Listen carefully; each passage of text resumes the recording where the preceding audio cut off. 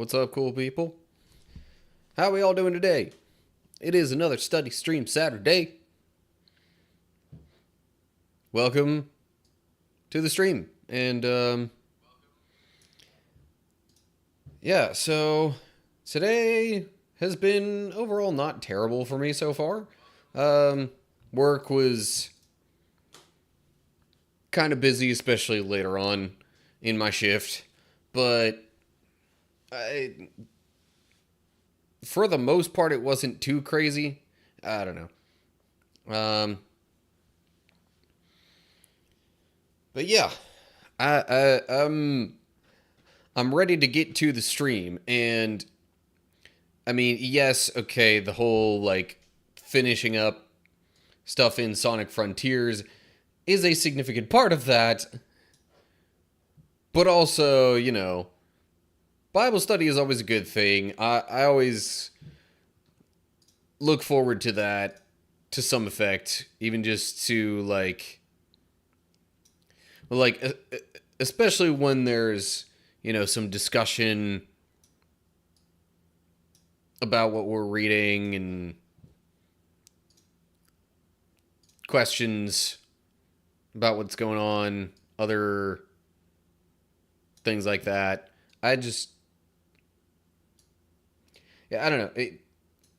I guess kind of group discussion and whatnot was one of the big things, back when I was in high school, going to my church's youth group and whatnot. That was one of the big things that actually got me interested in doing any kind of ministry in the first place.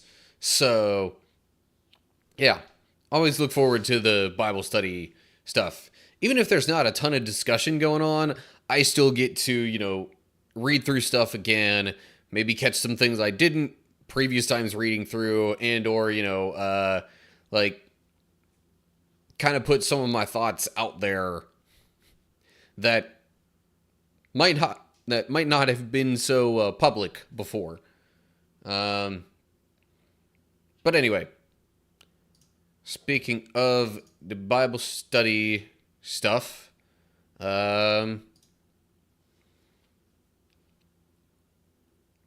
suppose it's about time we work on getting into that.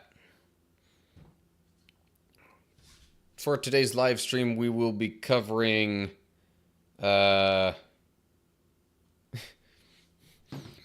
be covering Joshua chapters 15 and 16.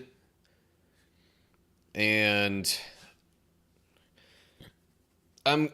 okay, so before I get too much into it though, bit of an announcement. This is going to be a condensed version of it. I'll probably have a longer version of this up on various social media and things like that. But long story short, I'm planning on cutting down on some on my content release schedule a bit. Yes, hello. Hello, Jero. It's close to time for that. Not getting into the Sonic Frontiers stuff just yet. Got some Bible study that I'm looking to do first. But you're definitely welcome to join in discussion there, or just lurk until we get to the Sonic Frontiers content if you want. Also, hi, Owl of Nevermore. How's it going? You're saying Twitch is glitchy for you tonight, which I guess is why you're coming on the YouTube chat. And, okay, just all sorts of people coming in now. Over on Twitch, we got Johnny Blaze. Hey there, how you doing? We're about to get into some Bible study, and then it's going to be Sonic Frontiers. Hopefully, I mean, I would guess I'm going to finish off the, new story stuff there.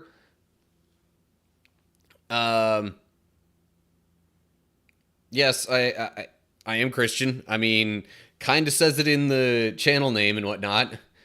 But, Okay, well, Johnny, if you've got questions, might as well start hearing them out before we get too deep into the Bible study. So feel free to fire away.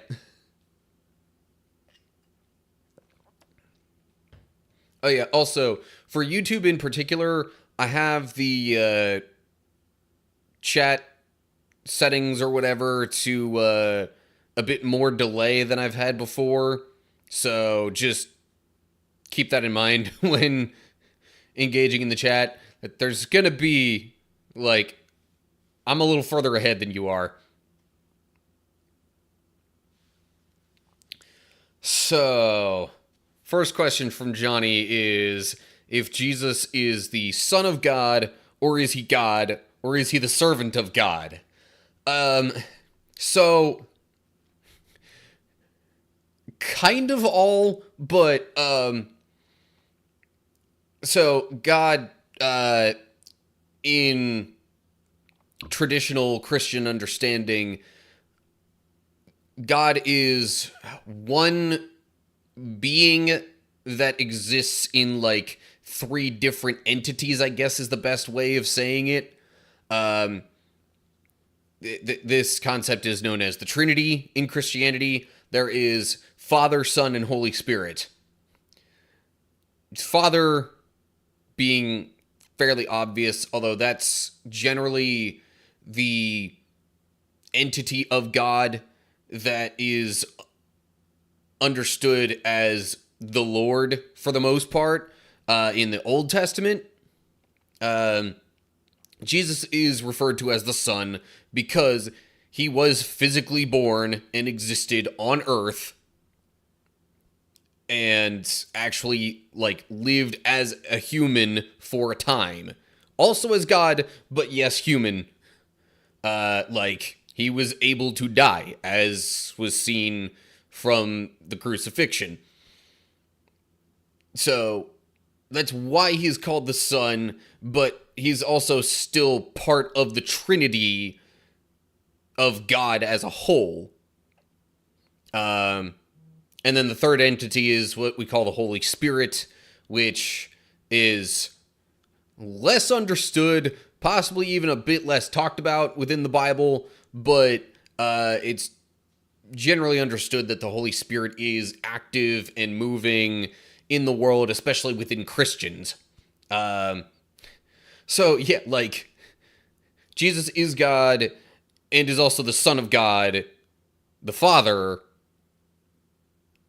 As far as the whole servant of God thing, that's probably like the least accurate depiction.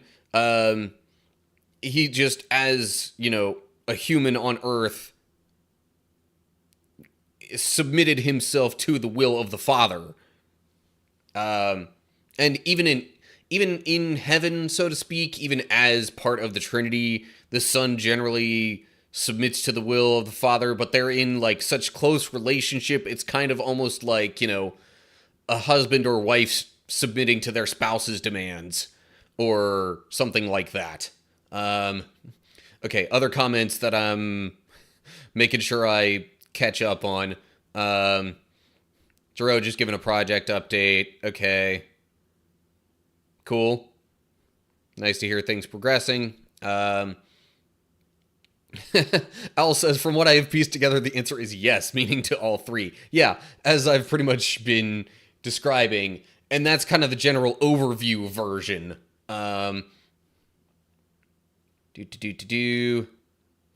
Also, thanks, Jarrell, for the compliment on the shirt. I wish I could say I bought it myself, but it was a gift. So,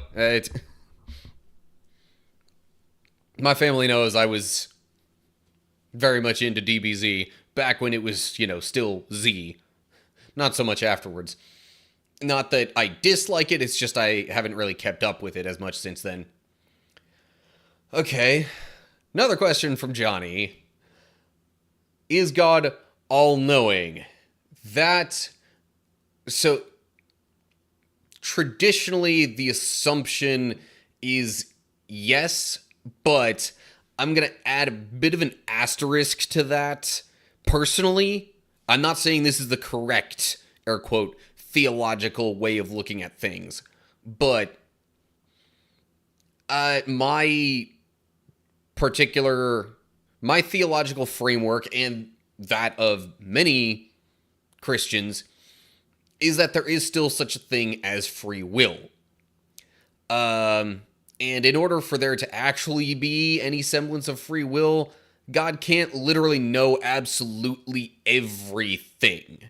God can have, like, a big picture understanding of, the main things that are going to happen because, he has the power to make them happen.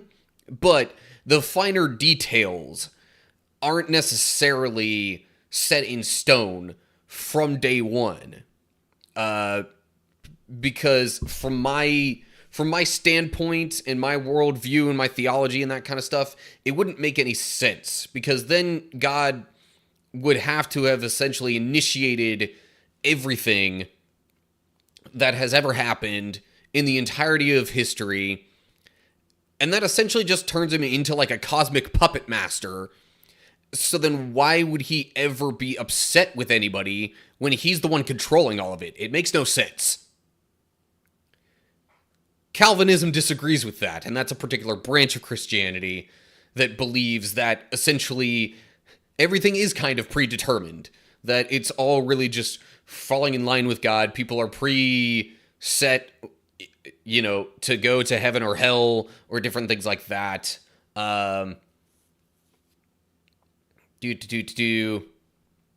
Sorry, asking because Matthew 24:36, Jesus says that about that day or hour no one knows, not even the angels in heaven, but only the Father. So that's the thing. The Father knows general, like, big picture plan information, but, like, and there are parts of the Bible where, like, people are quoted as saying to God that he knows all things, but is that actually meant to be literal? A lot of the times when that's said, it's in like more of a poetic sense, like you'd see it in the Psalms. So I personally hesitate to say that God literally knows every single detail of everything that's ever going to happen. God definitely has an overall plan. God definitely has an overall purpose for everyone, and the general, like, the general plan of God cannot be thwarted so easily. I think if it's somewhat like I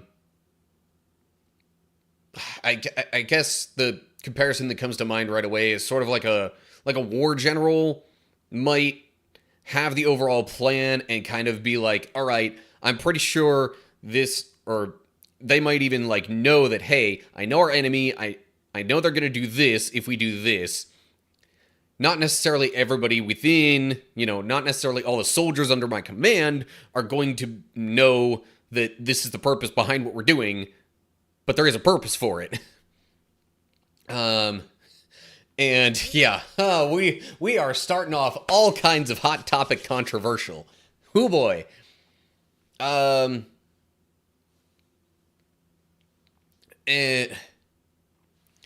So again, my answer would be like, well, first of all, going to a different comment on YouTube there. Jesus specifically is actually not all-knowing.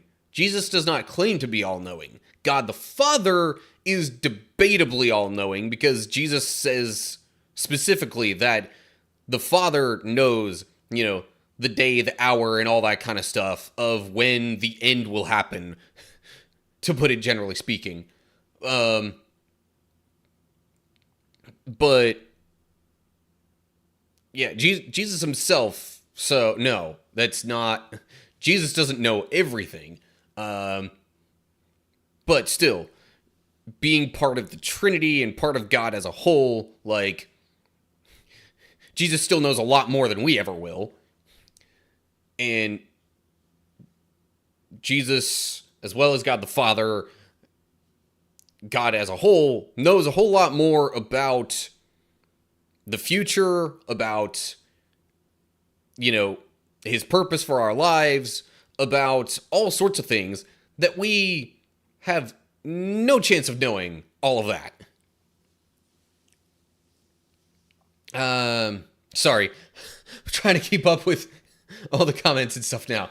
Olive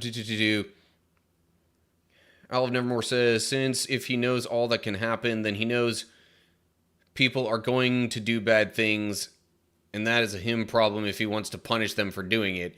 Yeah, that's kind of what I said earlier, that it makes no sense if God punishes people for just doing what he predetermined they would do. Let's see here. Johnny, I need a minute to read your comments. Putting the contradiction aside, the word translated into English only comes from the Greek monos, which is defined as alone without a companion in the Gospel of Matthew. In the Gospel of Matthew, this word is used in relation to God the Father, which means that it is he alone who possesses knowledge of the hour, thus excluding not only the Son, but also the Holy Spirit. Yeah, that seems accurate, certainly in relation to my understanding, and that seems like an accurate and trustworthy way of analyzing that passage.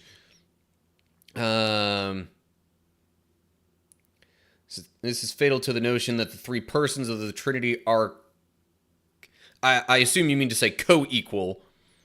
But, like, if they have different responsibilities and things like that, does that necessarily make them unequal? Like, would a CEO of a company be considered less than or greater than a chief operations officer or a chief financial officer or whatever?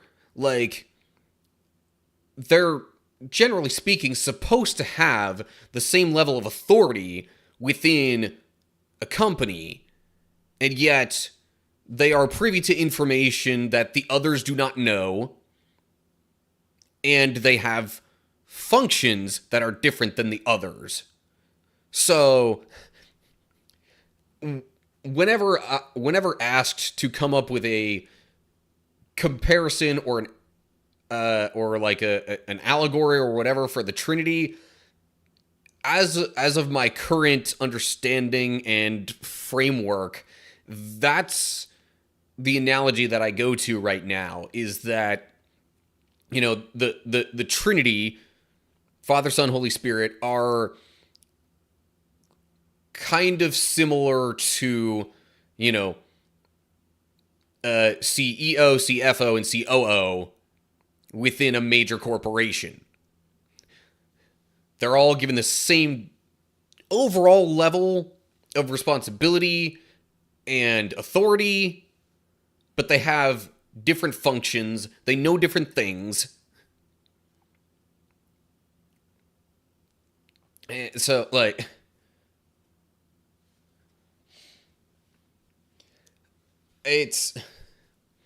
but again, like, the entirety of the Trinity, or even just God as a whole, like, we in our finite minds, it's basically impossible for us to understand an infinite God.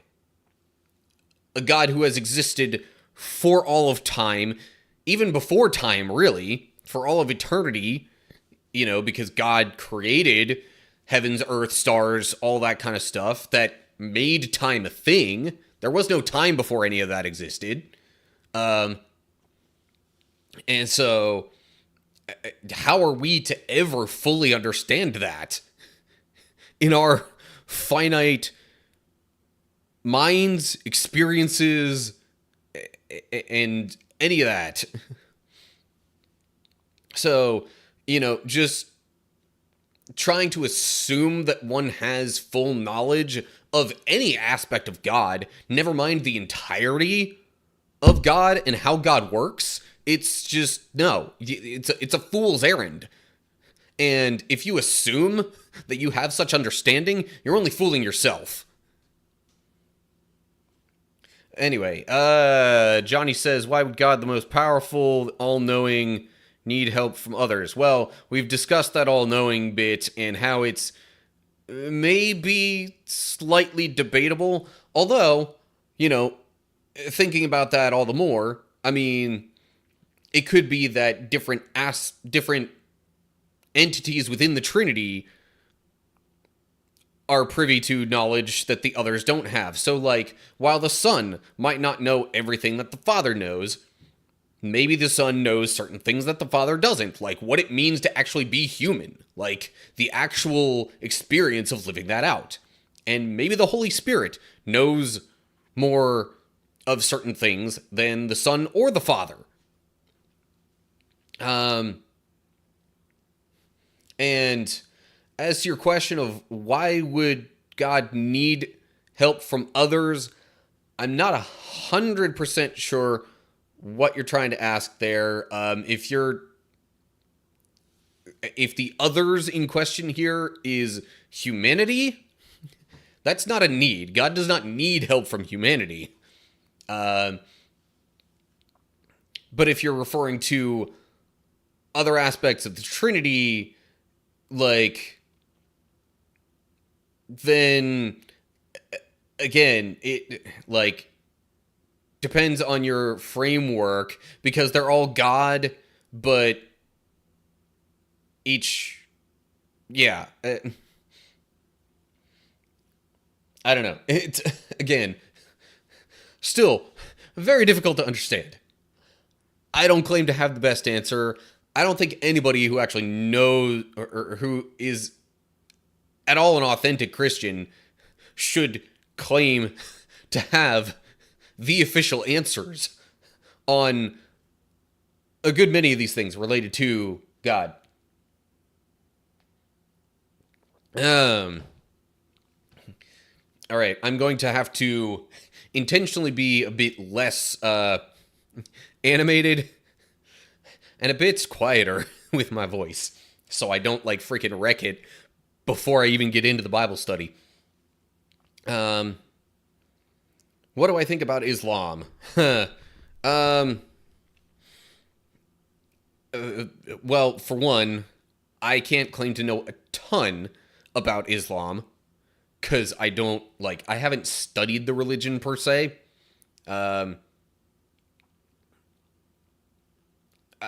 I guess the best way to sum up my thoughts are that, even in a similar way to Judaism, it's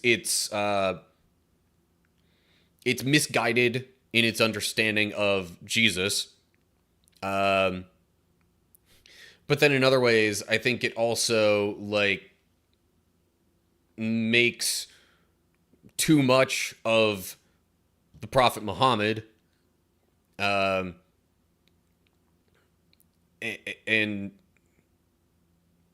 I also think a lot of people's understanding, air quote, of Islam is more just what they see and hear from the news, and that basically leads them to assume that it's just, on the whole, just a violent religion that is,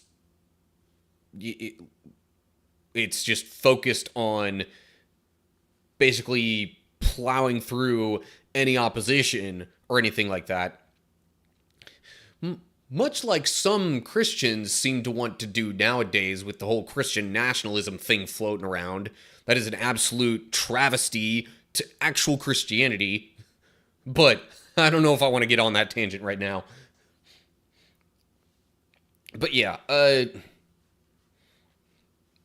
Islam, so I guess to put it succinctly, I think Islam is wrong in some ways because it's misguided and doesn't have the proper understanding of Jesus, Muhammad, or even certain aspects of God.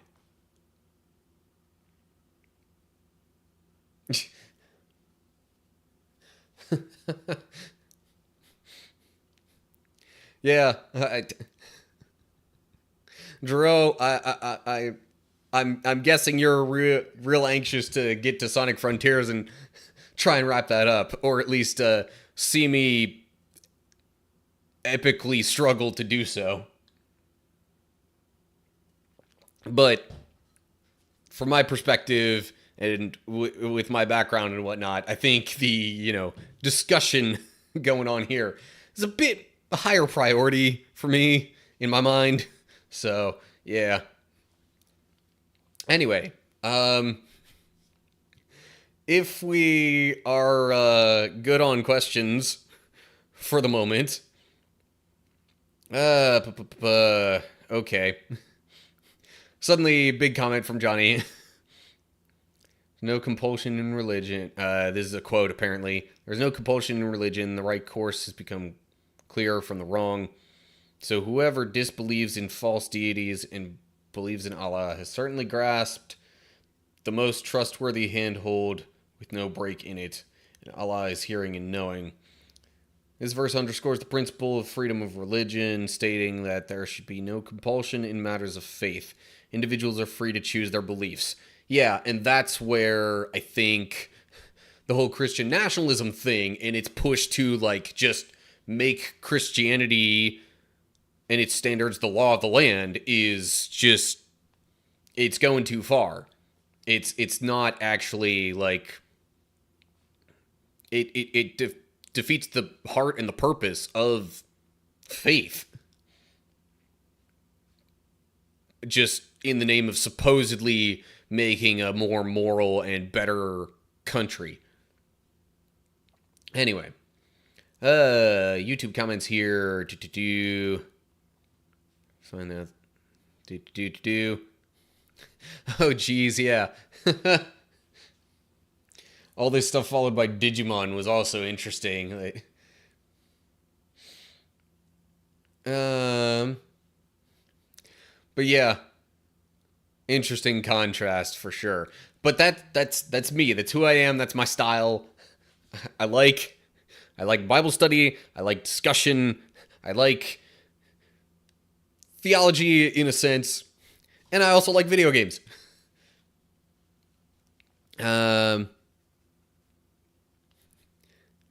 Oh, Owl, the game with the dung beetle you're thinking of was Yoku's Island Express.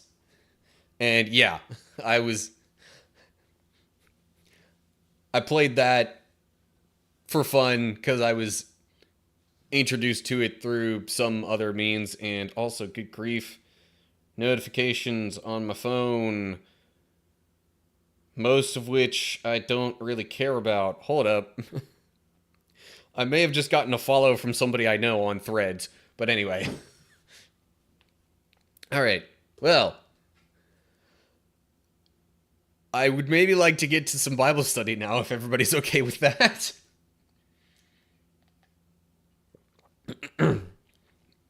Chapter 15 is a bit on the long side, but 16 is quite short, so it should hopefully not take too terribly long on the whole. I'd be surprised if it gets to more than an hour, especially with all this being generally rather short verses. So, anyway. Okay. So, assuming we're actually going to get into the Bible study now, just know that I'm, oh, wait. Wall of text question incoming. Oh, okay. You had me concerned there for a bit, Owl. But yeah, so assuming we're going to get into the Bible study, just for those who don't know, or refresher for those who do, I do record the Bible studies don't let that deter you from leaving comments in the chat and whatnot. Just know that I'm maybe not gonna get to them right away. All right, Johnny says, take care. You as well. Thanks for stopping by, and appreciate your questions, your engagement, and all that kind of stuff. Hopefully you'll come back some other time, but yeah. Otherwise, take care. God bless. Whichever way you prefer, I say farewell. So yeah, for the Bible study, I'll be recording. Feel free to still comment and whatnot. I might even include those questions in part of the eventual edited down videos that I make. Just depends a little bit on how relevant it is, and if I think the question or like my thoughts related to that give any decent insights on what's being read.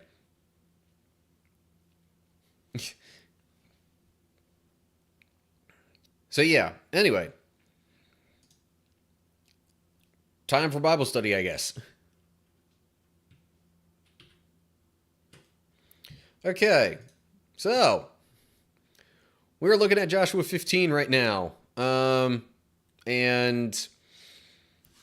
at this point in the story, a lot of the Promised Land has been conquered by the Israelites, and they're starting to split up the land amongst the tribes of Israel. Some of it east of the Jordan was already sort of allotted to different tribes and whatnot. I think we've gone past that already, and we're starting to look at the divisions west of the Jordan, which was, their most recent conquests, and perhaps land that still has yet to be conquered. But yeah, that I think is pretty much all you need to know as far as context for this. So here we go. Joshua 15. Sorry, yeah, I'm looking at the latest comment there from Jero. Would Supersonic be considered Sonic Jesus? Or is that... No, I guess that's just like Super Saiyan Sonic. There's debate as to how much that might have actually been inspired directly from or by Dragon Ball. But anyway, I digress. Okay, for real now. Here we go. Joshua chapter 15. The allotment for the clans of the tribe of Judah reached southward to the border of Edom, as far south as the wilderness of Zin. The southern boundary began at the south bay of the Dead Sea, ran south of Scorpion Pass into the wilderness of Zin, and then went south of Kadesh Barnea to Hezron. Then it went up to Adar, where it turned toward Karka. From there it passed to Asmon until it finally reached the Brook of Egypt, which it followed to the Mediterranean Sea. This was their southern boundary. Okay. It seems to be just delineating boundaries here, not like I have any particular insights related to that. But so, Dead Sea, I guess. So it says it began at the south bay of the Dead Sea. So, southern point of the Dead Sea, go from there further south, basically getting down to the border of Egypt. And also connecting, presumably, on the west with the Mediterranean Sea. Footnotes, though. Dead Sea, Hebrew says the Salt Sea. That was really just what they called it back then, because it's a very salty sea. And Hebrew naming conventions were super literal. Scorpion Pass, Hebrew just says Akrabim, which might be roughly translated Scorpion Pass or not. I don't know. That was just the name for it. I don't know of any particular region that's currently known as Scorpion Pass, but maybe that's just a lack of geography knowledge on my part. Mediterranean Sea might have just been called the Sea in Hebrew, because, I mean, it was by far the biggest sea that they would have known of. I almost said known as. Brain. But yeah. So it would have just been called the Sea because that was the big sea that they knew of.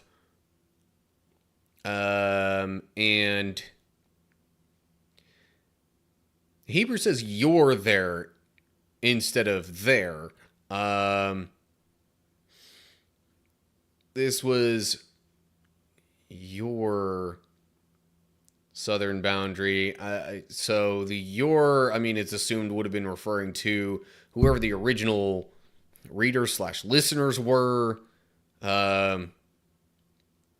which, I mean, if it extended all the way down to Egypt, that would have been the southernmost boundary of the entirety of Israel anyway. So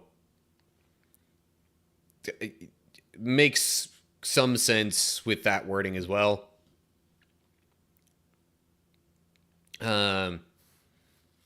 Quick chat catch up. They patched the game and made the last trial much more possible. Yeah. I think we discussed that a little bit earlier in the week. Yeah, so especially with that in mind, I'm going to try it on normal, see how it goes, and if I struggle a bit, I might bump it down to easy then. But that we'll get to that later. For now, I would like to continue getting through this and finish it up. So anyway, oh, do I dislike Halloween? I don't have anything particularly against Halloween. Maybe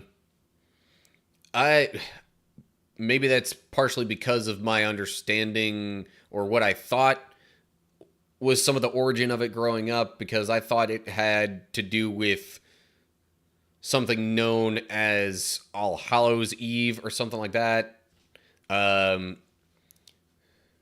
Or I think it was supposed to have some connection to All Saints Day, at least from what I was told. But in any case, yeah, I mean, look, it just don't be using Halloween or something like that as an excuse to engage in the demonic on like a serious scale. But like, just going out wearing a costume, having some general fun that is otherwise totally acceptable, meh.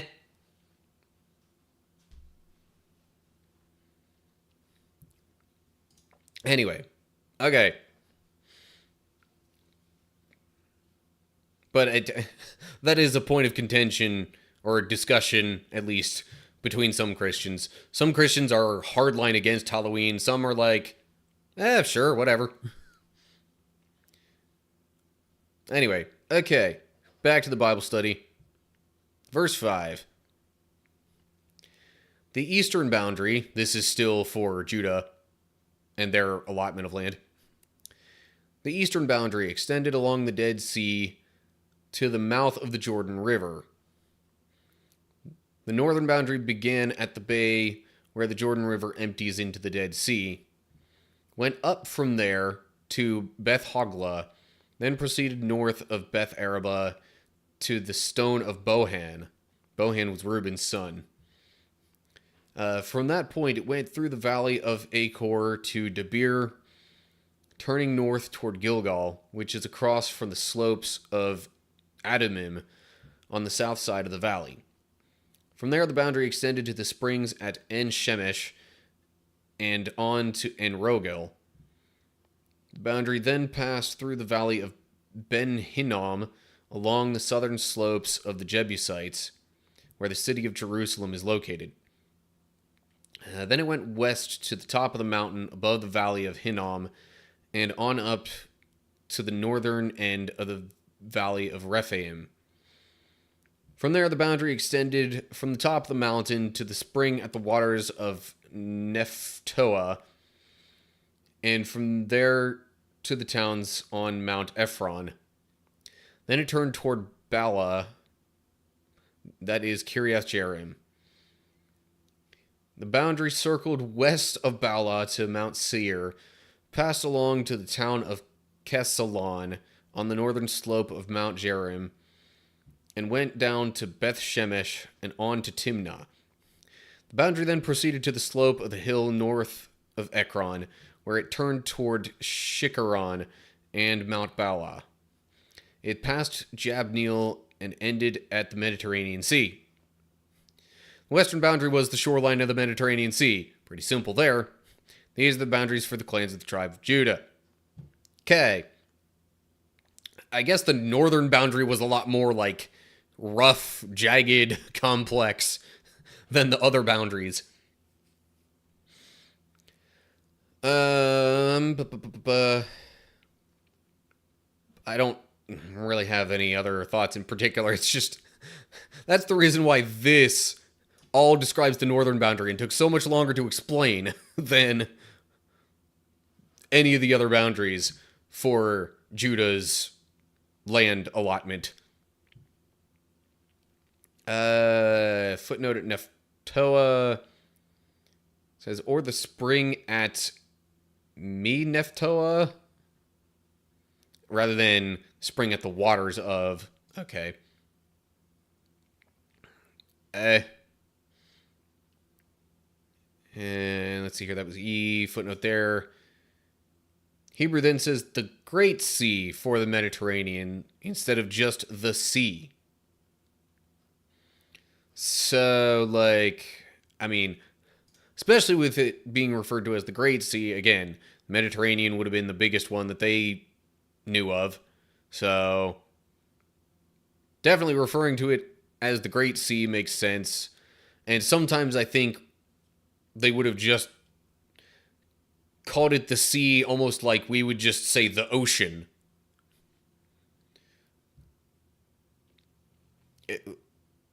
It's, depending on where you are, it's sort of assumed that when you say the ocean, oh, yeah, you're from Pennsylvania. You say the ocean, that probably means the Atlantic Ocean. Or, oh, you're from California. You say the ocean, you probably mean the Pacific Ocean.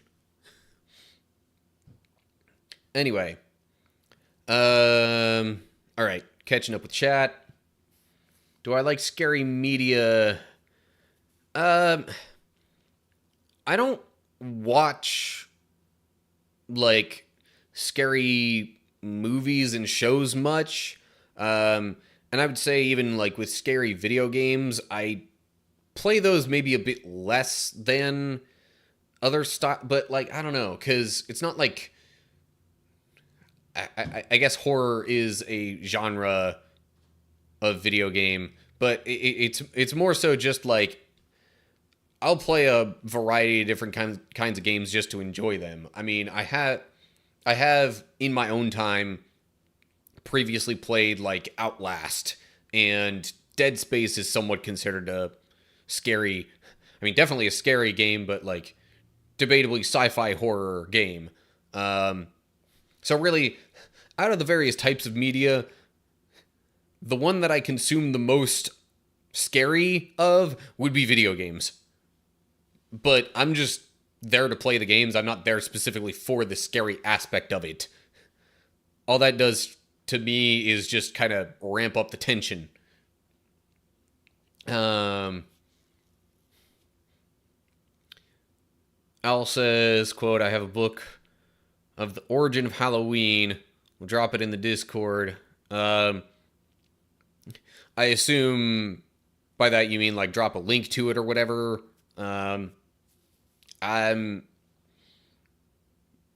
not opposed to the idea, but to be honest, I don't do a whole lot of reading, so no promises that I would actually ever get to it.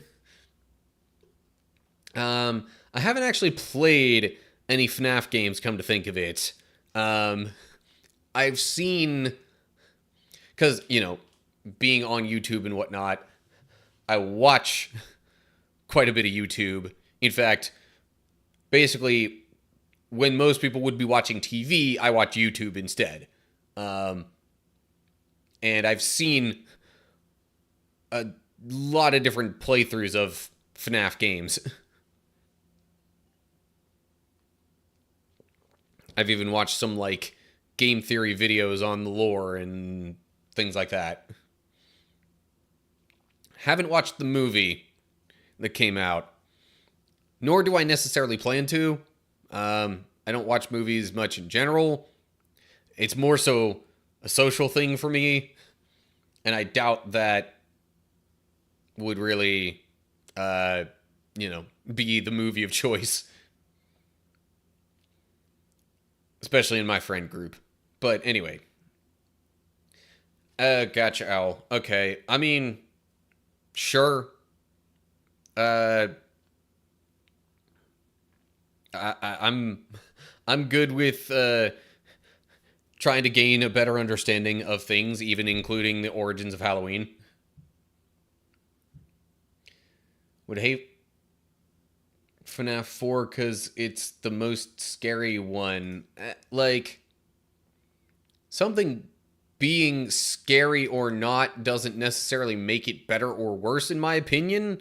It's just the way they go about making it scary. I'm pretty sure I've seen a playthrough of FNAF 4. I think that's the one where you end up, or that you're in a bedroom for at least part of it. And assuming it is that one, then yeah, the animatronics or mascots or whatever also look a bit scarier there, because they're supposed to be nightmare versions of those, I think. But anywho,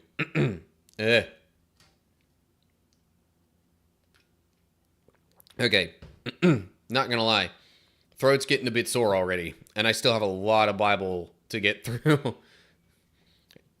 At least quite a bit of chapter here.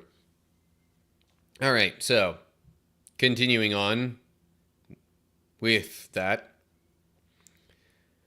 All right, verse 13.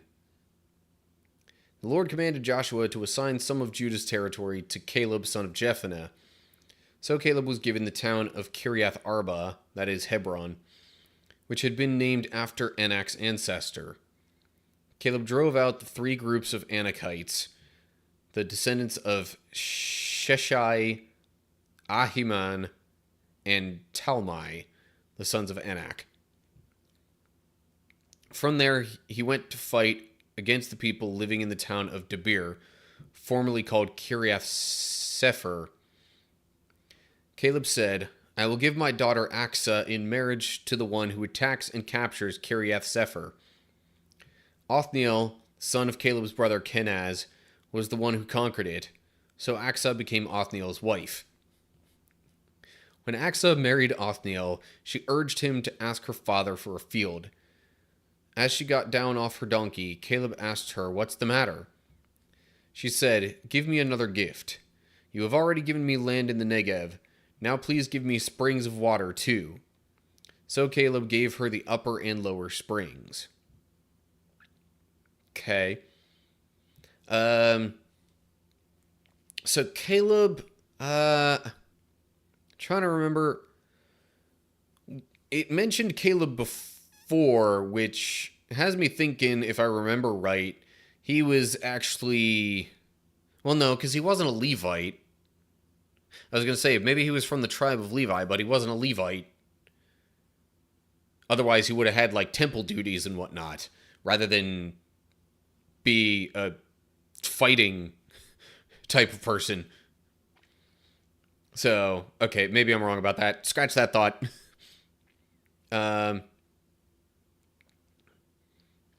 So, I mean, if Caleb was from the tribe of Judah, maybe it would have just been, hey, let's specifically have part of Judah's territory goes to Caleb, like just to him in particular.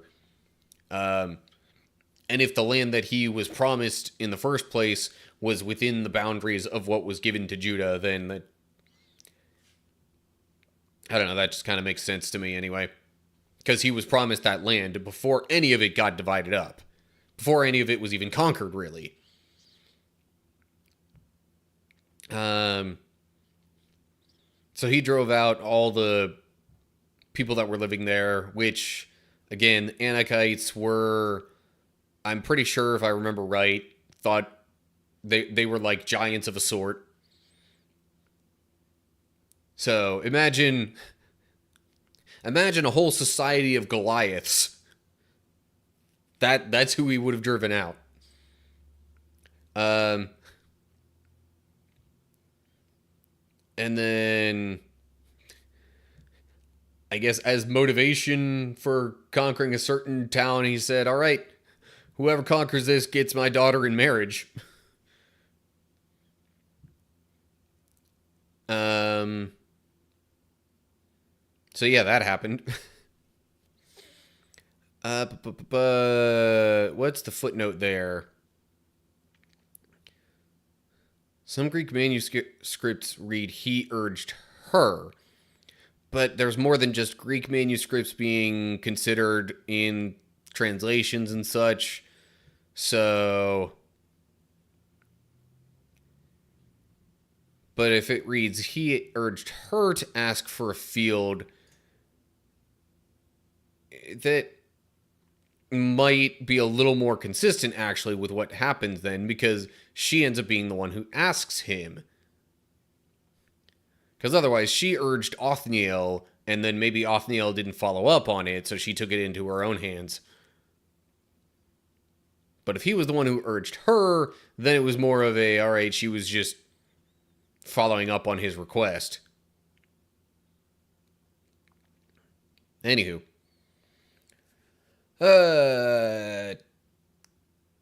Chat catch up here. Genre doesn't mean much if the game's good. Last of Us is a survival horror, technically speaking, yeah. Usually avoid the genre, but that's a favorite game. Yeah, I mean, most survival horror games are more in the realm of, like, I think Silent Hill counts as one. A lot of the Resident Evil games definitely count as that. But yeah, I definitely wouldn't consider The Last of Us to be quite the same experience.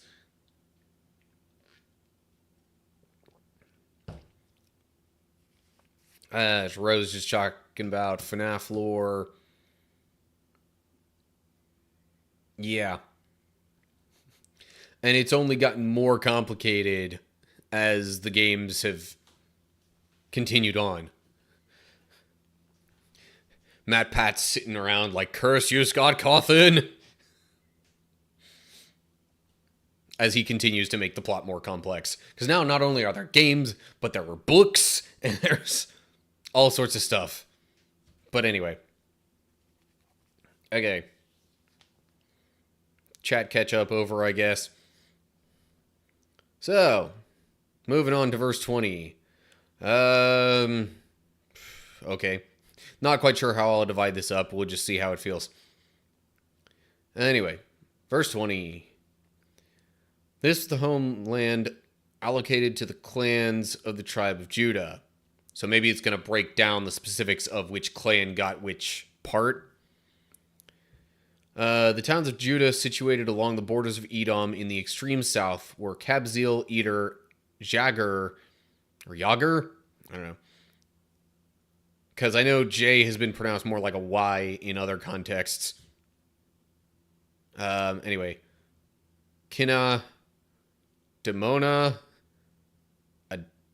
Adada, or Adada, I don't know.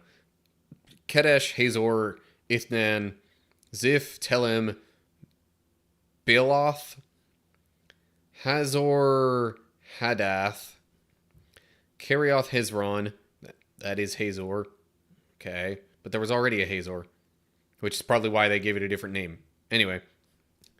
Emam, Shema, Molada, Hazar Gada, Heshmon, Beth Pelet, Hazar Shual, Beersheba, Biziothia?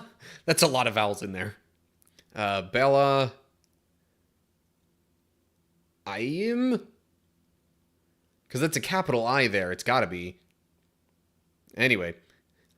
Ezim, Eltolad, Kessel, Horma, Ziklag, Madmana, Sansana, Lebeoth, Shilhim, Ain, and Rimmon. 29 towns with their surrounding villages. Good grief, that was a mouthful.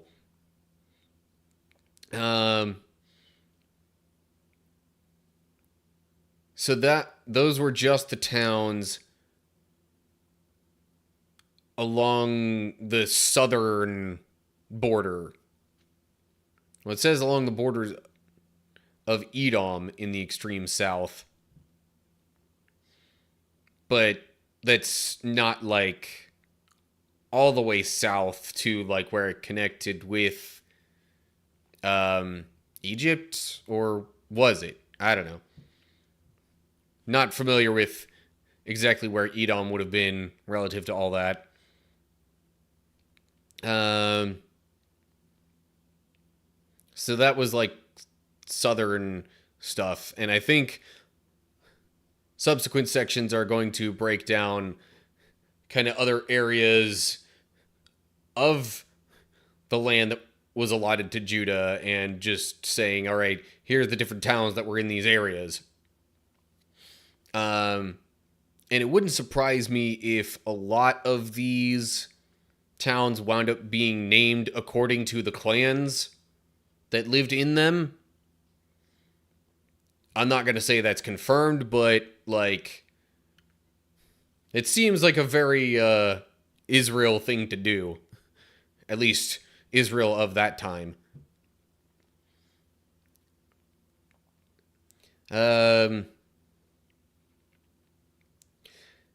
Sorry, looking at chat again.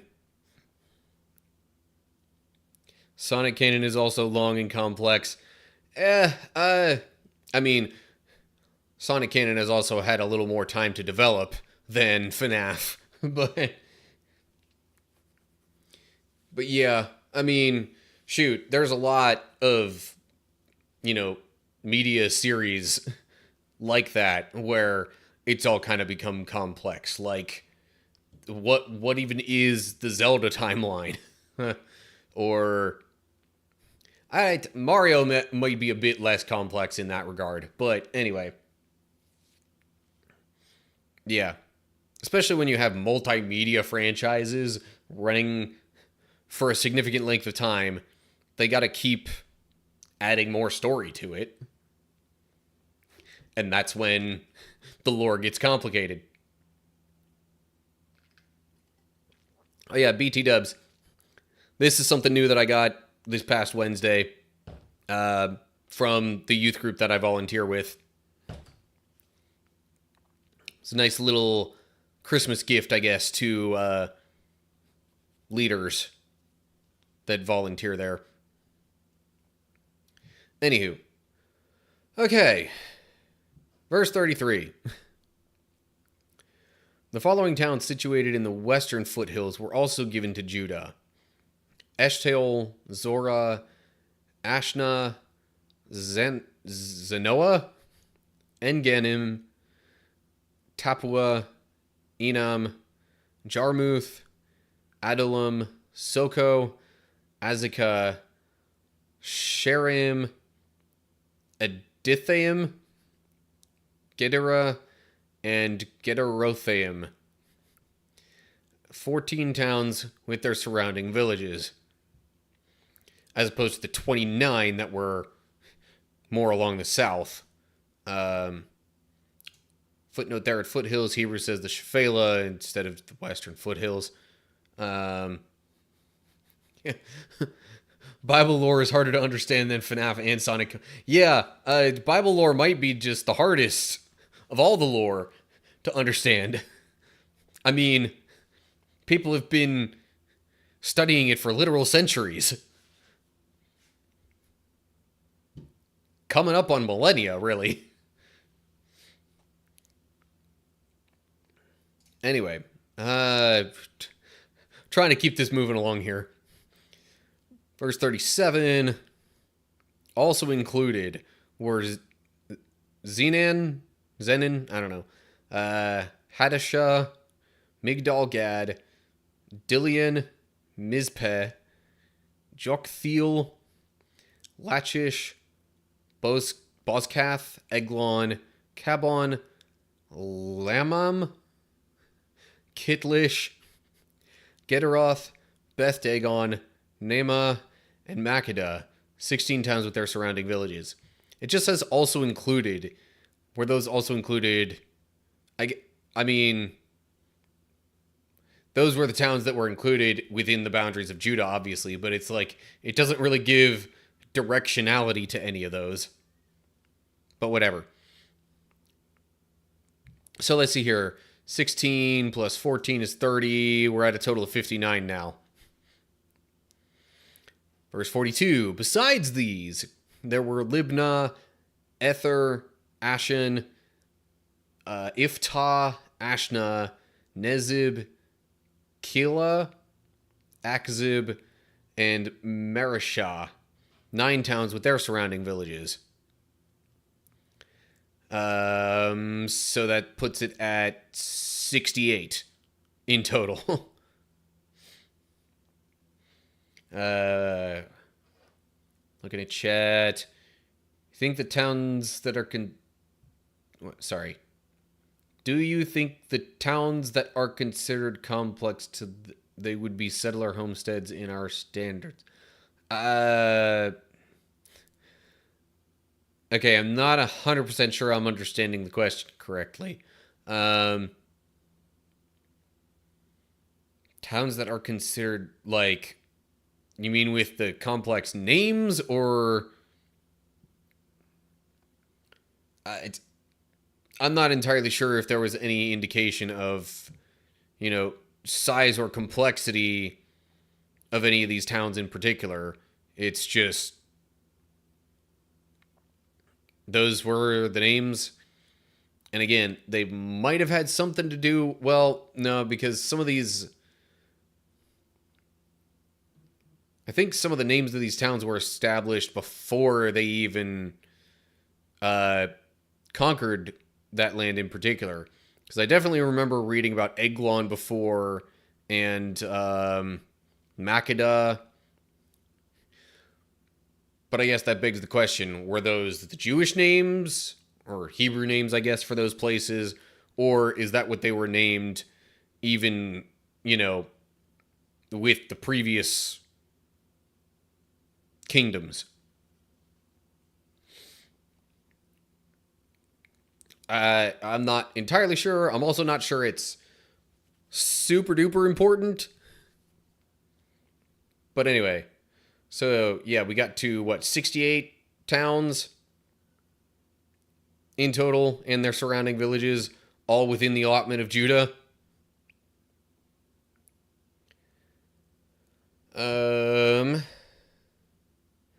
Sorry, chat again. Sonic Prime is claimed to be canon to the games, but literally nothing in that show is the same as the games. Sonic is more like a dumb goofball I mean...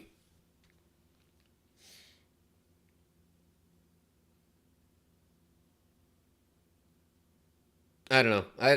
I don't worry too much about what's canon or not when it comes to, shows and games and movies and whatnot.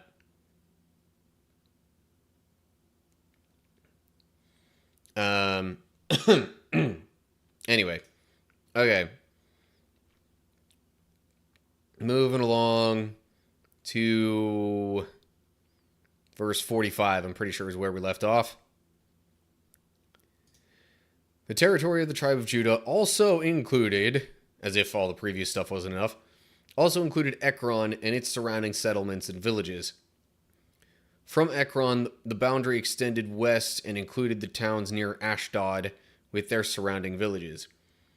It also included Ashdod with its surrounding settlements and villages, and Gaza with its settlements and villages, as far as the Brook of Egypt and along the coast of the Mediterranean Sea.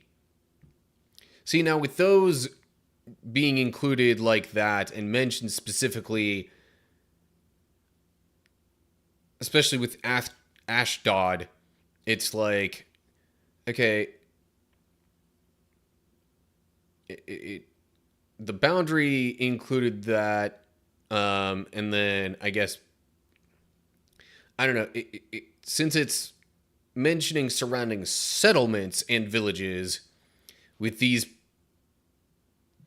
towns, I guess, whereas the previous ones it was just also surrounding villages, not settlements. I guess these were some of the larger towns within Judah's territory.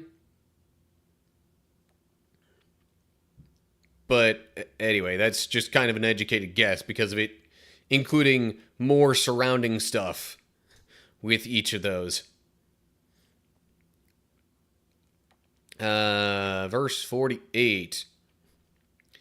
Judah also received the following towns in the hill country: Shamir, Jatir, Soko, Dana, Kiriath Sena, that is Debir, Anab, Eshtemo, I almost said Eshtemoth. Anyway, Anim, Goshen, Holon, and Gilo or Gilo, 11 towns with their surrounding villages. The hill country, I'm pretty sure was supposed to be, I thought that was supposed to be to the west, but it mentions western foothills up here, so maybe not. I don't know. There's a lot that I don't know. I'm not that familiar with geography, especially what the geography would have been around that time. 52. Also included were the towns of Arab, Duma, Eshen, Jenim, Beth Tapua, Aphika, Humta, Kiriath Arba, that is Hebron, and Zior, 9 towns with their surrounding villages. Besides these, there were Maon, Carmel, Ziph, Jutta. Wasn't Jutta mentioned earlier? I don't know. Jezreel, Jokdeam, Zanoah, Cain, Gibeah, and Timnah. 10 towns with their surrounding villages. There's so many, besides these, in addition, also, couldn't you just... I'm a little curious why it's delineating these different groups from each other and feels the need to separate them. Maybe that has something to do with the geography that I'm not aware of, or each separation, each paragraph or whatever here, might have gone to a different clan. That's also a possibility. Especially if the towns weren't named after the clans. That actually seems like a pretty reasonable explanation for the way that it's divided up here. Pause for a sec. Chat.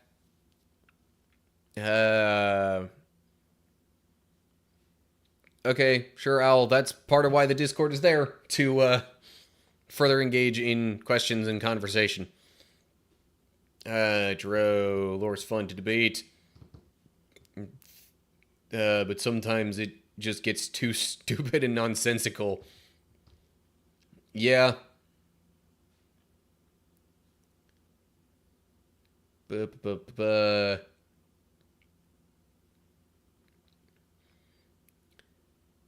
yeah, I mean, sorry, with FNAF 4 stuff the variants of the animatronics are literally called, Nightmare or whatever. Nightmare Chica, Nightmare Freddy, Nightmare whatever. So, yeah, there was very much supposed to be dreaming involved in that. Possibly even dreams of the child in hospital bed being there because of one of the bite incidents or something like that. I think, maybe. Not 100% sure if that was the situation, but whatever. But yeah. Sometimes lore just gets too complex for it to all actually make sense together. So, at that point, you just kind of go with the flow. Or you say, it's all a crapshoot anyway. And just decide to not bother with trying to make sense of it. Anyway.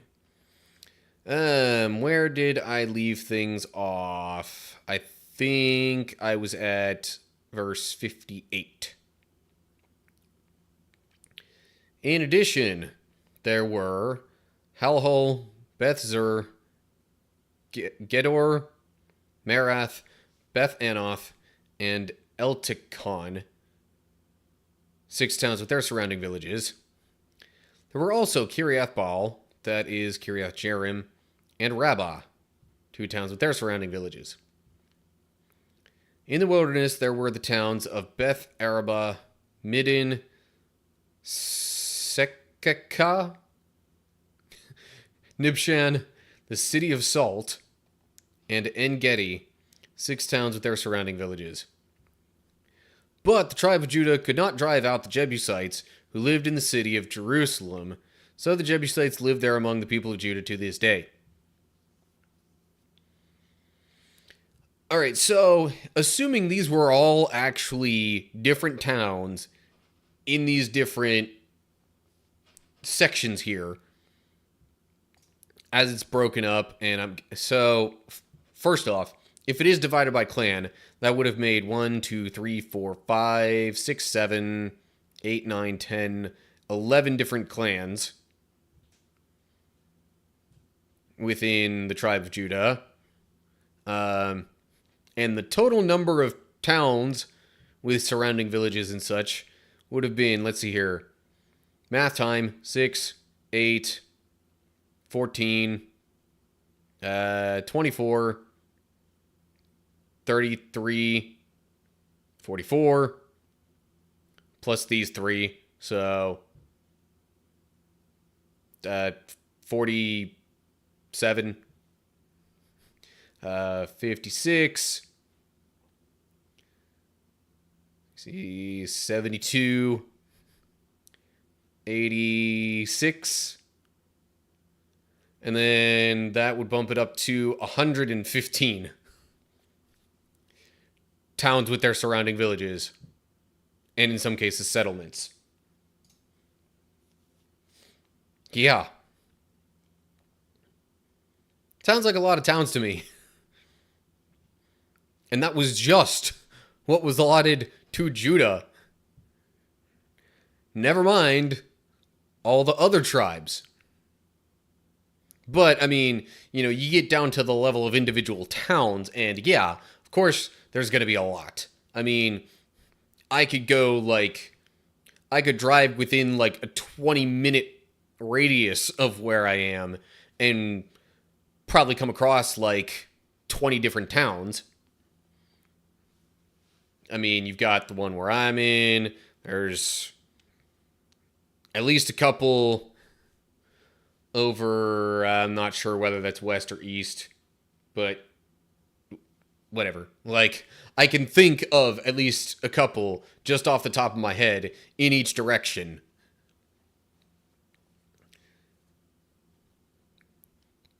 But anyway, okay.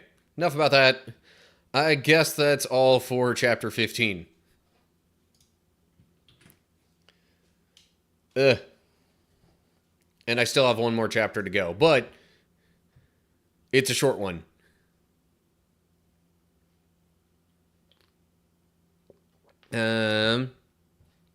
Sorry. I think the nightmares are recently explained.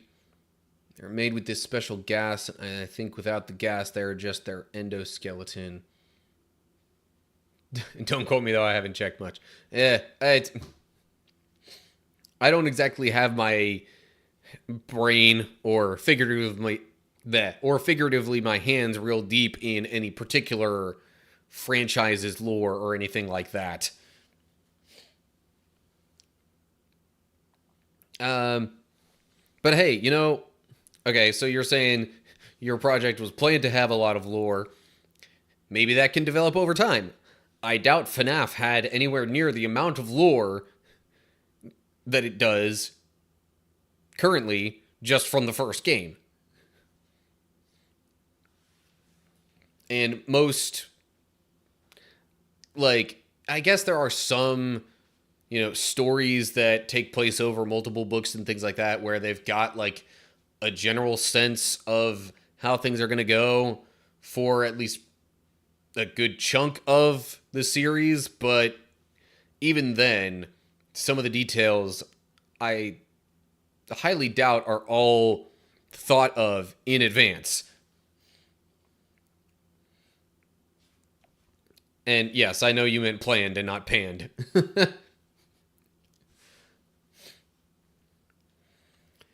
Okay, so second chapter of Bible study incoming.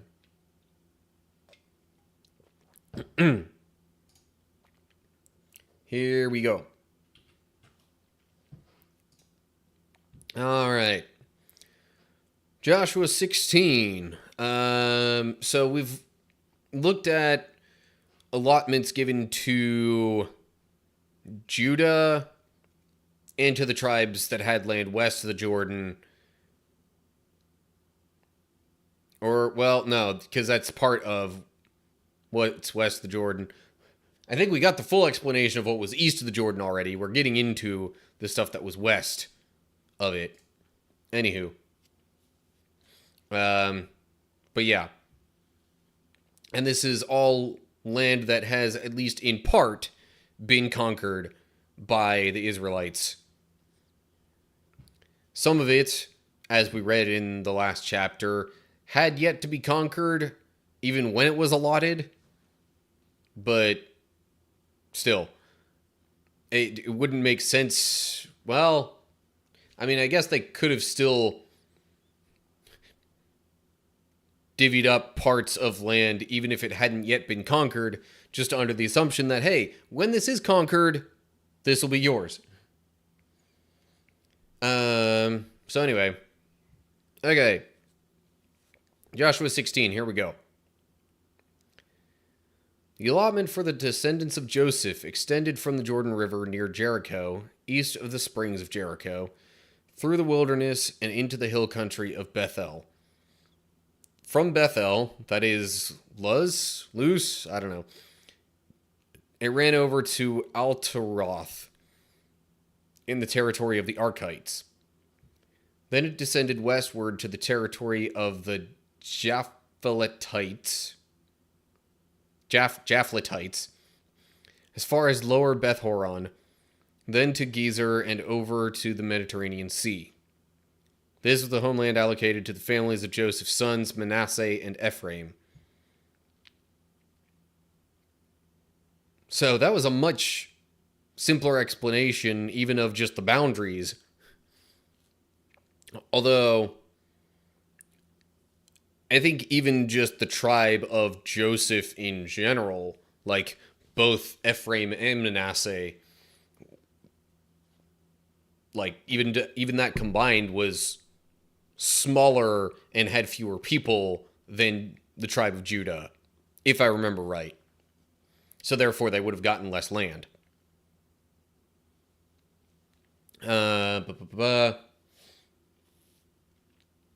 Looking at chat. Story has way too many changes. I think I might have figured it out. Will sound a bit generic, but I'm too sick of thinking about the plot. Yeah, I mean, like, you don't necessarily have to get, like, super deep and heavy on all the details to have a good story, but I don't know, maybe that's just my opinion.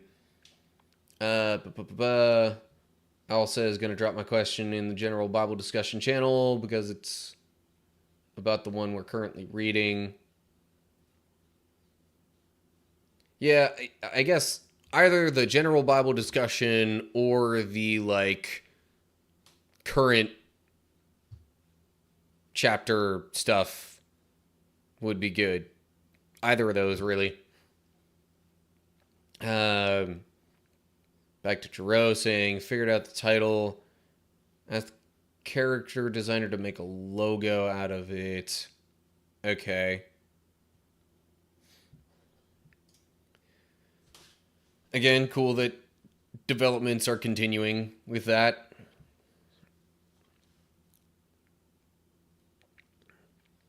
Okay. Oh yeah, footnotes. I almost forgot the footnotes. So is Luz supposed to, no, just this whole phrase, as in the Greek version. Hebrew reads from Bethel to Luz, rather than saying that Bethel is Luz. That's quite a distinction there. But they also might have been like really close to each other, even if they were different towns. So maybe it's not that big of a distinction. I don't know. Again, lacking knowledge of geography. Footnote Mediterranean Sea probably just says like the sea. Yeah, I'm like, that's probably either going to say just the sea or the Great Sea. That's just what they would have called it or known it as.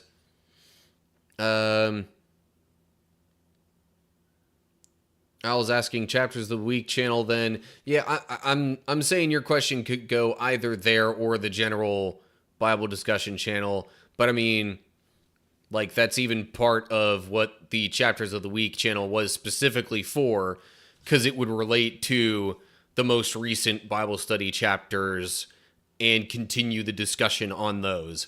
Whereas the general Bible study could be, the general Bible discussion could just be about anything not even directly related to any videos I made or recent chapters that we looked at. Row. Just working on an ambitious project with a big vision. To actually, starting off big is the best way to get attention. Also, it's not even about how deep the story is. The direction to make it. Okay. Yeah. I mean, obviously you don't want to just copy, because then that, like, at best is fan fiction. Assuming it's, like, you know, veering off from the story a bit, but also, like, super duper heavily inspired and referencing the original material. And at worst, it's just straight up plagiarism, if you're copying it that much. Anywho. Alright. Now that I've covered the footnotes, moving on to verse 5. The following territory was given to the clans of the tribe of Ephraim. The boundary of their homeland began at Ataroth Adar in the east. From there it ran to Upper Beth Horon, then on to the Mediterranean Sea. From Mikmethath on the north, the boundary curved eastward toward Tanath Shiloh to the east of Genoa. From Genoa, it turned southward to Ataroth and Nera, touched Jericho, and ended at the Jordan River. From Tapua, the boundary extended westward, following the Cana ravine to the Mediterranean Sea.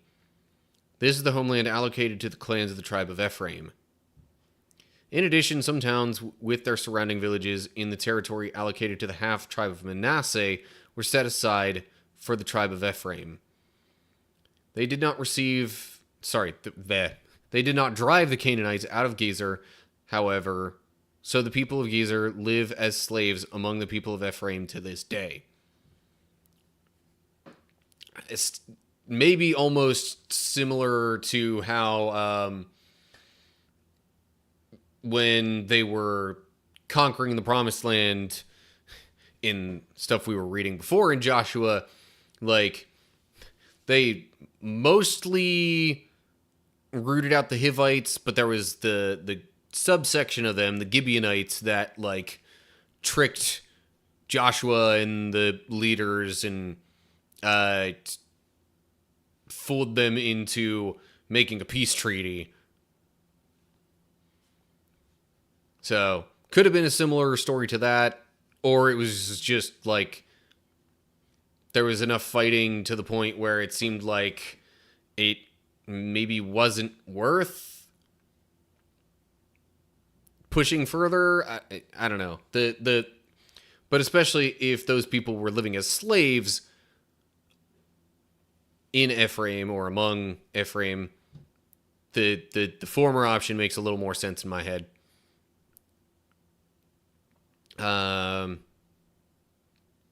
So I guess now we get a little more explanation of the boundaries. So, but that's just Ephraim. Are we getting more into Manasseh later? I'm a little confused on that, but I suppose it's not a super big deal. Also, I'm realizing the names of places and the explanations of the boundaries probably would have meant a lot more to the like original readers or hearers of this, back when it would have initially been given to the people of Israel, because that was the original intended audience of this.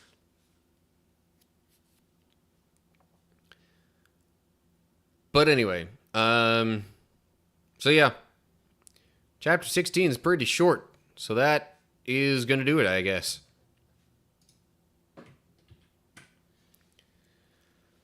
Oh, man. But that does have me curious. Are we... Okay, chapter 17 mentions the land given to West Manasseh,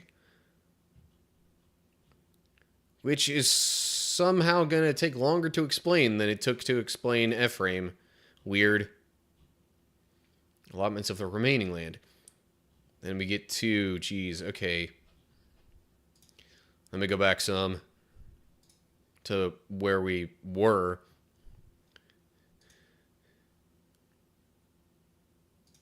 So we still have yet to cover what was given to West Manasseh, because again, that tribe was kind of split in half for the allotments because of what happened east of the Jordan River. But yeah, then we still have Simeon, Zebulun, towns given to the Levites. So yeah, it seems like a good portion of the rest of Joshua is still going to be talking about land divisions. Anywho. Oh, hey. Owl, you have gone from YouTube over to Twitch. Okay. Which is fine by me, because I could use a few more concurrent viewers on Twitch to hit the, affiliate requirements. Drop my question on Discord. Since I'm on the iPad anyway, thought it might be best to switch to Twitch. Oh, so it was having trouble on your phone was the issue. Gotcha. You probably said that at first and I just forgot. No, you just said Twitch was glitchy. You didn't say on what device or anything like that. Okay, so I'm not like completely missing out on details just randomly. Anywho. Okay. So Bible study portion of the evening is done. I'm getting ready to switch it over to gaming stuff. I'm actually booting up Sonic Frontiers as we speak, because I think for our musical interlude, this time around, I'm just going to let the music from the game take over that job.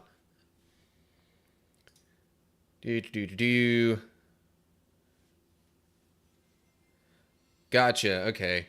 We're on your phone because you were doing your nightly routine, and now you're done with that, so you're on the iPad. Fair enough.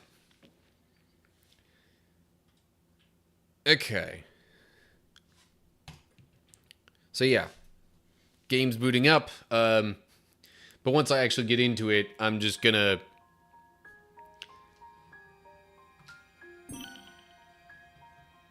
gonna let the music sit there a bit. That's definitely a more recent save slot. Why isn't there a later autosave than that? It seems weird.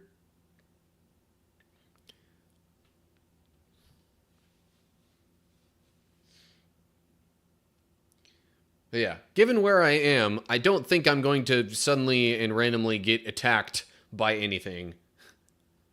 Which is why I feel safe with, letting the game music take over for a bit. But I am still going to need some time to transition my setup and other stuff like that.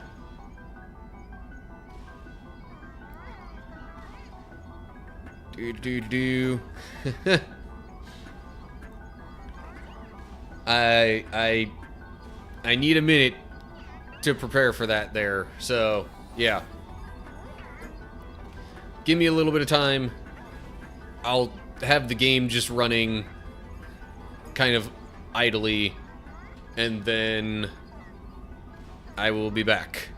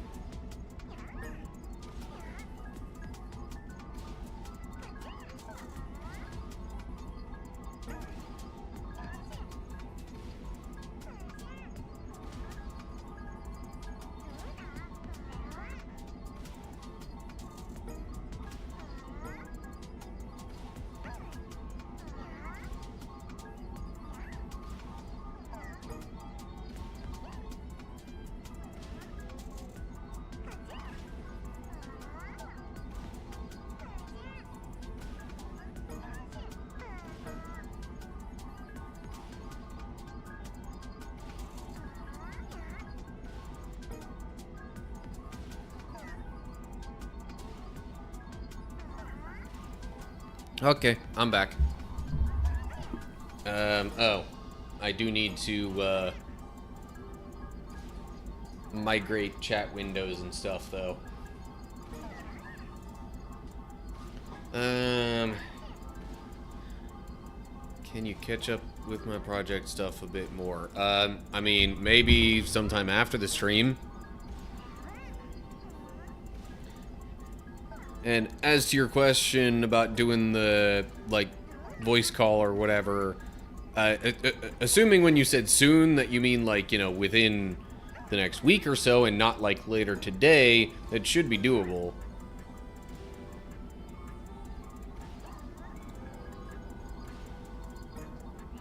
But, like, when you asked me that, I was at work. And then there's this. And so, yeah. Alrighty. Let me make sure that I'm actually on normal here.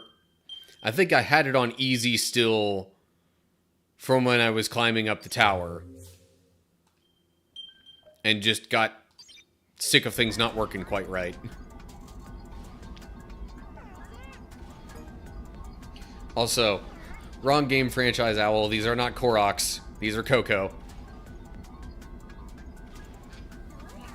But they're very similar, so I can understand the confusion. Alrighty. Here we go.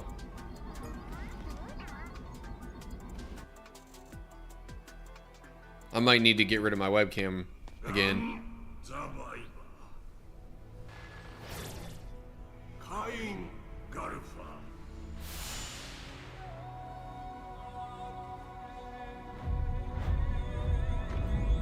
I don't think I'm covering up anything too important.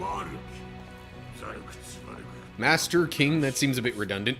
Wow, somebody's feeling high and mighty. Anyway, Sage says you're the one who can turn the cyber corruption into new power. Is that right?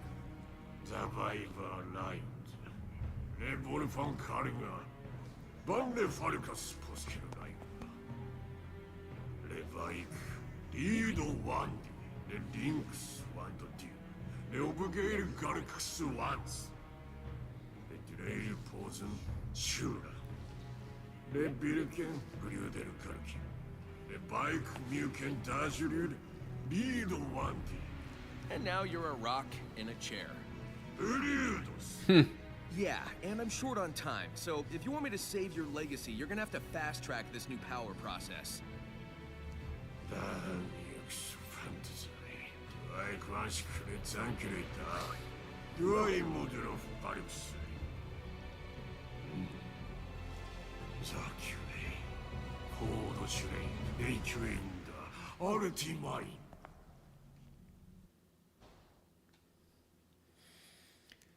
Okay, then.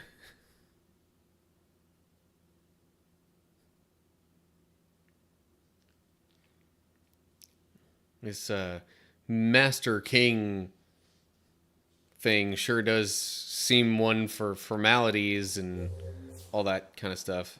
Master King Coco's trial. Win this trial by meeting certain conditions. Defeat all the enemies within the time limit. Perfect parry will be the only way to parry attacks. Rings will be unavailable.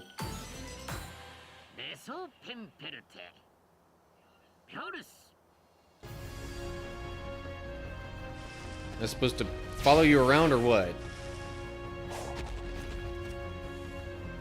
I'm confused.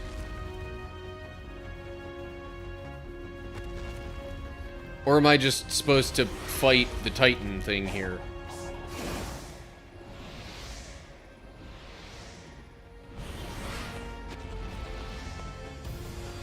Okay, come on.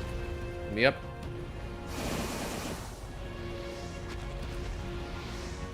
I kind of forget what I'm supposed to do here other than this. I mean, this seems obvious enough.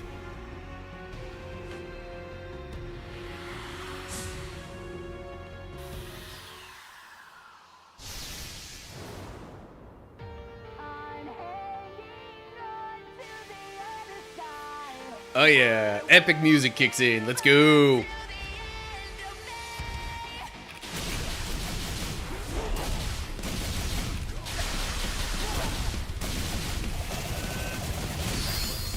Oh, right. I can only do perfect parry.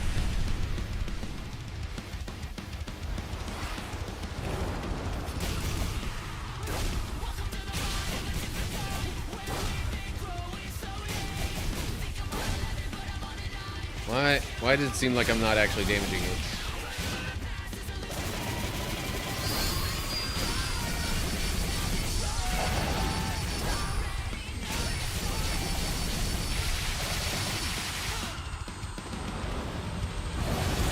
Nope, I keep thinking the initial movement is the primary attack there, and it's not.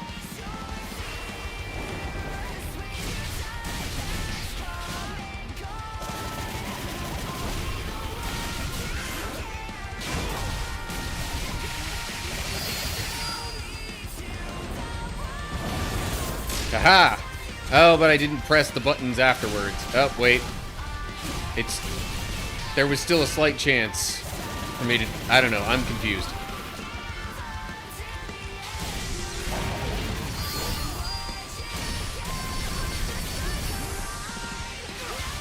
So far, this still isn't too terrible.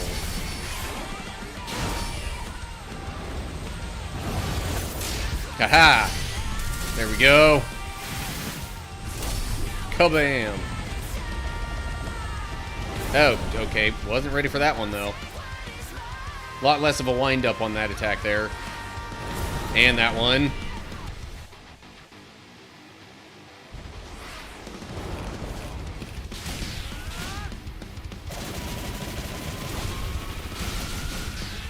I need to pay a little bit more attention to certain cues that it gives for when the attacks are coming.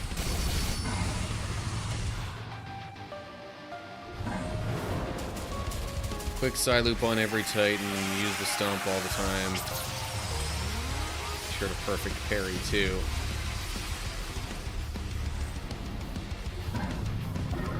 Oh shoot, yeah, this is just the first Titan, isn't it?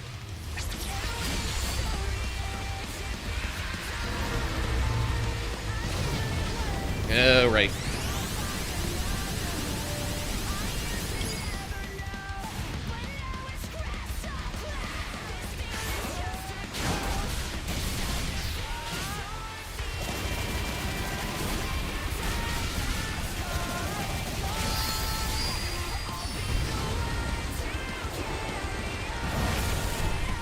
Okay, that was an attack that I was not quite ready for. Why am I up so high relative to it?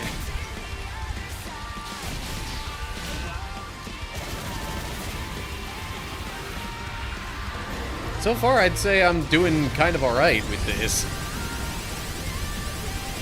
Even with, you know, the maybe less than perfect handling of certain things.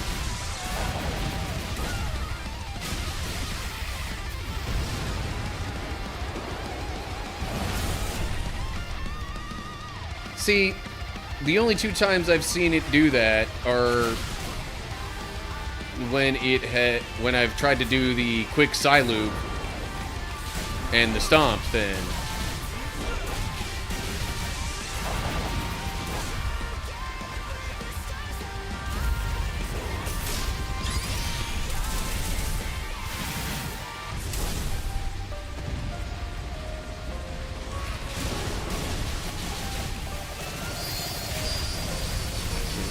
QTEs use the analog stick.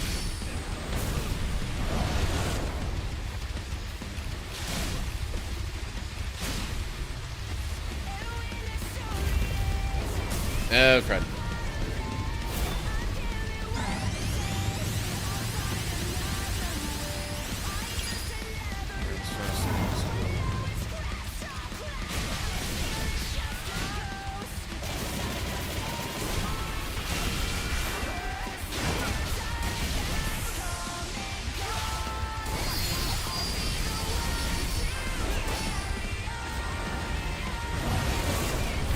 Yeah, that was okay. Okay, come on. I need to land a perfect parry in here, don't I?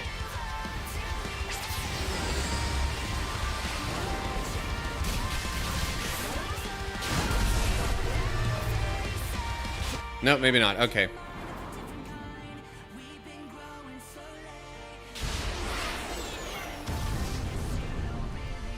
Oh yeah, I forgot to change the category of the stream over on Twitch. Can't do that as easily on YouTube.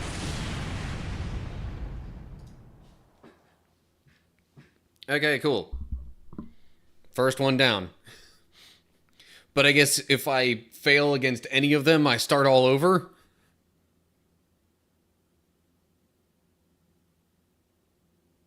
At least that's what I thought I remembered discussing previously.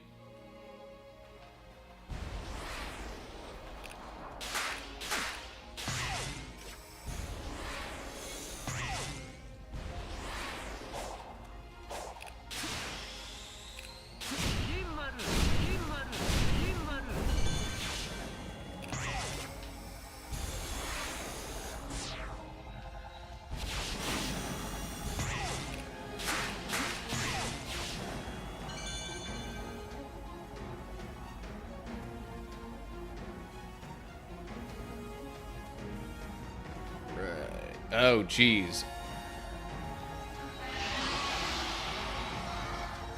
I didn't realize that it was the same set of rings for the entire trial.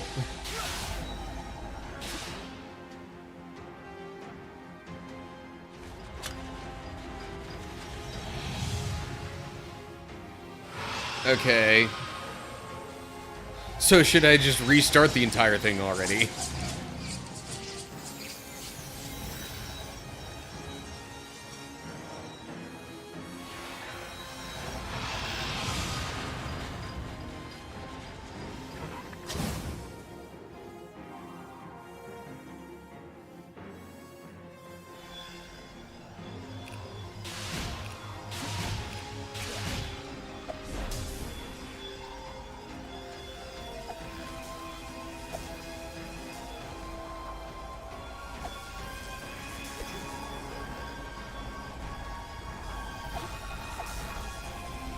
I was never the biggest fan of sections like these within the game.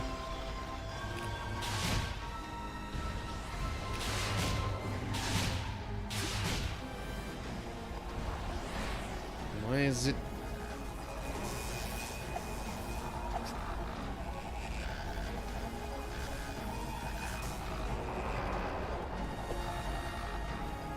I must not be remembering the details of this battle all that well.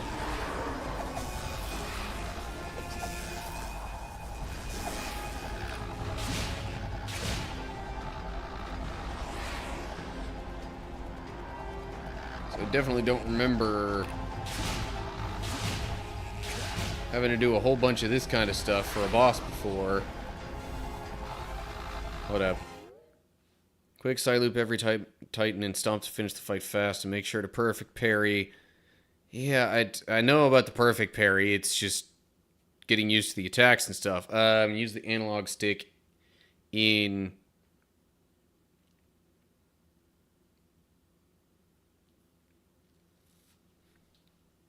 Use the analog stick in mashing QTEs. So, like, first of all, which analog stick? Because there's two, you know. So, you could just use the stick instead of pressing X? Because in the QTEs, it shows pressing X a ton. Anyway. Come on.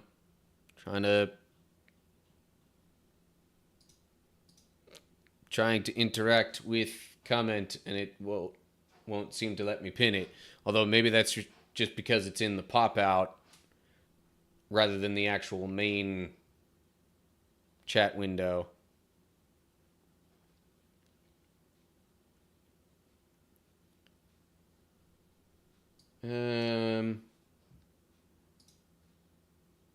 Okay, yeah. Alright, now it's pinned.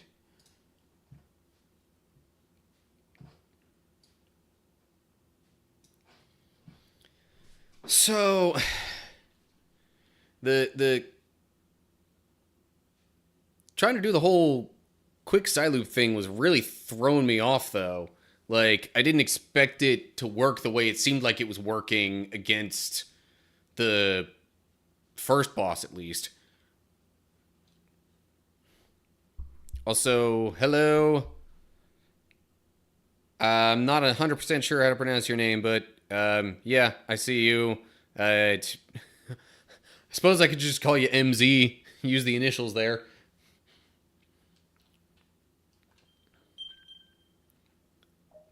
But yes, hi, how are you? Welcome to the stream. Alright, so hold up. Before I retry the trial, I want to try and make sure I've got this part figured out.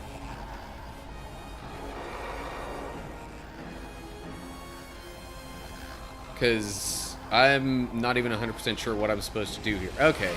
So maybe I do just keep going, and eventually it gets me to that, and yeah. Okay. That seems obvious enough.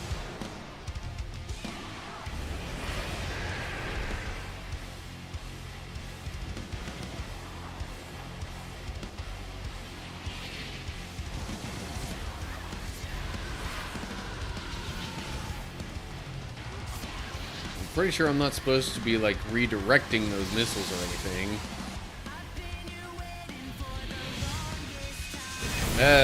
Okay, yeah. Was not ready for that attack. Might as well get used to this a little bit before I reset.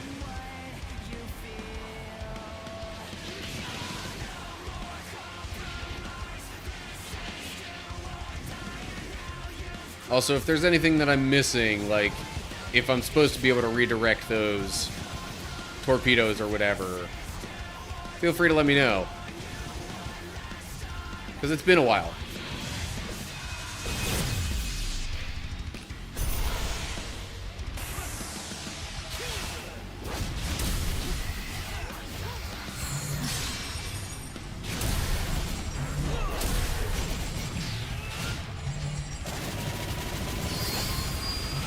Parry the rockets. Ah.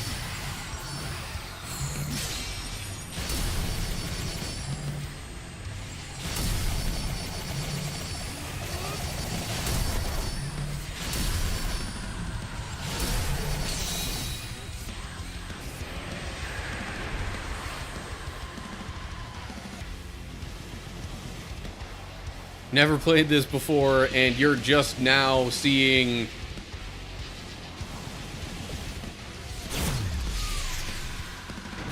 like pretty much the very end, like the final challenge that this game has to offer.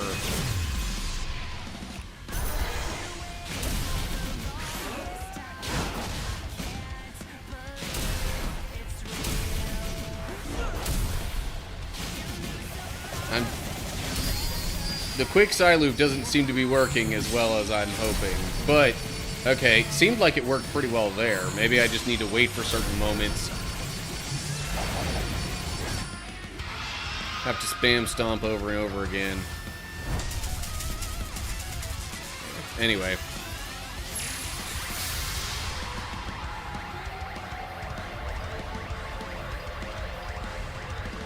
And then there's all this weird stuff.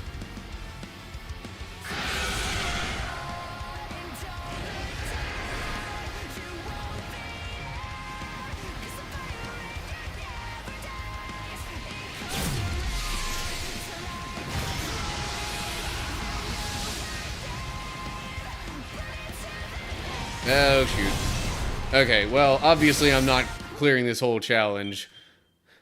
Or this whole trial or whatever. No, wait. I don't think Jerome meant you spam stomp.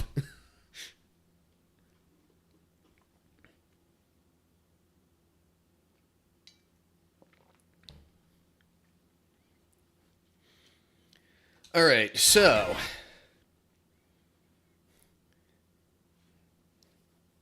now that I have a slightly better idea of how this stuff is going to work, maybe I can, you know, do a decent job of it in the second attempt. Yeah, okay.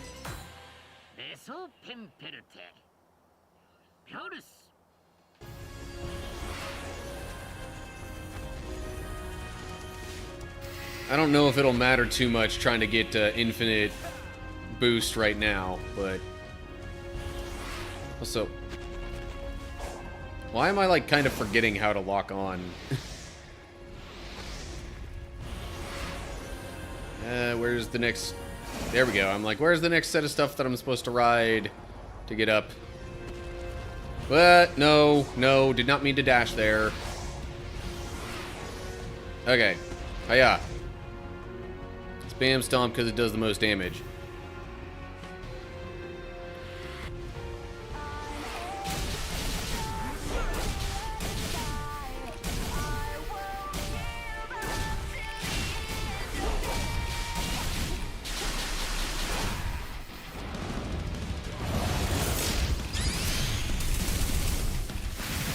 Okay. Oh, shoot.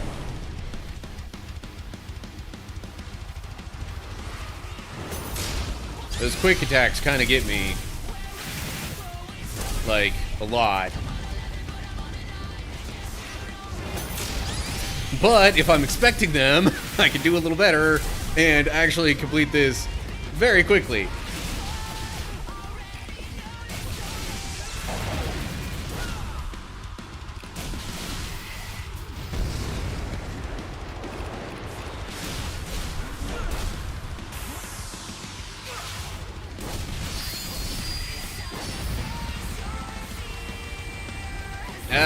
Okay, definitely wasn't ready for that one.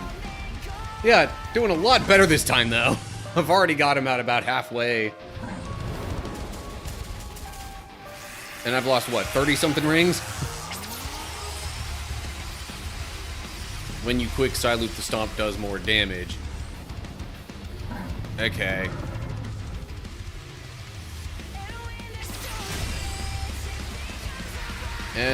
Can't really do anything about this, huh? Okay, yeah. It is the left stick on that, confirmed.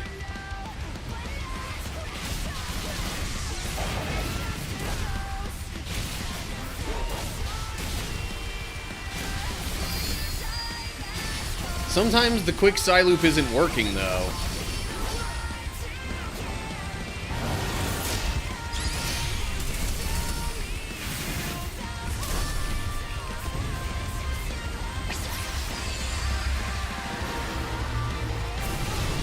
Yeah. Yeah, thanks, MZ. I know about the stomp.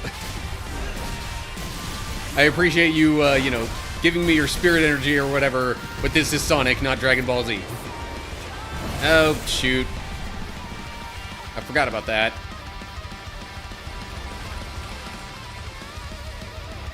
And now he's back down on the ground.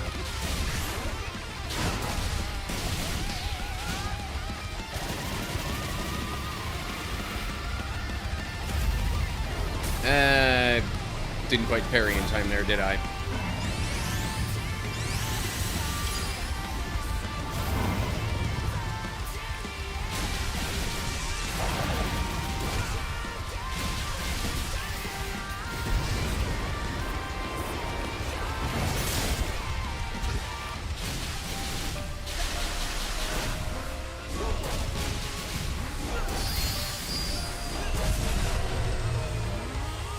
Yeah, I still...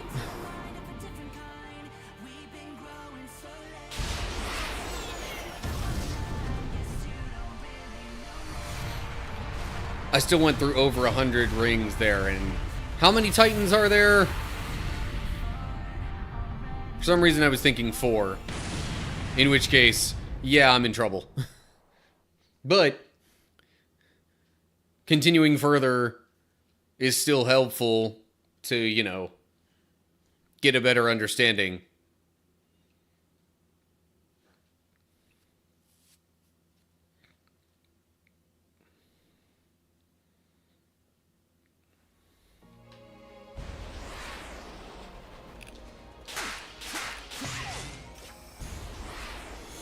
Oh, there's 3. So I mean... Wait, is that 3 plus then, like, the final battle? Because if that's the case, then, yeah, I'm 90% sure I'm still not going to be able to complete this on this attempt. But if it was 4th one is the final boss, okay.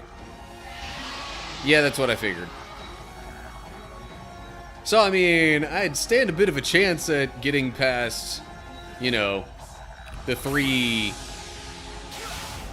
Titans here.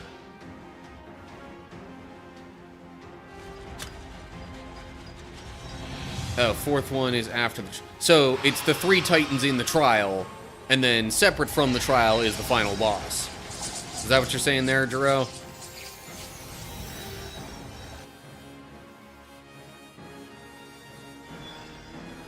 Alright, anyway.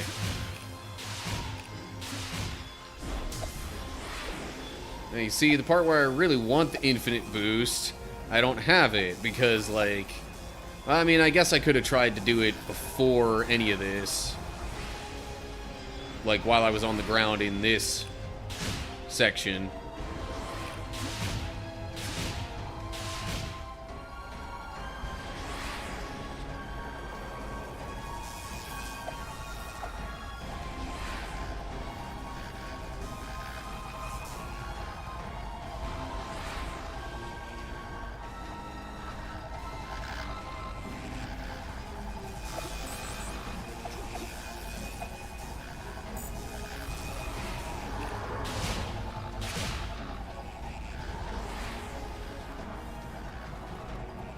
Okay, so final boss is separate from the trial.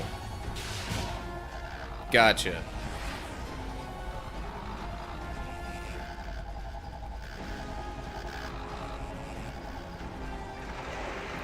So,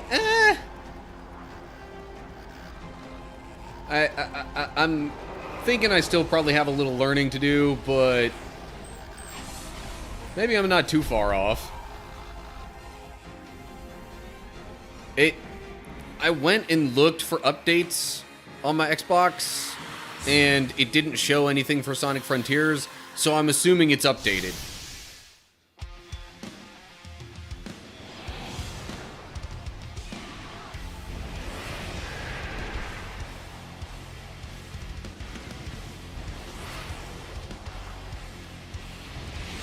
I totally hit parry there. That's annoying.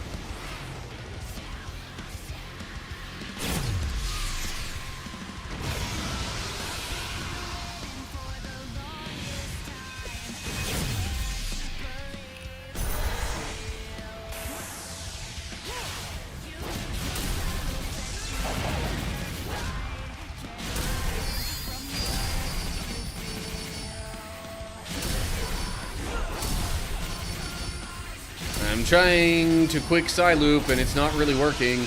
Okay.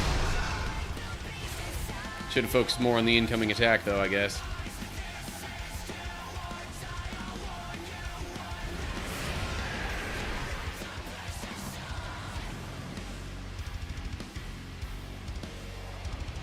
Oh, geez. I was looking at the wrong missiles.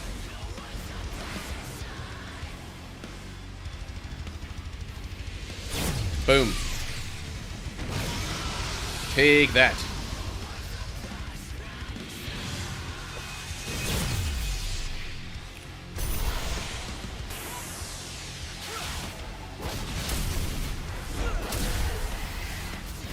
There we go. Okay, worked that time.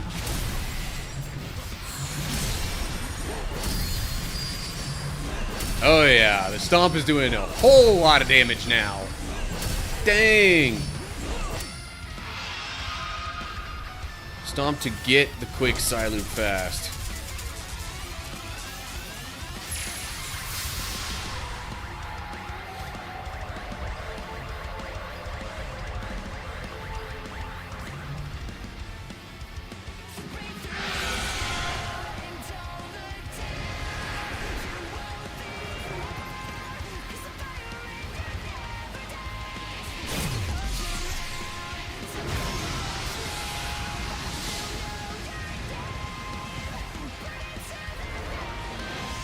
Oh, come on. Okay, I might have pressed it a smidge late there, but I don't know.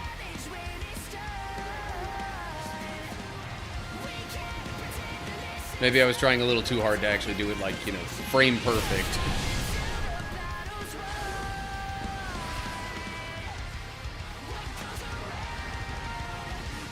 Okay, there we go. Parried that, got the hit. I thought for sure I hit that in time.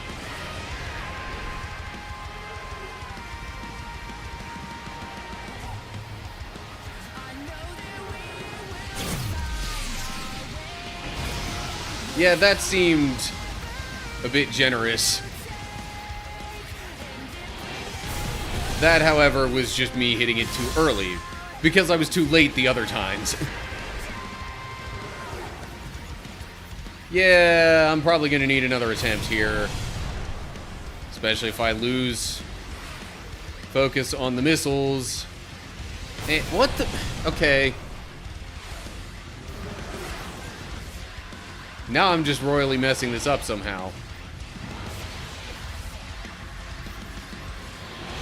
Okay. Still got it. Oh, there was a double attack.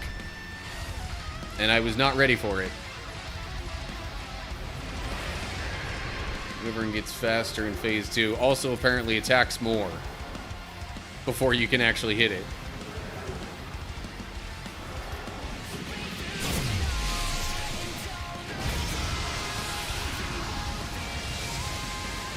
What the... Okay. That was weird.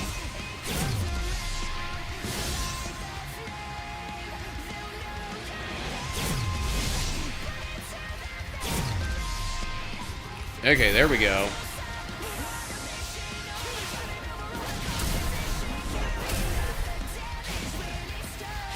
See, I'm trying to do the quick Psy loop even after the stomp, and it's not working particularly well.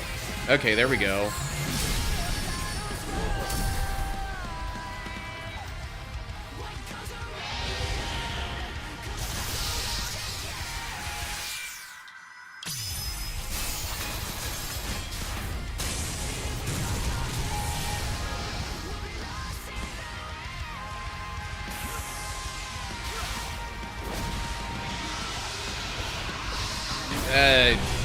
Okay.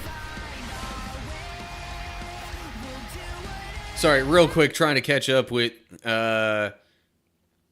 stomp to get the quick Psy, yeah, quick Psy loop and stomp, yeah, don't have to quick Psy loop twice, second one doesn't work in phase 2.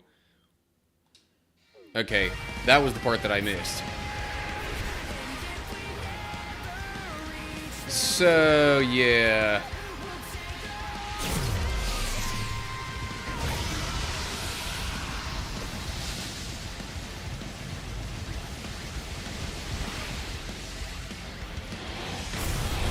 I definitely got some work to do on this. Some improvements to make on my...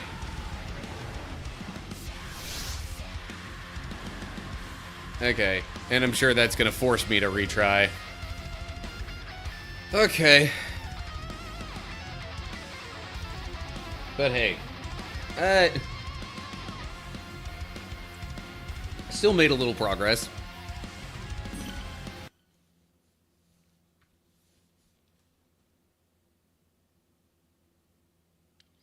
Oh, there's a meter for it. Okay. I didn't realize there was a meter for the quick Psy loop. I know. I've gone this far in the game and I'm like, wait, how did I not know that? Or maybe I did at one point and I just forgot.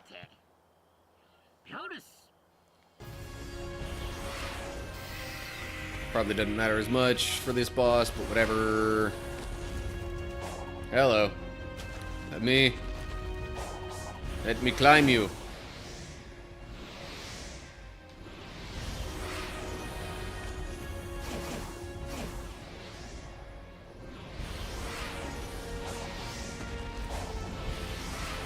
Okay. Here we go.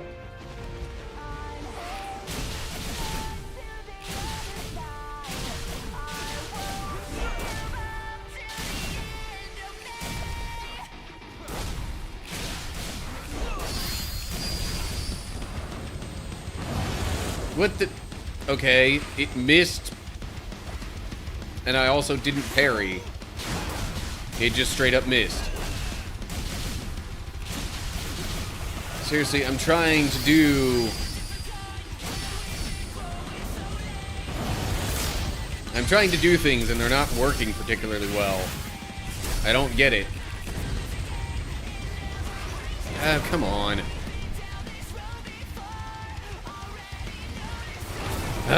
And I couldn't even see that one, but I should have noticed the other...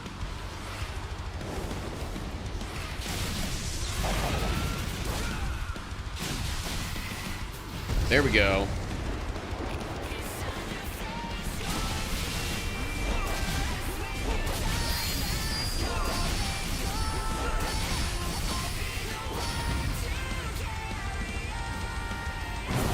Okay.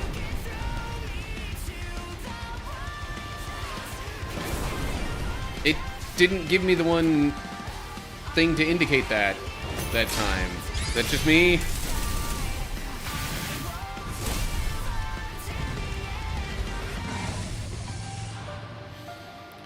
Yeah, I'm not liking my chances as much this time.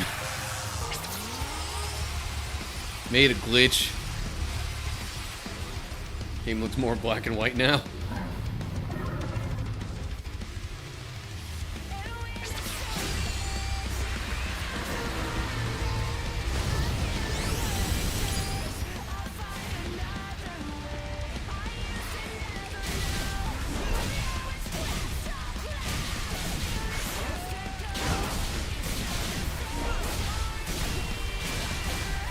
I keep trying to do the quick Psyloop, and it keeps not working.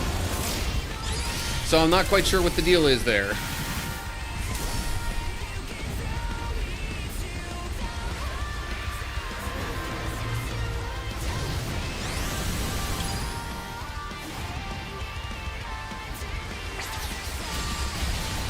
That time it worked, sure.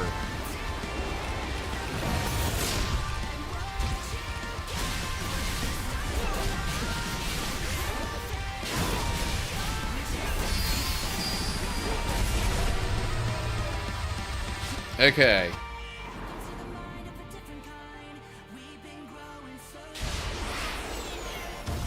Quick Psyloop is the red meter in the right of the screen. Yeah, I guess I'm too focused on the actual enemy to pay much attention to that. That's probably almost definitely my fault.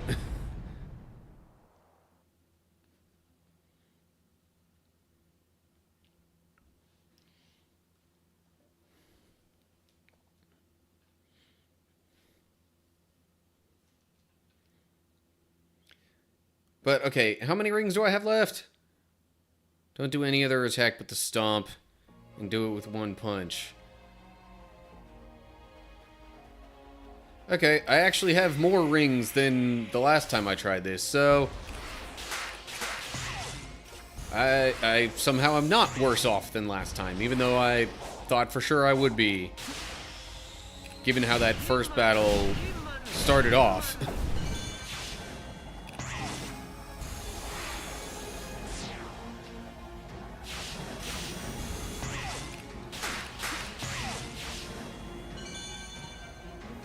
Okay.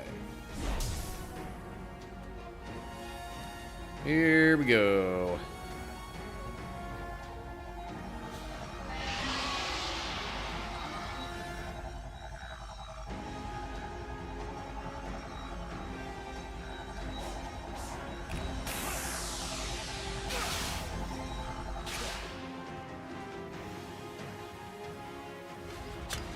Okay, but if I just go like punch, stomp, where do I get the Psyloop in?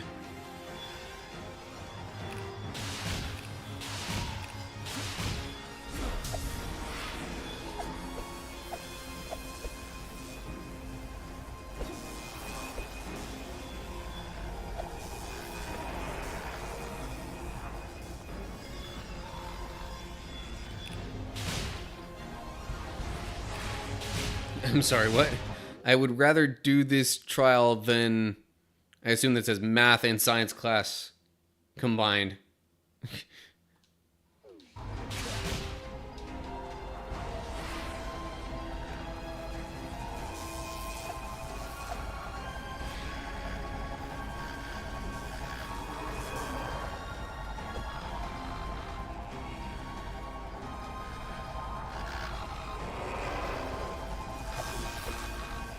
You'll get it if you attack.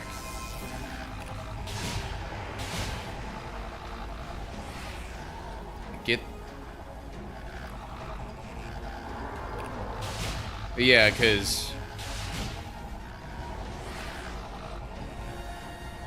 Now that I'm realizing, oh yeah, I gotta build up a meter to get the quick Psyloop. Yeah, paying attention to the meter at all would be paying attention to it more at this point.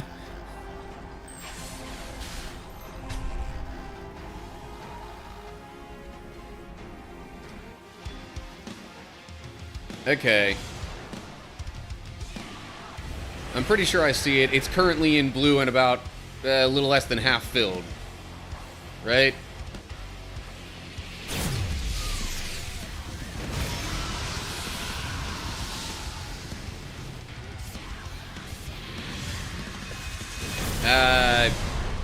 Tried to parry too quick there.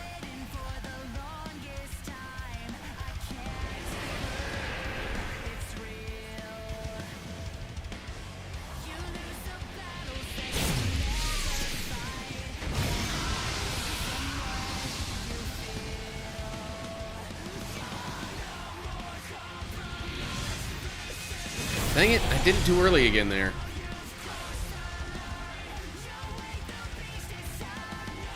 I really need to get the timing of that down.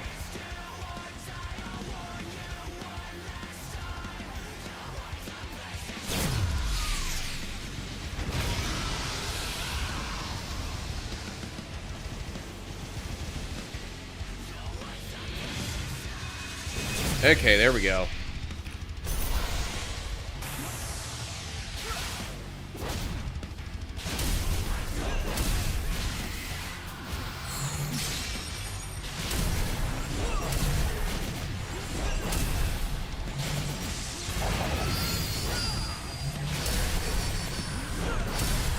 Okay.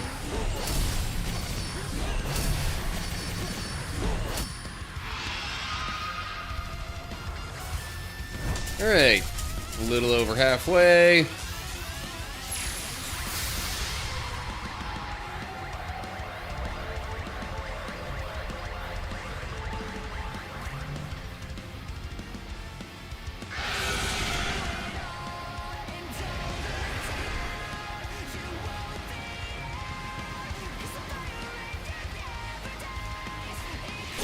Yeah, I was getting better at making it more like one punch and then stomp.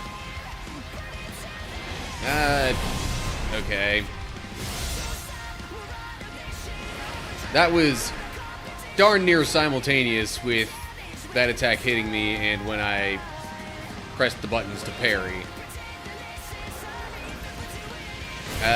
Okay. Wasn't looking where that rocket was coming from that time.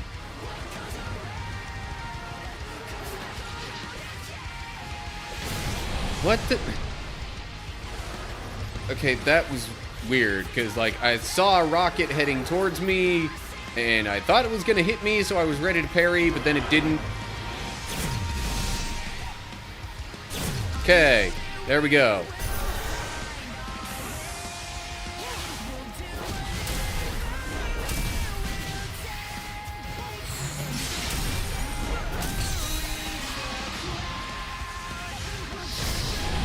It only let me get like one stomp in that time.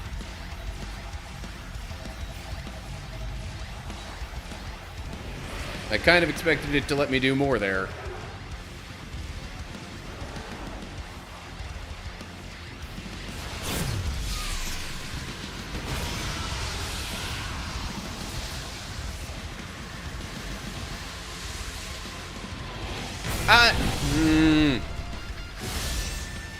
I can almost promise you I hit parry just before that. Like, I couldn't tell you how many frames exactly, but... okay, and then the rockets I was focused on that I thought were the closest were not that time. This just takes a lot of getting used to the timing of things.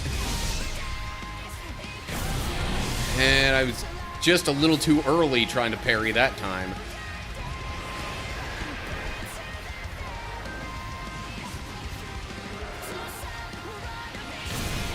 Sorry, if not, then don't... Sorry, if not what? Then don't... You just said if not, then don't do a quick, like... Like, if it's not letting me do more than one stomp, you mean?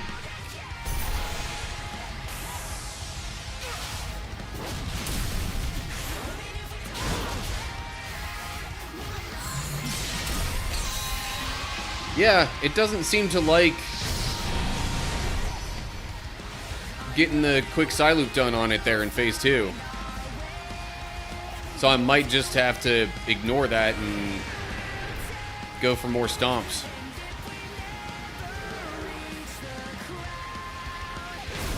I was too early that time. Definitely not clearing it now, but hey, I've learned a little something. Ooh. I thought that parry was way earlier than it should have been.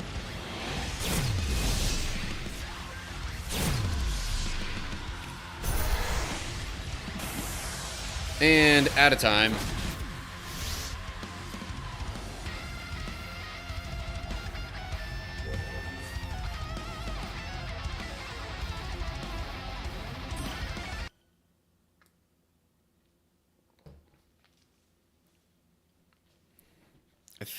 No, I did not Psyloop twice.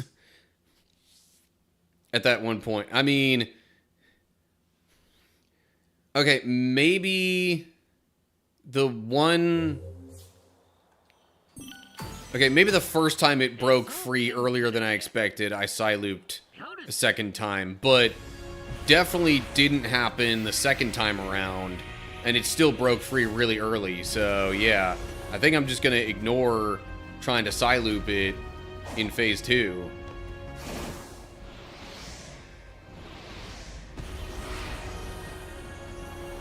Sonic, what are you doing? Quit running around his hand.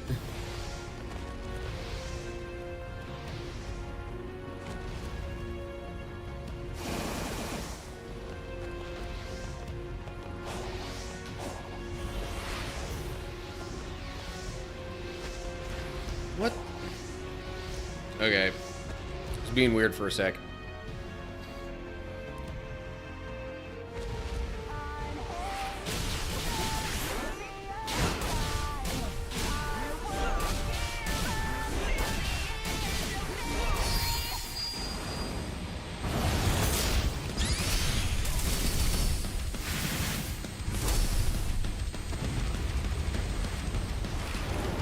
And it missed me.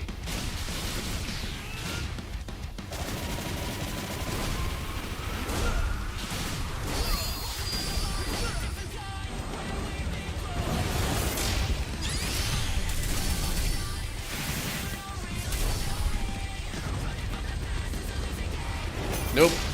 Haha. I was ready.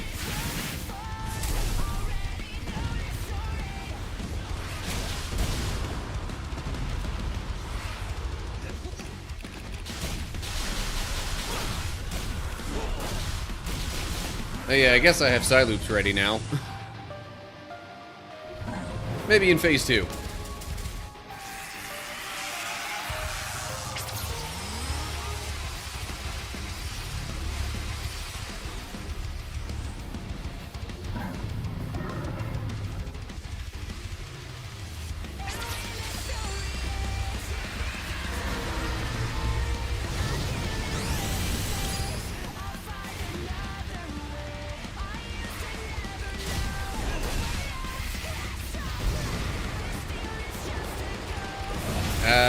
Okay.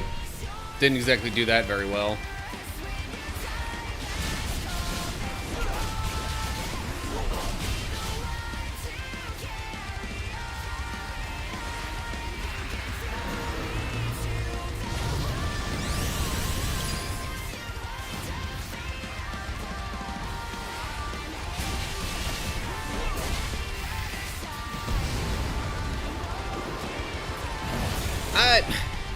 I didn't think I was that early with it that time.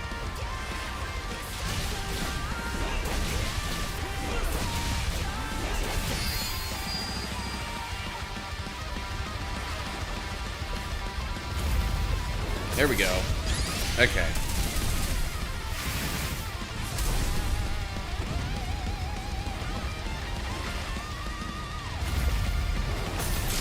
Okay, that should do it, right? Boom. Or I guess I still have to land a regular hit first. Music's awesome. Feel free to take as long as you want to be. Al's just chilling here, enjoying the music. Oh yeah. Totally agree. Music is awesome.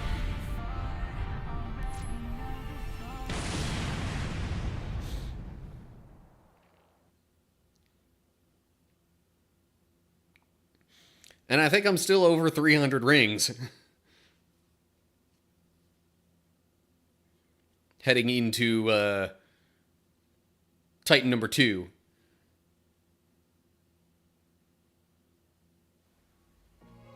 Oh yeah, 323?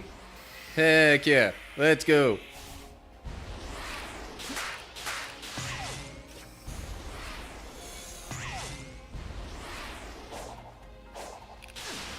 I'm getting better. I did not mean to do that. But sure, whatever. I guess that just means I have to redo this portion. Whoopsie. Or, wait. Could I climb up here? Just to do it a little different?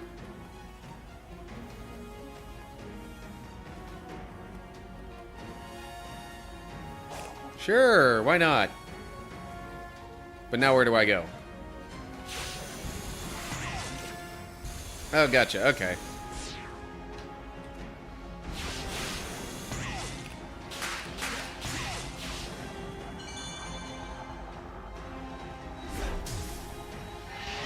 Alright, Wyvern. Time to tango. Maybe I shouldn't say that. I'm not really much of a dancer.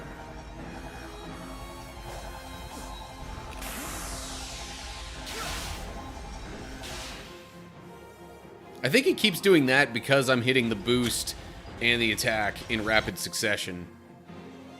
Well, rapid-ish.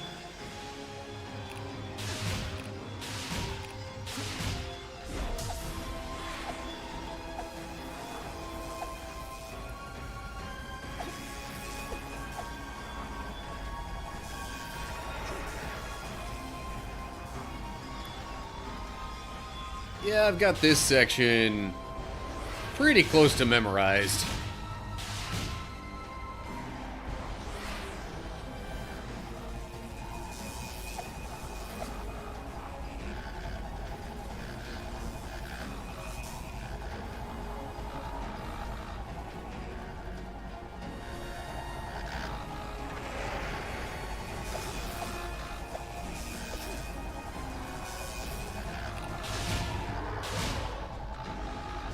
If only I could memorize the actual battle stuff and the timing on all that.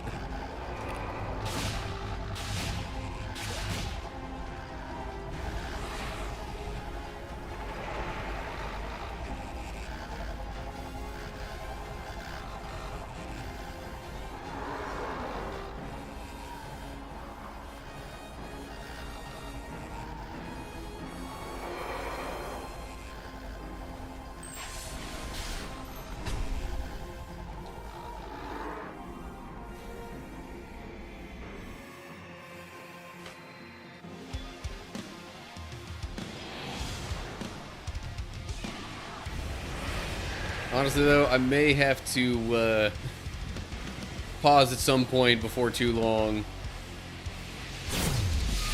I'm getting a little uncomfortable in my chair, as odd as that sounds. But I mean, Al, you're already familiar with me having this issue.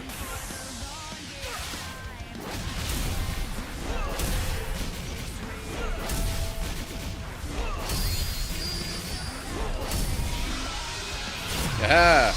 Parried you again. And I can do this thing.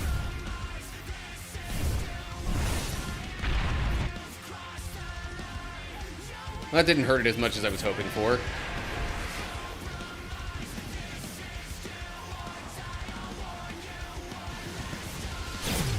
Ooh, I think I hit that as early as it would have allowed me to still get the parry.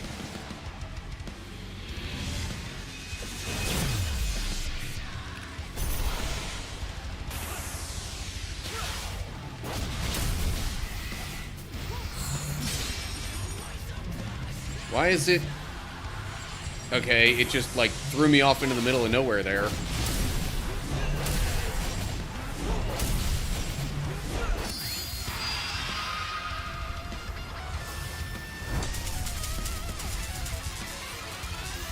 Yeah, but that QTE with it grabbing the tail, it... Like, if I don't...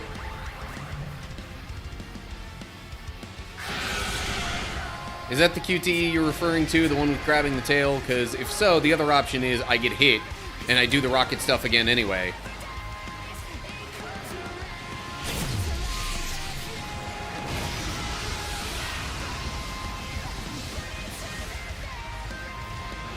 Oh, phooey.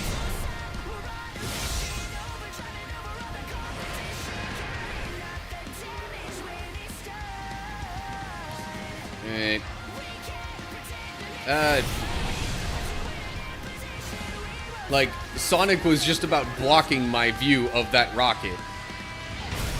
And now why am I having so much trouble seeing when the rockets are coming now?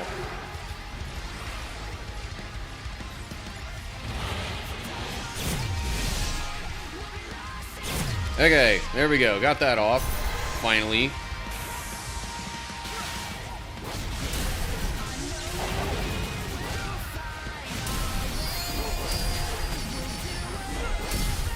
Alright, I'm not going to do the side loop thing because it doesn't seem to like that too much. And there was a longer wind-up on that tail slap thing.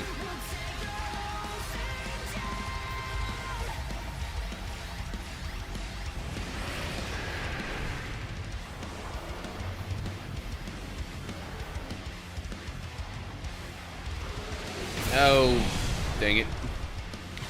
I hit the parry, realized I probably hit it too soon, tried to let go of it, and parry again. And right in between the two was when I got hit.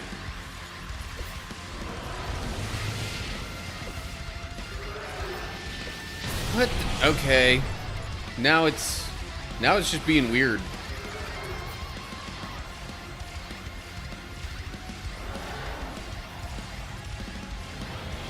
Okay. Well, at least I can eventually get there no matter what, basically.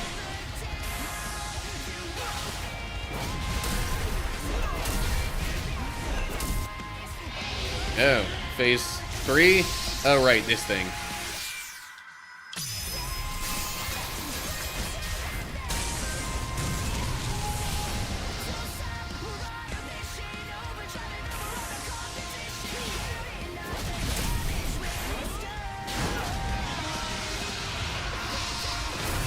Nope, I'm still not used to the timing of that. Not by a long shot. Still not sure I'm giving myself enough time for the third Titan.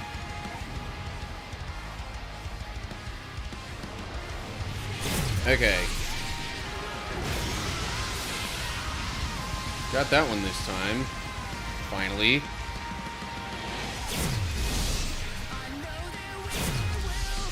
Alrighty.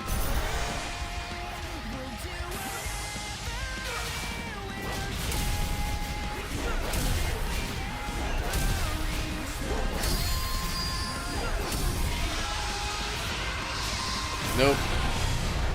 Still got it wrong. Don't have to boost before hitting the rocket, only after. Eh.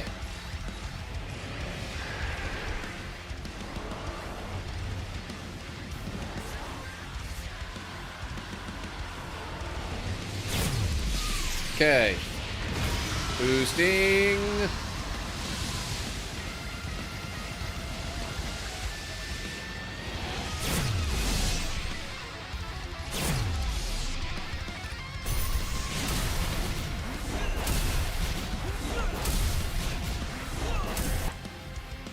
Okay, well.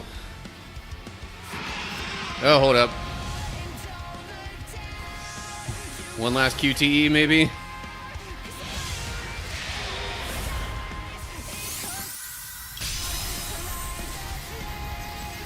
Oh, geez.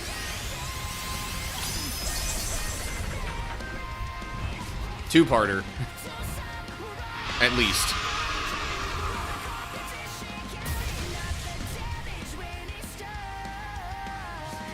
But it showed it still having a little more health. Oh, because this is probably going to finish it off. Or something like that.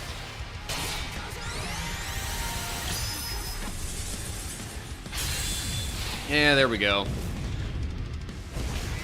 Eat rockets!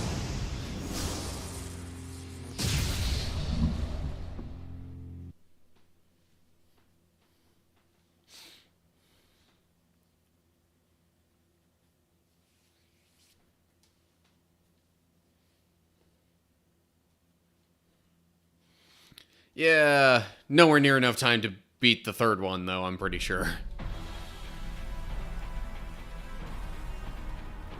Alright. Whoa, hello. What's it doing? Where do I need to go here? Really? Or is that actually hitting me up onto it so I could do the climbing? Because I didn't exactly take any damage from that. No, that's actually just making me lose rings. Well, that's dumb. Why am I blanking so hard on this? Like, is there some sort of jump technique or something that I'm missing? You can parry the spikes. Do I have to parry the spikes? Like, does that help me get up onto it? How am I supposed to get up onto it, I guess, is the main question.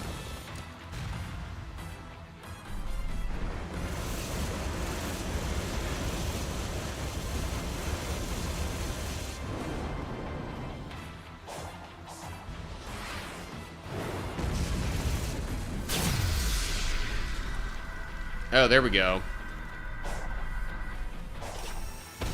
So, I guess maybe that was a yes? That I had to? Nope. Come on.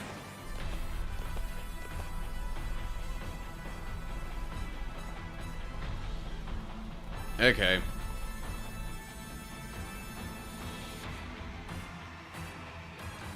Definitely got me some learning to do.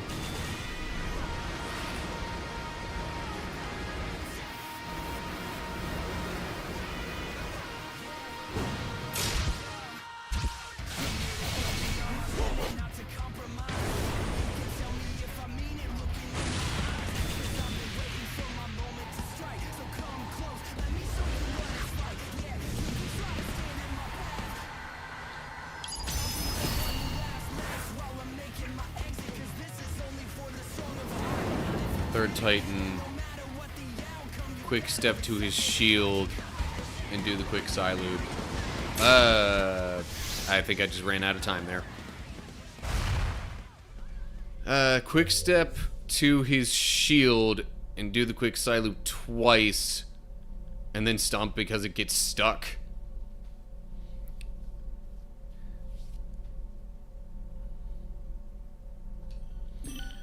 Okay, well, this is attempt number, what, 5?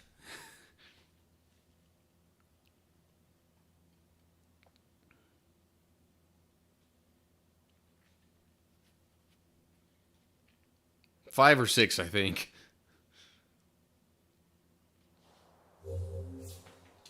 Yeah.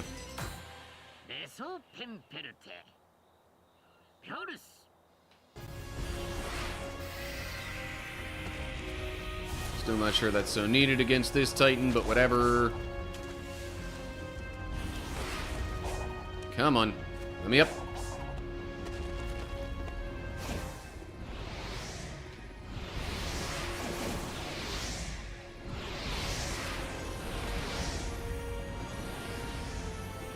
Oh, really?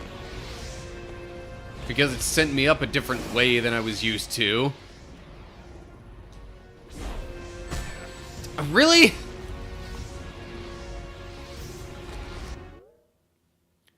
I almost think that, like, I really, really don't like my chances this time. And gotta get into the attack, stomp, kind of.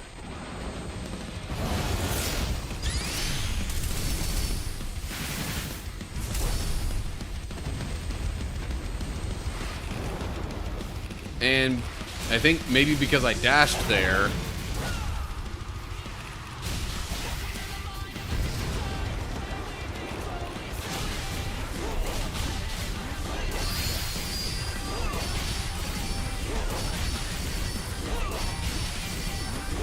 It's not taking any more damage right now.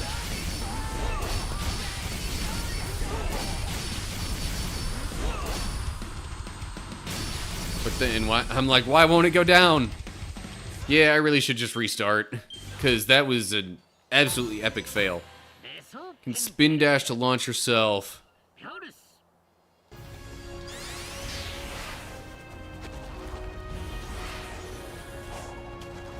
Come on. Okay. This might go a little bit better. Or not. I thought it was gonna just let me get up onto the arm again. Hey, come on.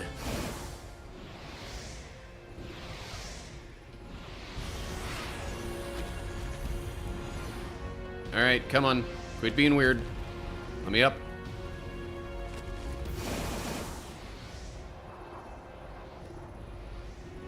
Okay. No rings lost. This time.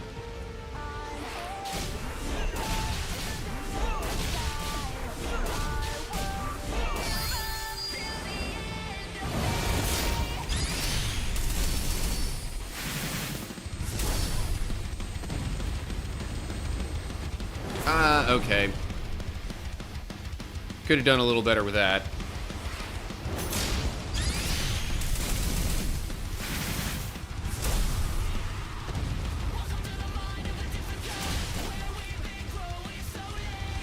Come on.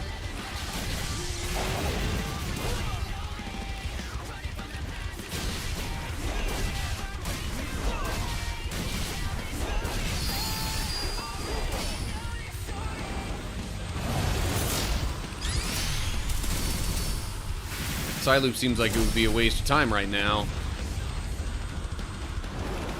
And it missed me. Spin dash in the little bridge on the... Oh, okay.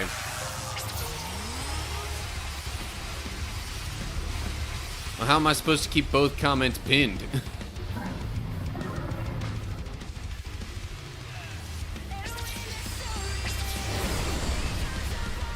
Also, that requires me to go to a different window and take my attention away from the game.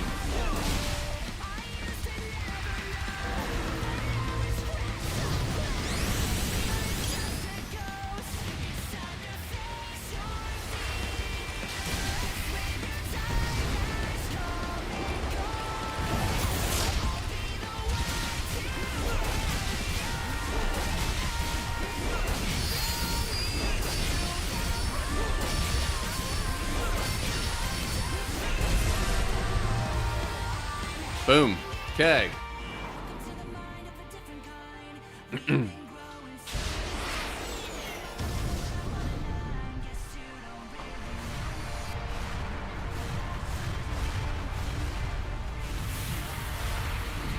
Yeah, but it was right in the middle of a scene. Okay. Pause does exist in the scenes, too. Well, I guess part of it was, for some reason, I thought I had more time in the scene than that.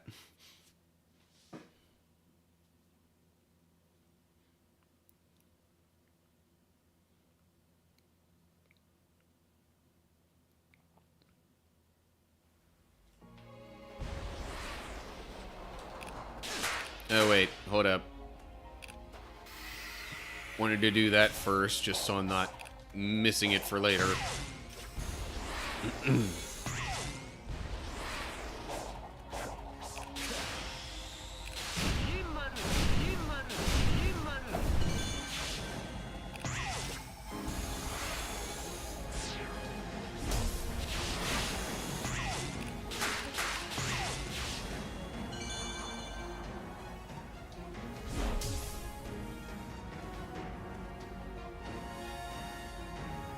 Feel a little sick today. Ah, bummer.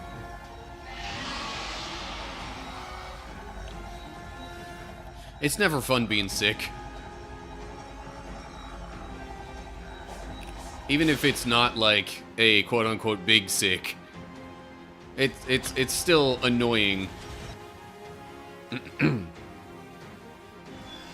Okay, and now for this. Which is the whole reason that I did the infinite boost. Doggone it. I really need to get into the habit of, you know, pausing before I look over to check the chat.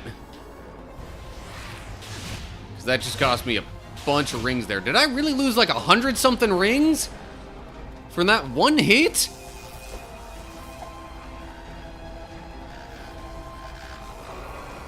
Anyway, so infinite boost when you're on the tower to get the... I don't really need it any longer during the running section.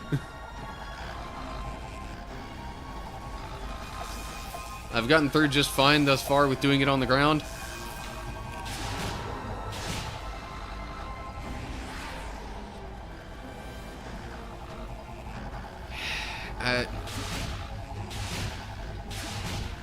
I still feel like I could use a little more practice on the timing of some of this stuff, though, which is the only reason I'm thinking maybe don't restart.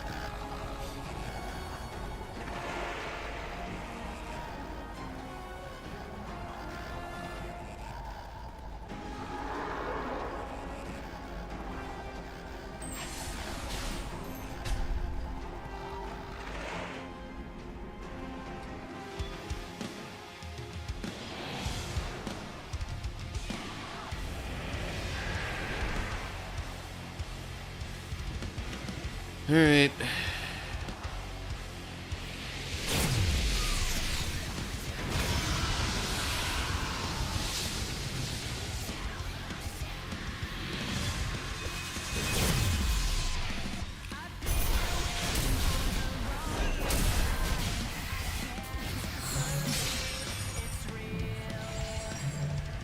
Why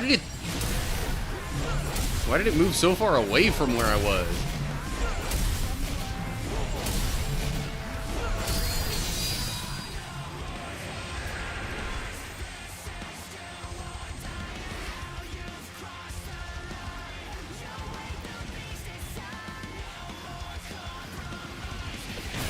I had a feeling Sonic was partially blocking my view there, but like,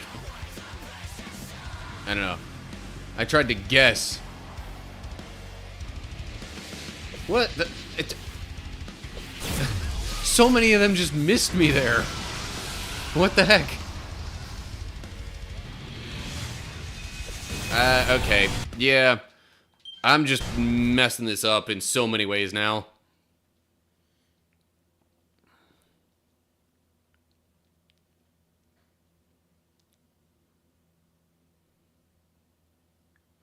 I don't have any redeems yet because I haven't hit affiliate on Twitch. That's the problem. That's also part of the reason why hitting affiliate is such a big deal. I mean, at least to my understanding, like, unless I'm missing something, if somebody knows more about Twitch than me, feel free to let me know, but, like, I don't think the redeems or anything like that works until you've hit affiliate. Am I wrong?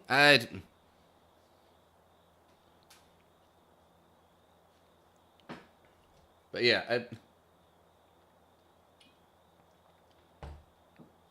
anyway.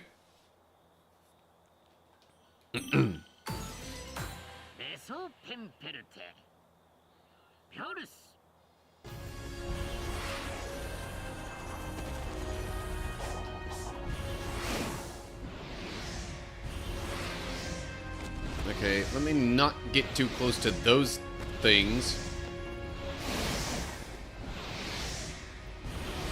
Why does it have me anywhere near those?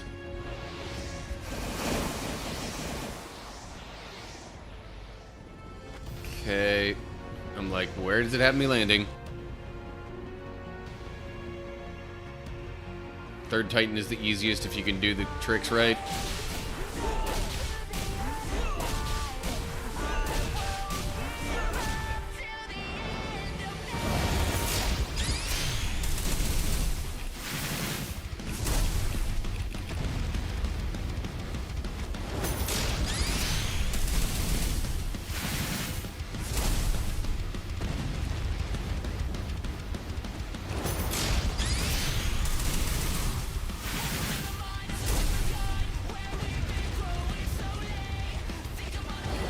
It missed me. I was expecting to get hit again, but hey, you know what? I'd say I'm doing pretty decent on the parries against this one.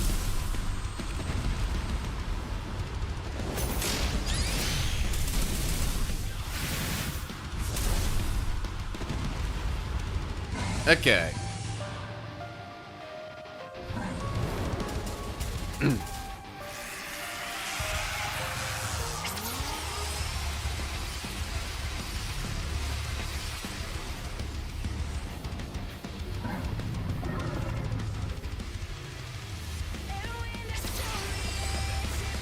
Oh yeah, starts off with this.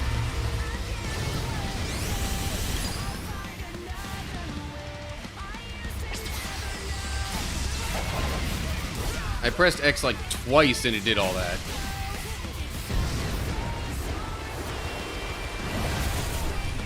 Okay, whatever.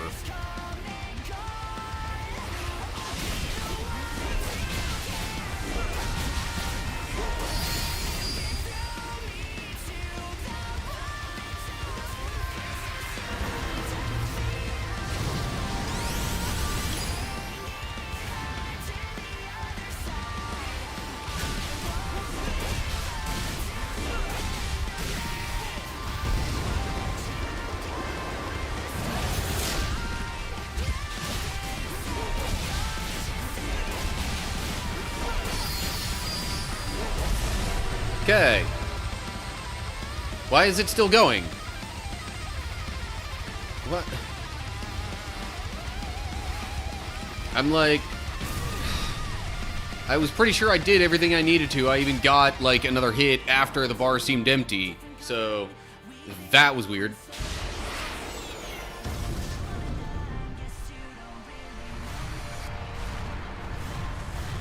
Anywho, okay. Real quick, gotta make sure that I pin that thing about the... He's using the shield quick step to dodge. Okay.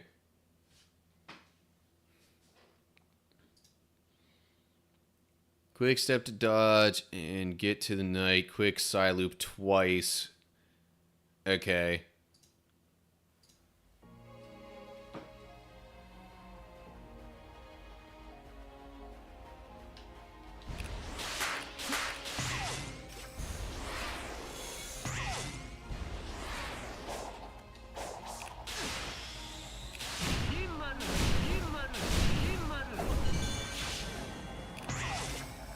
Also trying to take the advice of engaging the infinite boost once I reach the top here, instead of right away. What the... That was weird.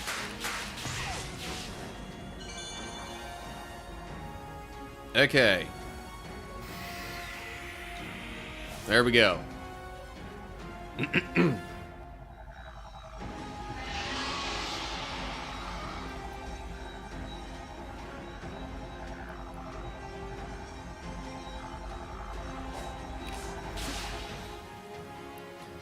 Alrighty.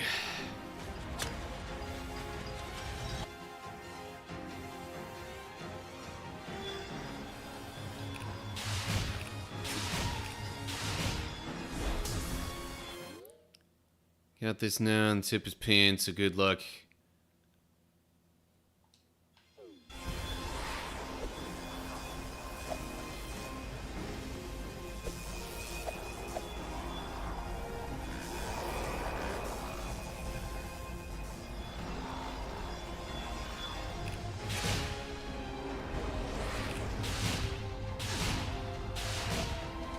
This might sound like a dumb question. Does it matter which direction you quick step in for the shield thing?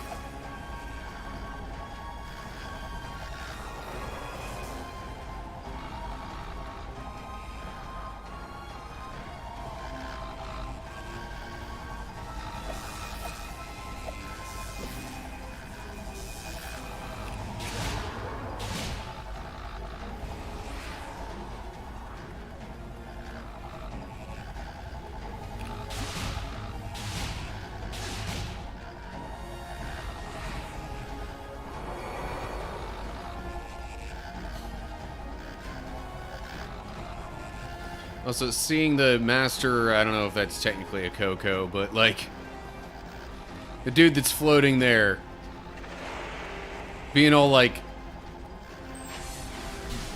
glitching out and whatever, having really wonky movement. I find that a little bit amusing.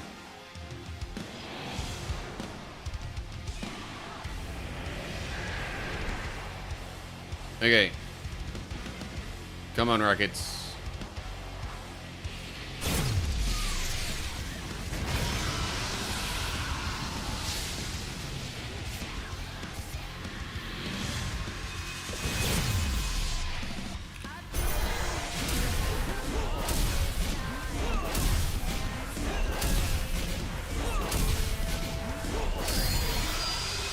Ah, crud. Got hit there, but I'm not entirely sure it matters a whole lot getting hit by that.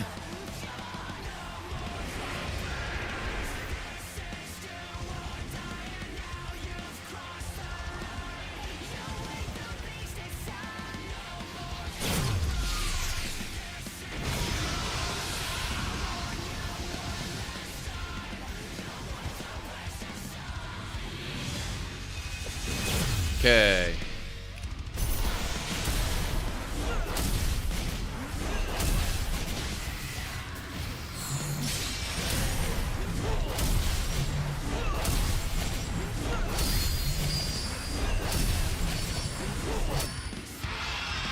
I couldn't Psyloop at the start of the Wyvern. I needed the meter to recharge.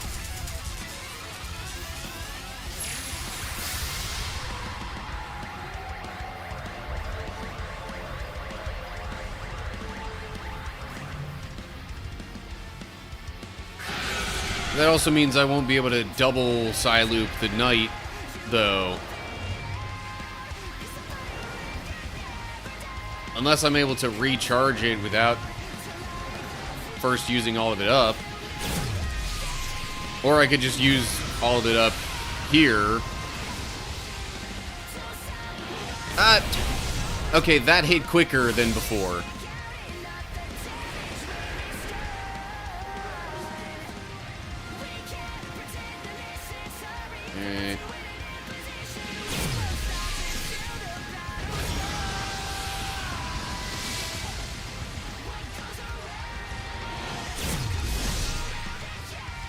And now I was too early on that one.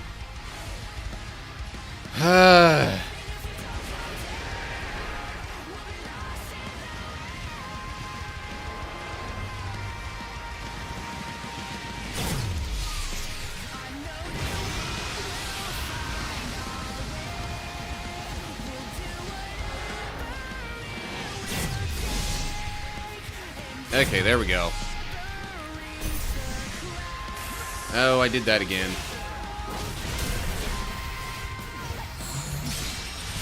Yeah, it really does not like being Psylooped in Phase 2. Which is weird, because it kind of worked that one time. But then, like, any other attempt I've made, it has just decided, nope, I don't like it.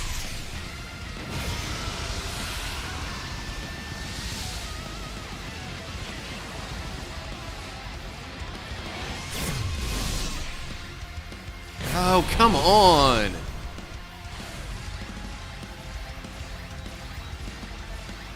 For some reason, I'm not getting the timing of the second part very well there.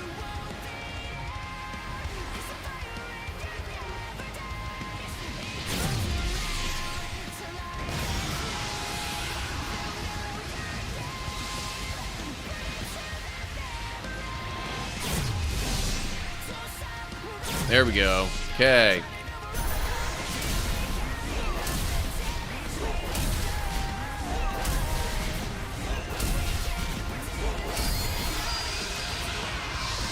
Nope. Too early on that. Not sure if that really would have mattered at this phase. Sonic games have never took this level of skill before.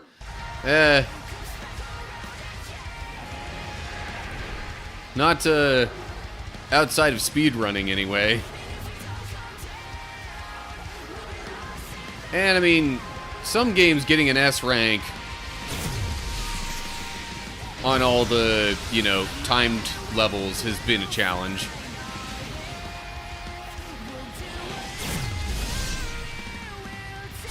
Okay.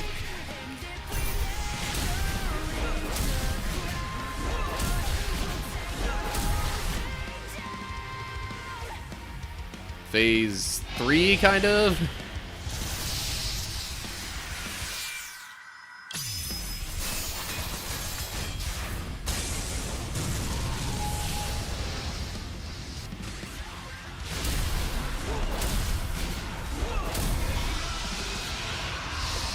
Nope, I was way too early on trying to parry that. Also, I'm down below 70 rings.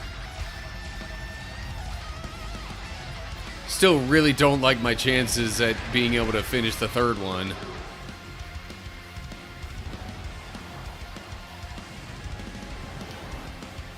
Really wish I didn't have to wait so long for these rockets to come at me.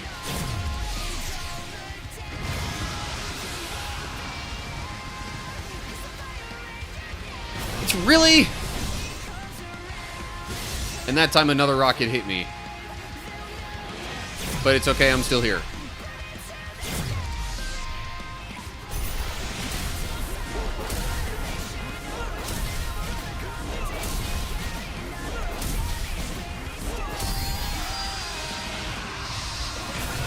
Still messed that up. Is it really gonna make me go through a whole another iteration of rockets and all that? It is, isn't it? Alright. Retry. I'm kind of getting there. I feel like I'm getting a little better at the timing on that one. On the, you know, the wyvern.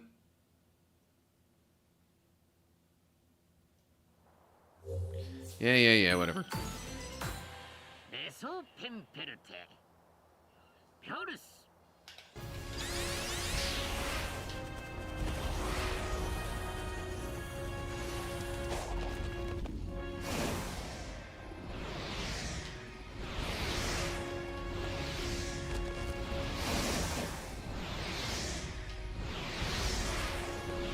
Trying as much as I can to make sure I don't get hit by anything that would make me lose rings.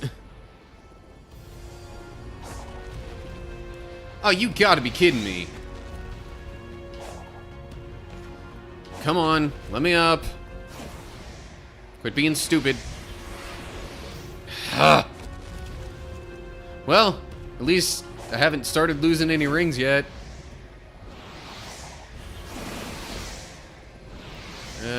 Where do I go now? Sure, that works. I think. It better. Alright.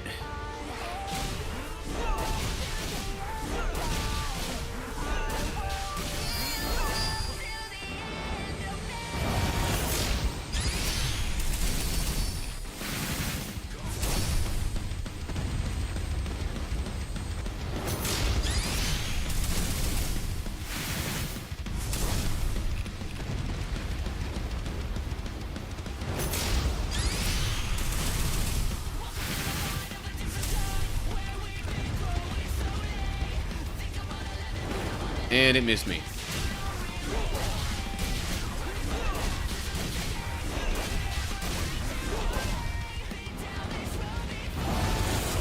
Okay.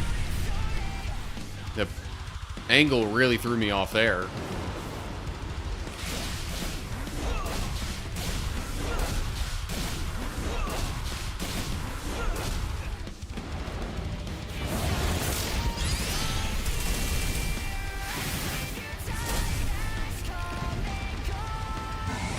Okay, phase 1 of this guy complete.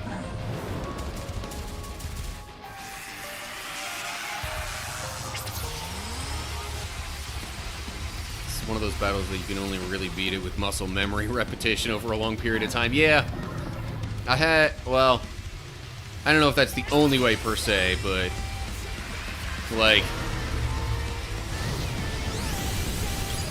this is one where you rely on it a lot.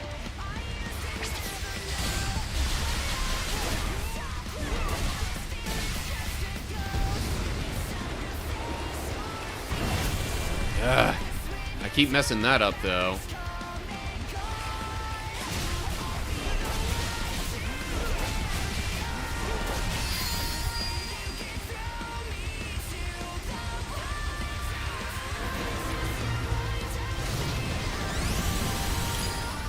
Yeah, another major battle in a video game that I remember requiring a lot of muscle memory. Freaking Yozora in the Kingdom Hearts 3 DLC.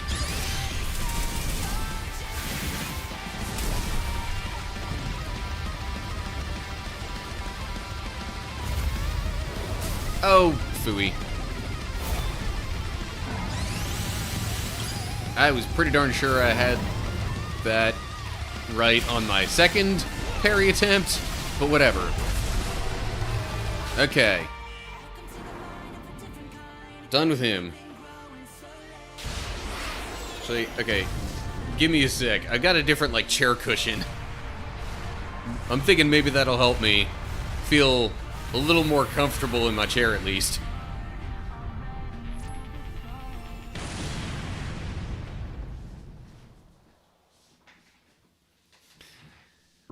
Does sit me up a little higher, though. Hope that's not a problem for anybody.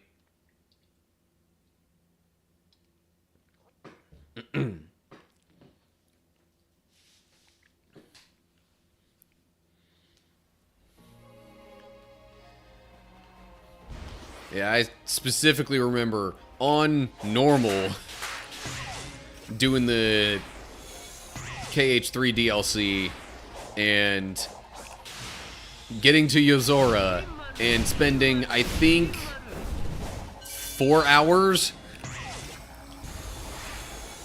just on trying to, you know, memorize attack patterns and stuff before I then actually hit record.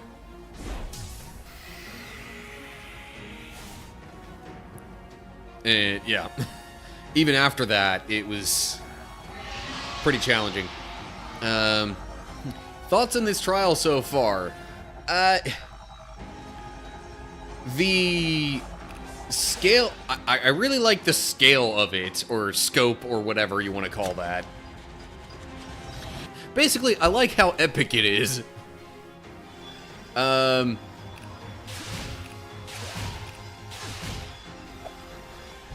main thing I think it could use is a little bit more consistency here with the Wyvern, as far as, you know, well, things like when the rockets hit, and, I don't know, just other little things that feel like it's just a slight bit jankier than it should be. Like,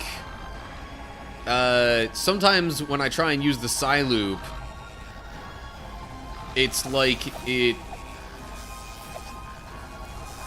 kind of moves me pretty far away from the Wyvern.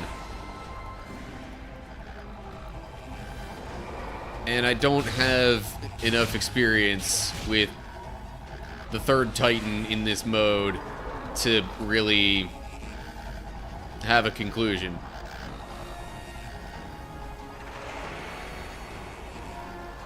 And I haven't even gotten to the final boss.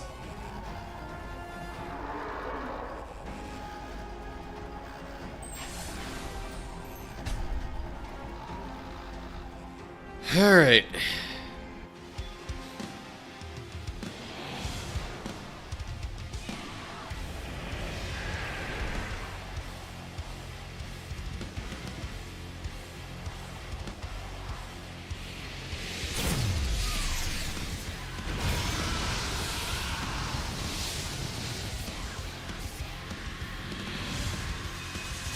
Really?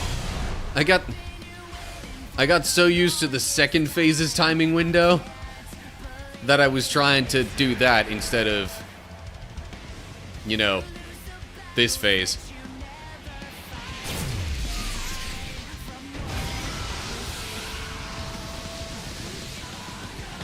Really? Freaking stupid extra rocket.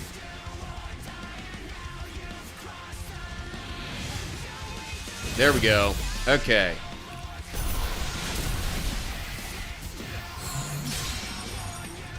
See, like here.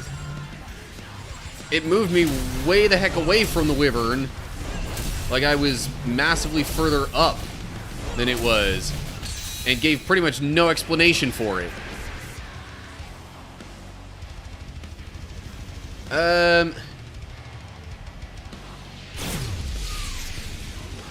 So honestly, as far as a review goes, like, I don't normally review games that I do a full playthrough of, although I guess I reviewed the base game because I've only played this on stream, not for like a regular Let's Play type series, you might say. So, I mean, I definitely... Okay, you keep saying DLC, though. I never actually went and bought any other stuff. So, when you say DLC, are you just referring to the different updates that have come out? Because I hear DLC, I think you're paying more.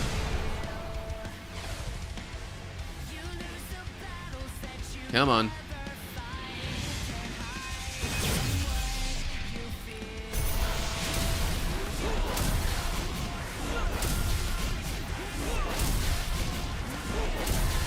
But, in short, I mean, I could do a review of this stuff specifically.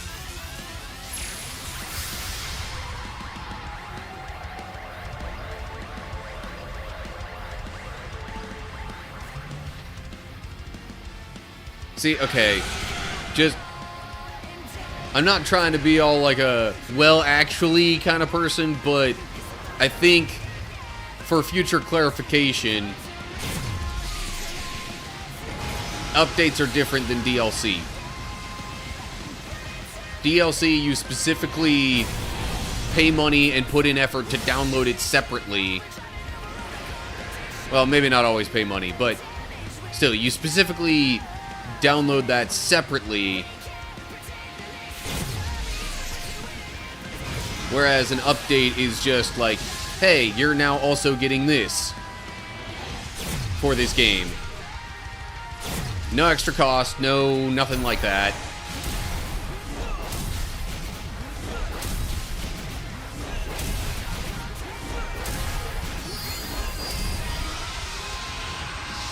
Ah, crud. Didn't quite have the timing on that. But I'm still not even sure it matters in Phase 2. It didn't really matter much in Phase 1. Yeah. We, air quote, call it DLC for some reason.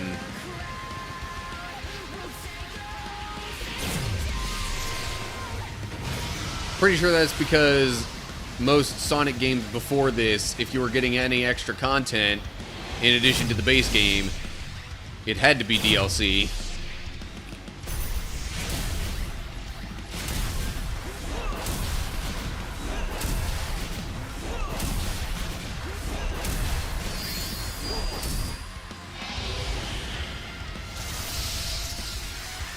Oh, shoot.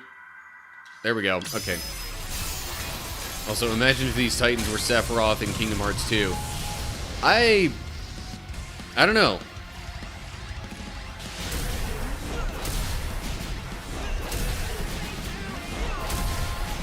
I'd have to go pretty big into... Whoa. That... It never did that before. Like, what the heck? All these attempts at fighting the Wyvern, and it never did that particular attack before. And I hit parry before that missile got to me.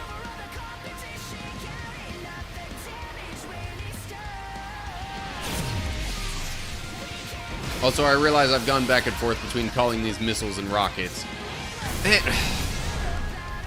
And there I still saw more missiles, which had me thinking, oh, I haven't reached it yet. Like, again, if it could be more consistent in the way it responds to different situations, that would be very much appreciated.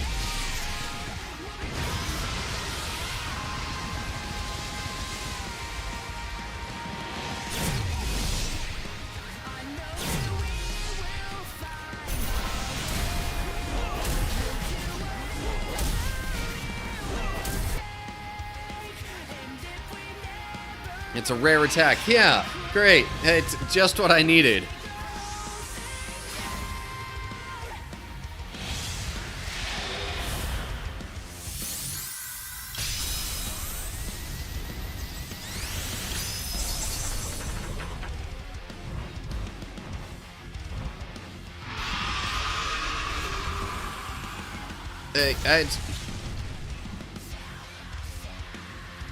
Also, some of this kind of stuff is why I will never, or at least I don't think I will ever understand fans saying a game isn't hard enough. Like, if you want a harder game, play a harder game. You don't need this game to be more difficult.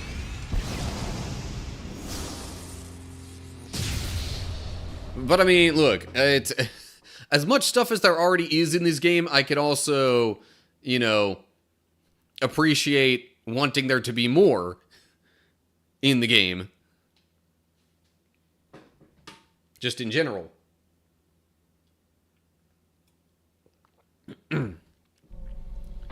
Okay, now, this thing. I have to parry spiky stuff. And, like, it barely even gave me any warning on that. Come on. Give me a freaking break. Couldn't really see that. It's also not really giving me any prompts that would allow me to respond. Like, normally you're supposed to have, oh, but because this is part of a trial, all that stuff's disabled.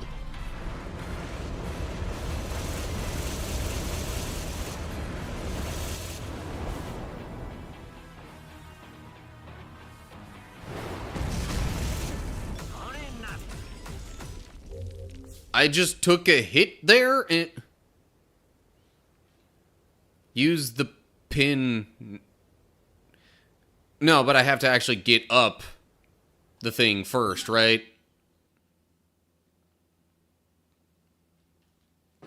Because you said when he's using the shield. Yeah. And for some reason, it just made me fail when I got... It made me fail just from getting hit again there, even though I had more rings. That confuses the heck out of me. Why? Too close to what?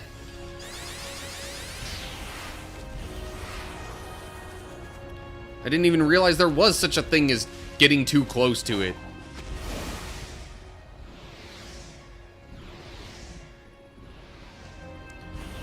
What? Okay, really?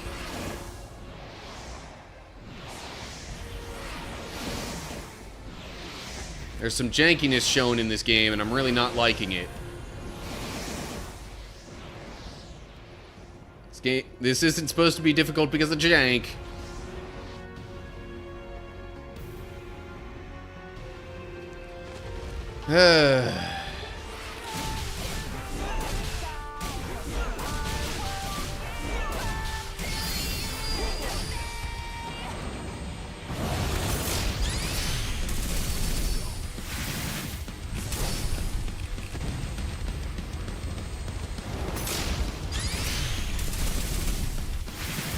Yeah. I've realized in some ways that the game is janky, but it really doesn't help when the jank makes already challenging things even more difficult.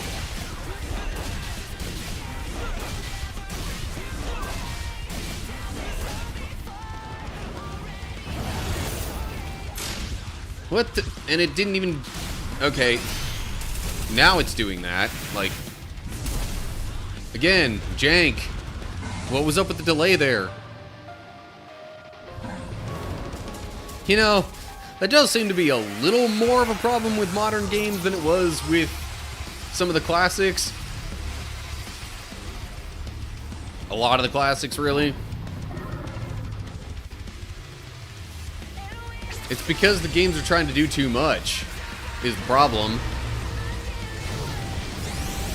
And they're also not giving it a long enough development window to make it work better. I pressed parry. It really did not seem too early to me. And wow, it only let me get like 2 stomps in there.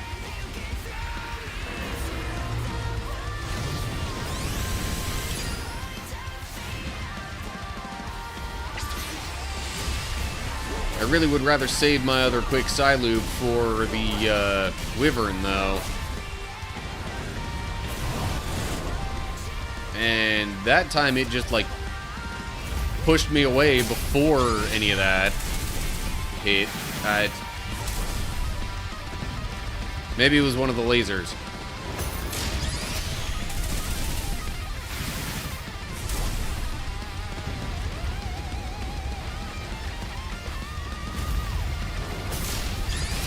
Hopefully this should do it.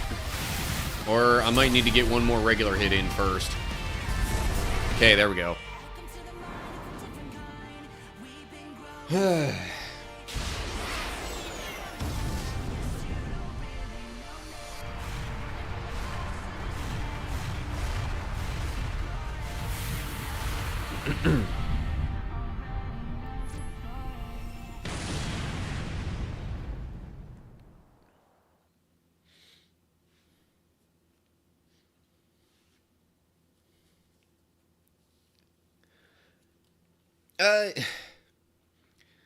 Okay, are you talking about this trial specifically and whether or not it's the hardest I've ever done? Because I'm not totally sure.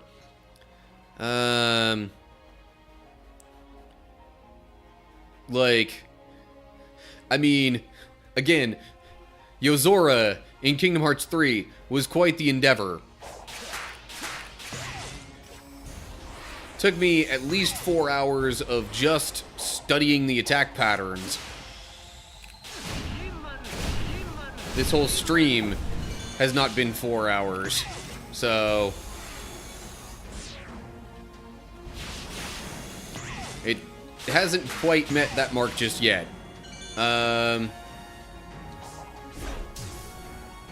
This is definitely the toughest challenge I've ever had in a Sonic game.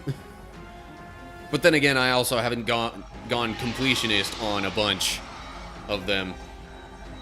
Anyway. Sorry, real quick. Al is saying, I frequently say the worst thing to ever happen to games is the patch. Gives them an opportunity to release subpar games. Before the patch, they had better get it perfect the first time, no matter how long it took, or it could cost them millions to fix it. Yeah.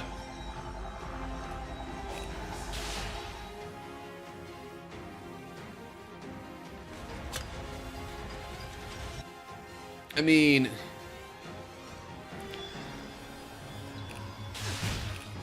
there are good things as well that have come from patches, but it's also been used as an excuse for releasing games that are basically even incomplete just because, and not even like incomplete in the way that this game debatably was.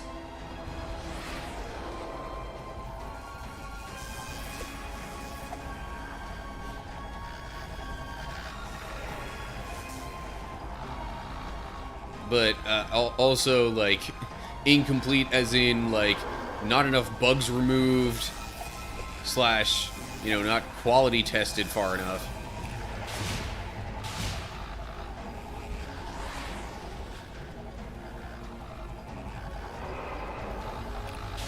But yeah, I mean, patches have been good, you know,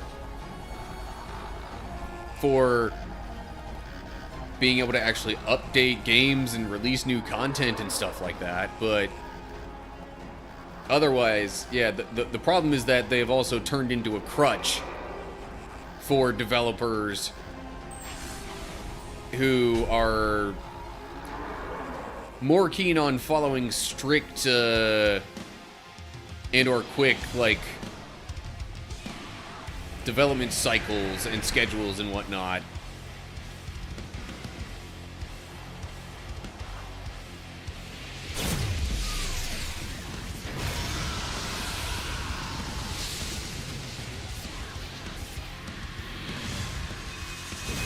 Oh, come on. Just slightly too early on that. Bethesda that. I'm patches fixing games. How many decades has Skyrim been out now and it's still glitchy? New Sonic game came out 4 days ago called Sonic Dream Team. I don't have anything Apple, so no, I will not play it. Woof! That was a lot closer than it needed to be.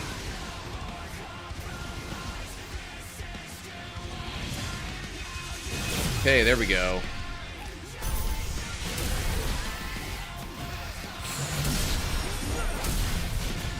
Okay, see, that time, it didn't move me far away from the Wyvern.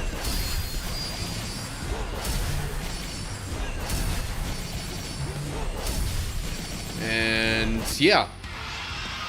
One thing like that, and on to phase 2. Yeah.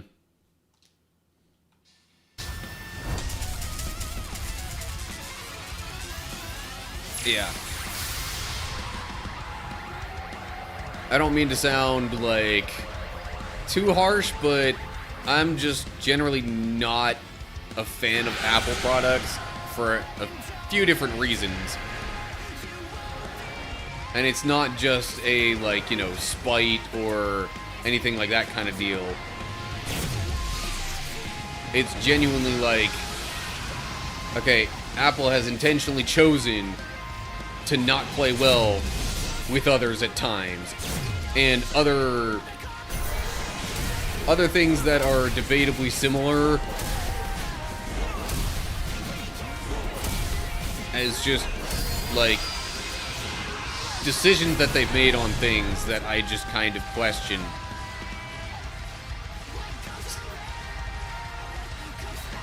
Basically making them seem like far more of a cash grab than basically any other brand out there in the tech world.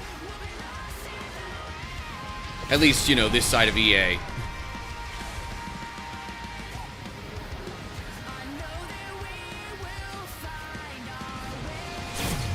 Alright, this is the most AAA Sonic has ever been with realistic graphics, the amount of content, and the yeah.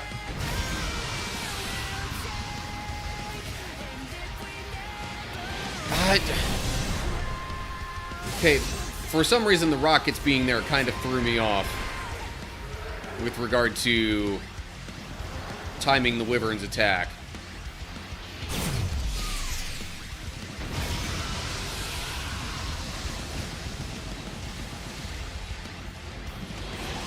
Oh my gosh, okay, that time I could have sworn I hit it, like, just in time.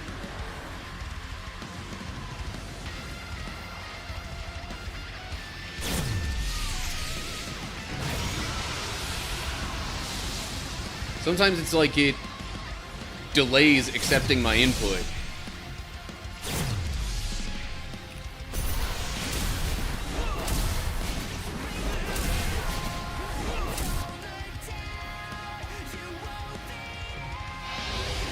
Love how I added EA. Yeah. Well, and they're also the ones responsible for, you know, freaking subpar sports games year after year after year after year that are basically the same jank over and over again, some years worse than others.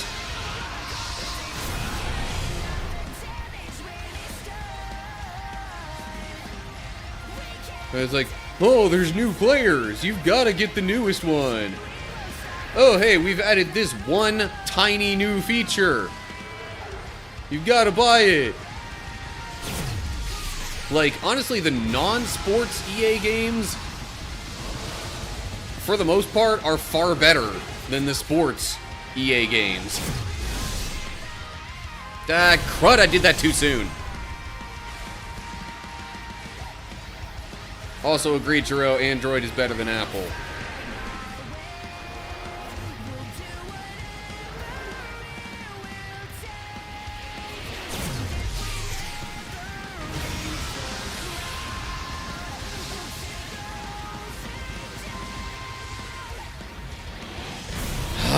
Okay. I'm also, truth be told, not like completely locked in because of, you know, streaming and still engaging chat and stuff like that. Were I completely locked in on this after knowing what all to do, I may very well have completed it by now. And when I spent the like 4+ hours on Yozora in Kingdom Hearts 3, that was 4 hours of locked in. Okay, are you serious? I had the thing like so freaking close, and then it just forces me into another loop. I hate just how stupidly long every little aspect of this battle with the Wyvern takes.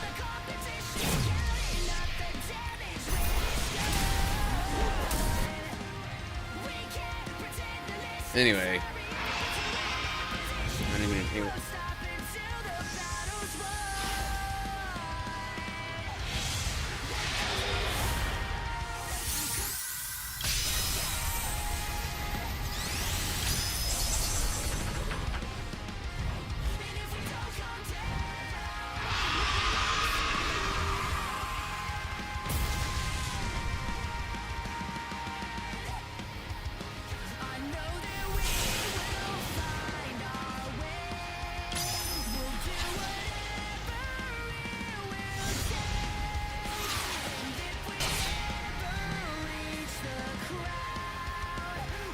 Oh, shoot. I got caught reading chat again and forgot the last bit of the QTE. I kind of thought I was done with it.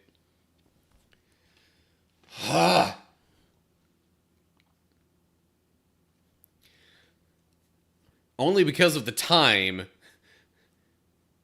like the actual time of day, I'm this close to bumping it down to easy mode.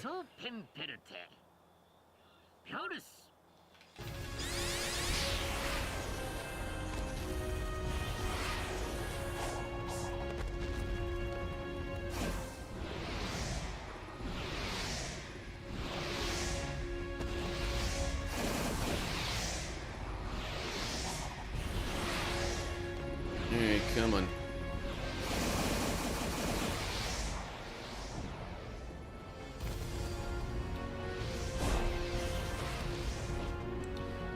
It's on me only because I forgot about the final part of that.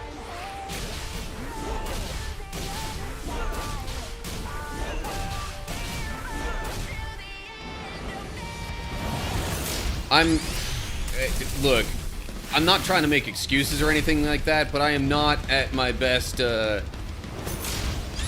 a gamer while I'm streaming. Oh, I dashed in on that attack, and that threw off the perspective, which messed me up there.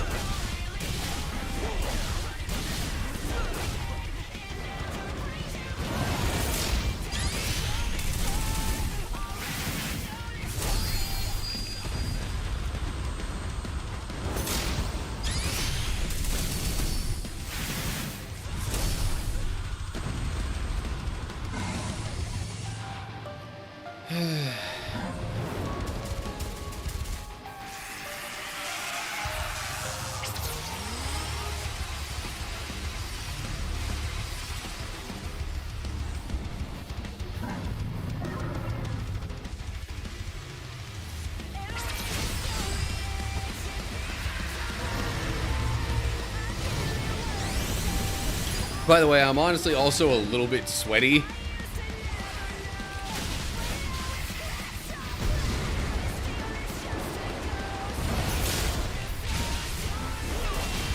Because, you know, where I am, we're still getting temperatures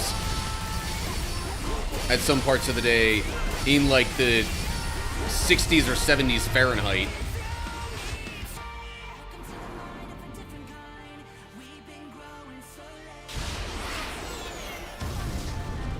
But like, because there were a couple of days where it got cool, I don't know.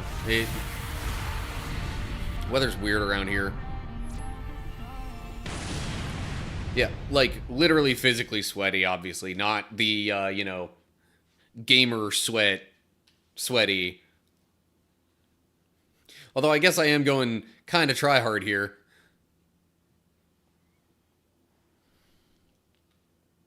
Outlaw, I assume you're talking minus degrees Celsius.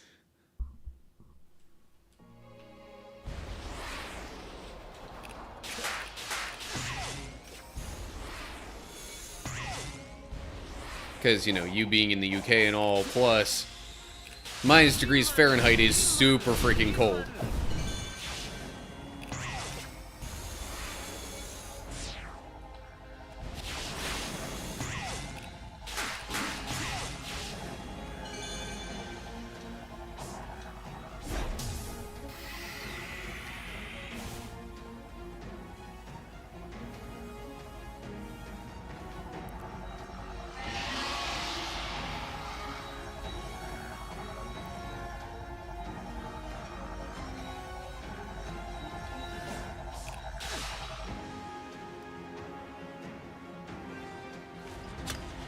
Alrighty.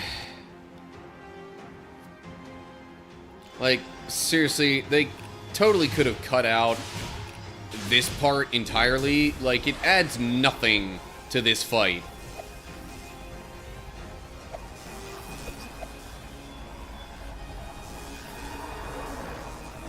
But I guess, they had to give you some sort of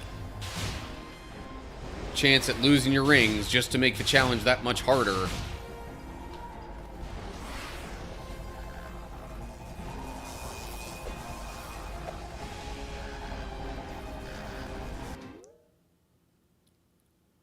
Do.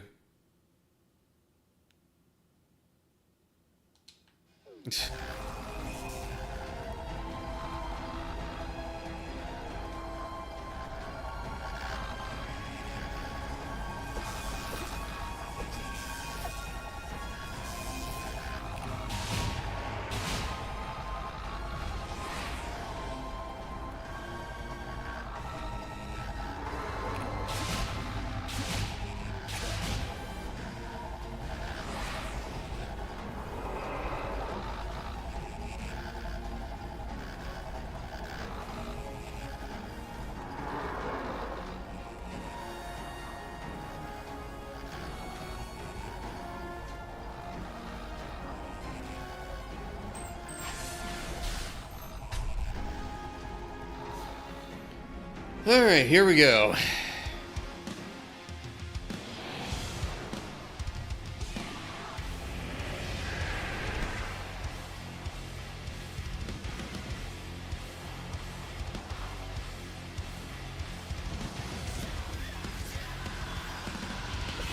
Oof. Almost missed that.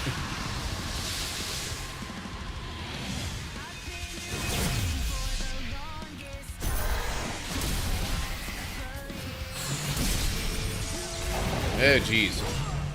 Okay, come on, let me stomp.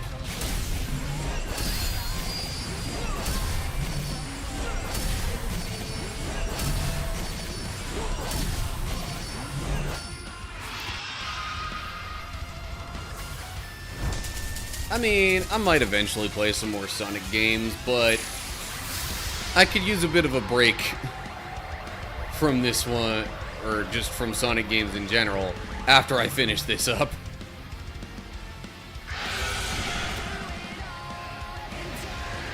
Okay.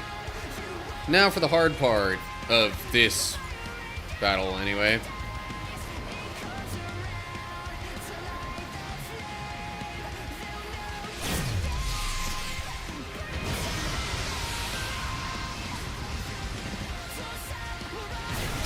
Freaking stupid. And what the heck happened there? Okay.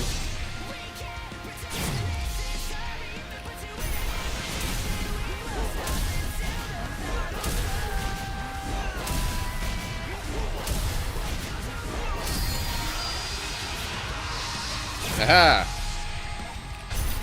Oh! Okay. Is this actually going to deal any damage this time?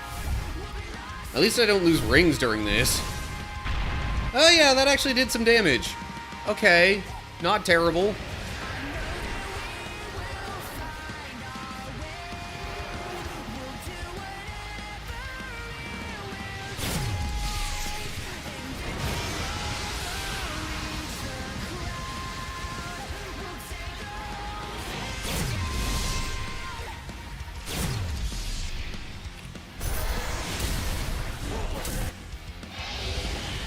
Okay, quick time. Boop.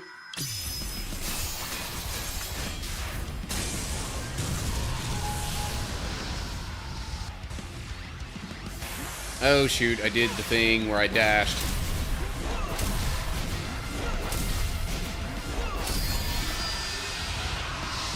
Aha, did it again. So maybe with the extra damage from this, it could go right to the end? Maybe? Sure looks like it. Okay. Gotta make sure I focus and don't miss/forget any part of this.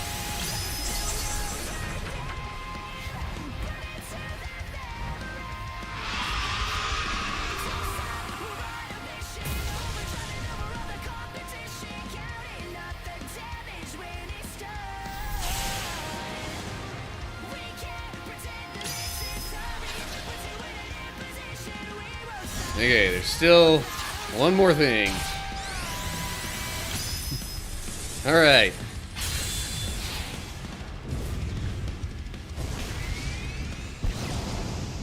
So parrying the tail whip attack actually does matter.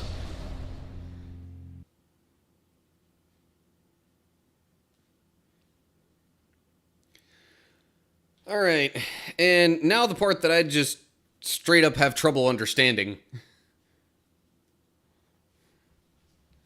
The knight. Oh, maybe I should pause this. Let chat catch up. So, any particular tips for the, very earliest part of this before I try to run around and avoid the parry? Yeah, but if I avoid the spikes, I can't parry the spikes.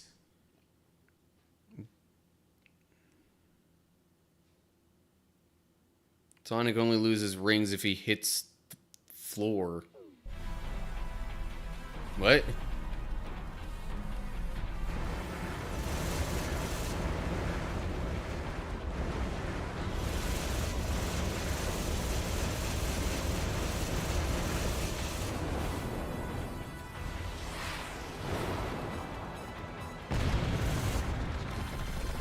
I was too early and too far. There, parry. Okay.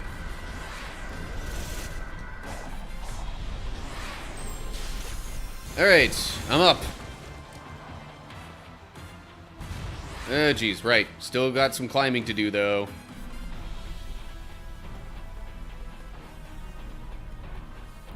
Okie day.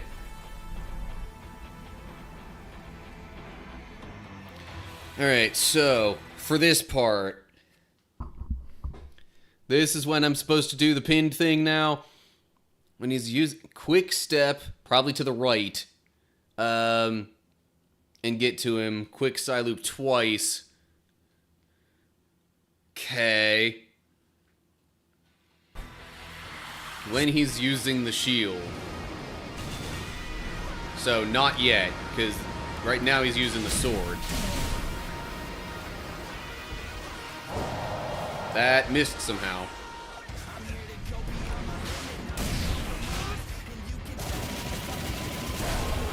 I didn't actually mean to do that.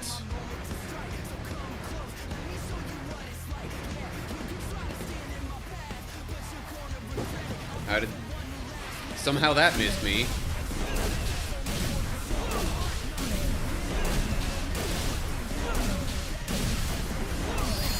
Well, I've given myself ample opportunity here.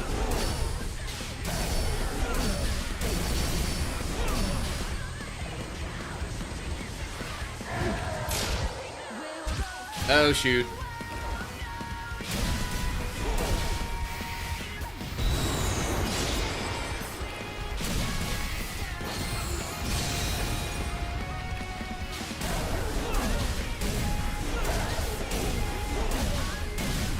Alright, I think I'm doing it.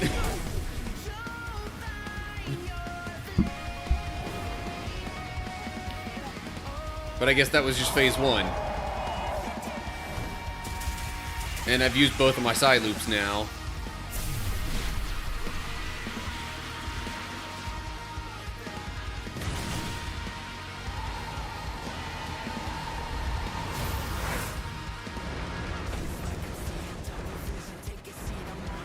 I have completely lost track of what all happens with the shield and stuff here.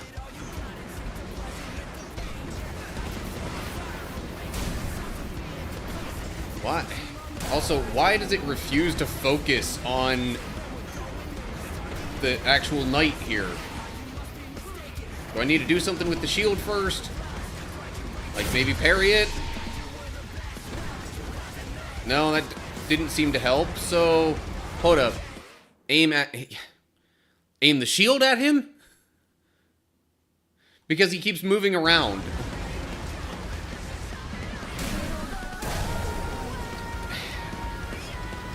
And if you mean just my regular attacks, then he's moving around too much. I can't seem to actually do much of anything.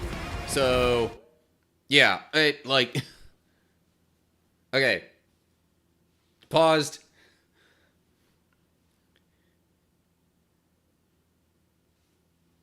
Okay, parry the shield and aim at him. That's how I'm supposed to do it. Parry the shield and aim at him to hit him. Okay. So I'm supposed to aim... I assume you mean I'm supposed to aim the parrying of the shield at him?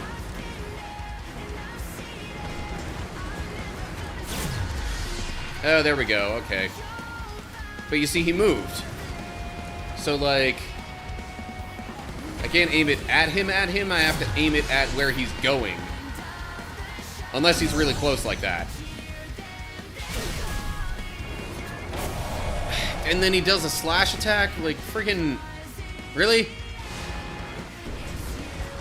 So now I have to start that all over again.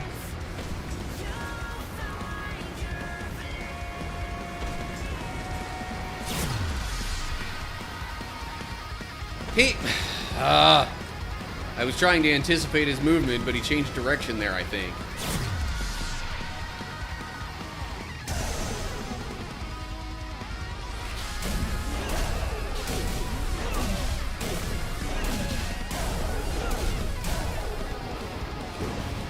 Okay, he missed me.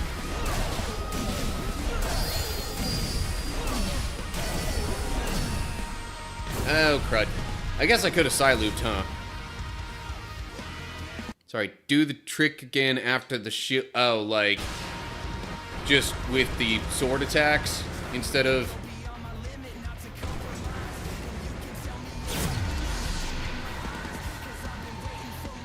See, yeah. I don't like doing this when he's further away and I have to try to guess where he's gonna be. And or not even just further away, but like out of view. Okay, got him.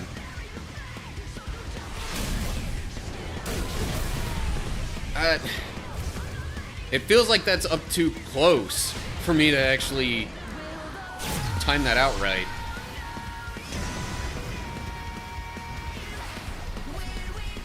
Come on.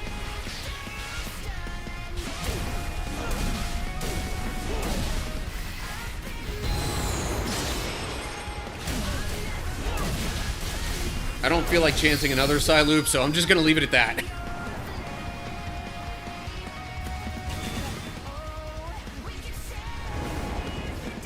Pretty sure I'm just some QTEs away.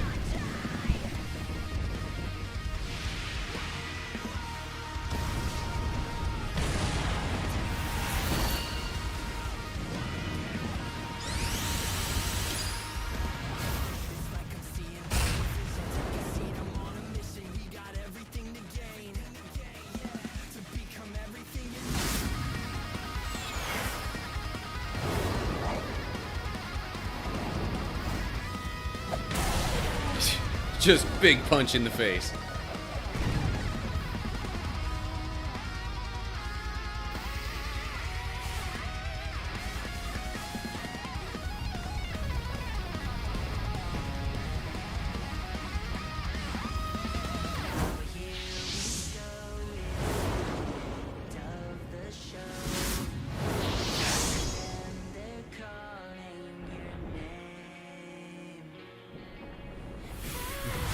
That's like freaking anime level split in half and just slide. Oh yeah, and now it's time for the final boss. Good grief. Okay, in your opinion, is the final boss easier or harder than the preceding trial? I guess, I don't know, do I really have much choice?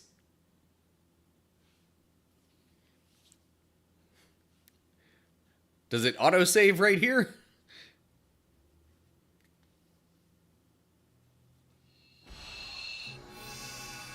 I can feel it. Oh, I can't wait to let loose. Easier, okay. Le Zaruk Padres Parondas came. Vamidus Paron Forces and Guide. Huh. I'm not used to holding back. Le Forzen Indian Schwein. Jul! Da in the Samadur let sight you. Okay, but I can't save right now. Have to wait until after the cutscene at least. Oh, yeah?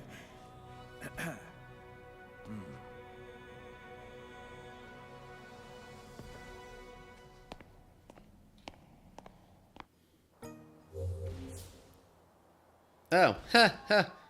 It sends me back here. Okay. Oh, it did just, like, autosave anyway. Alright, well, I guess I'll try the final battle. Might as well. Oh. Huh. Okay. So this is when I can also do character swap and, like, go completionist on this portion of things. Huh. Alright, let's see.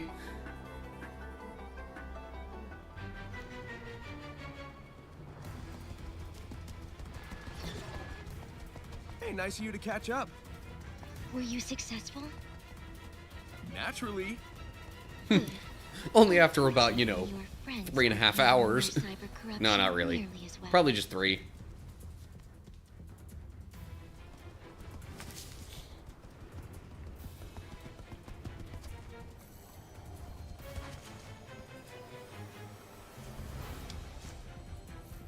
Oh, you guys are the best. What does that make me? Hmm? Fashionably late. But hey, you tried.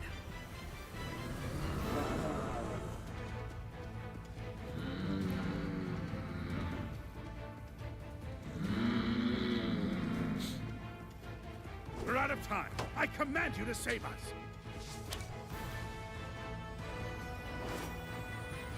Power Rangers moment on the finish. See, I was thinking more like Dragon Ball Z with Trunks freaking slashing up Frieza. But yeah, sure, that works too. Especially with all the explosions.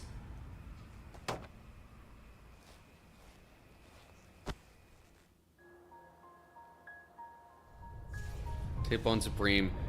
Destroy a small drone thing. Let it hit you. Parry his lasers. What?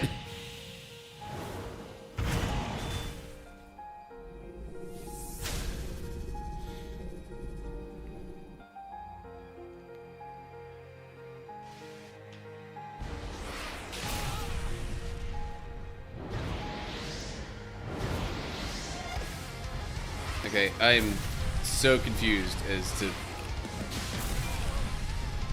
Okay. Destroying small drone thing.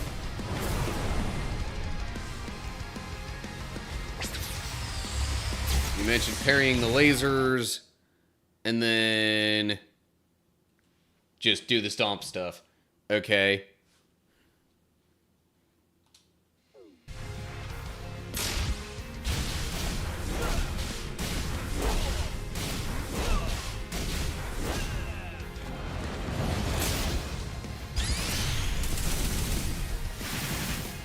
Boom! Hello. I like that kind of damage. Wait, go back to... Oh, it starts you off with the number of rings that... Okay. Oh shoot, how many rings do I have left?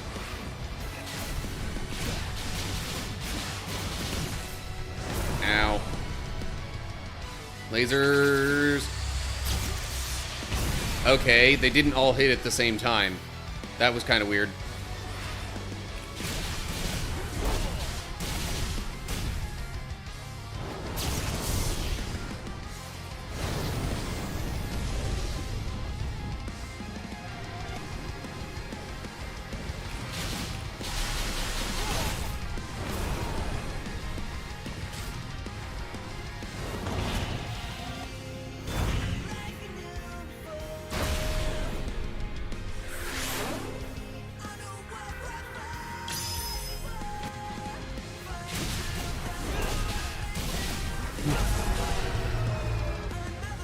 Well, that's that phase, but there's still another phase, isn't there?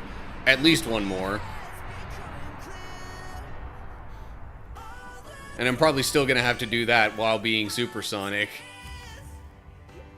With the continuation of how many rings I have, which is not many.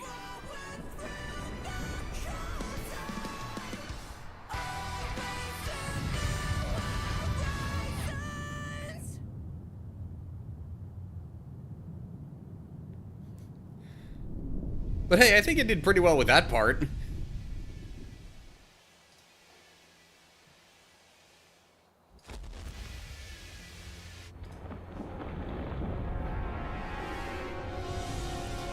Changed the pin message, though, just in case I gotta redo all this.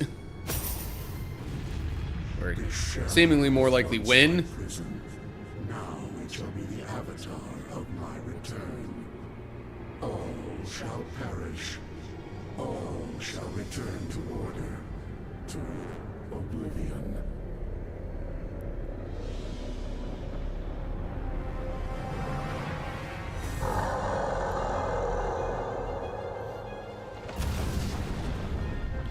By the way, CB, I have chat latency even higher than I did last time, although the stream isn't having as many issues. Either way, if you're gonna, give any suggestions and whatnot, just keep in mind that there's a delay, so being more specific helps. I definitely don't remember this form. This is probably new. Time for the true end, yeah. Final battle, the trials are complete, the final Titan has appeared. Okay, that's great, but what do I do?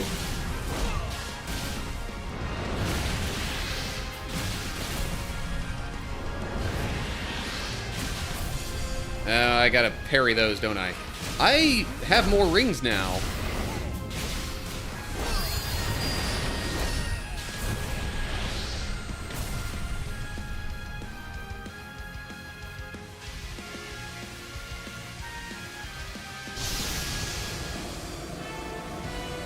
Eh?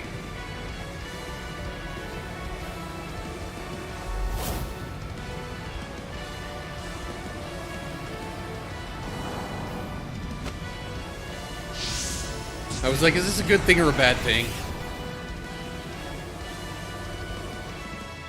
Hold up. Phase 2 is dodging to the left. Use the cord and swing it around. Then later on when he's down, side loop to his gun. Power up. Master King Coco's trial has awakened Supersonic's hidden power.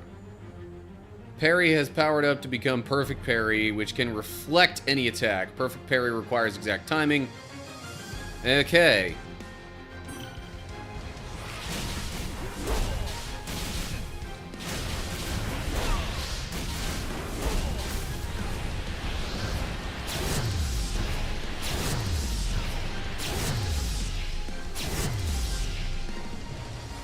So how exactly do I use the... Sorry, okay. How do I use the cord?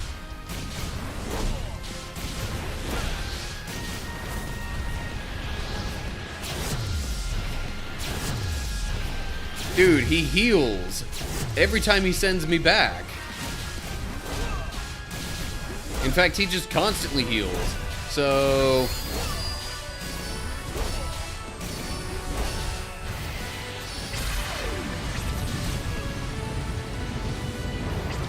Okay.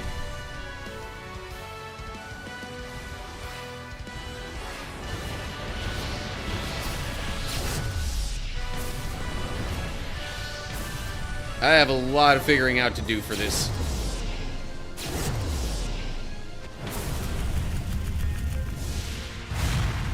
The cord heals. Yeah, so... Oh, shoot. Combo him, stomp, then sidestep to damage the cord. Okay.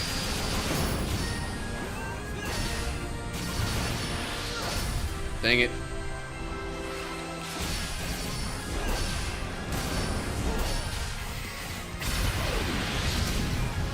How did...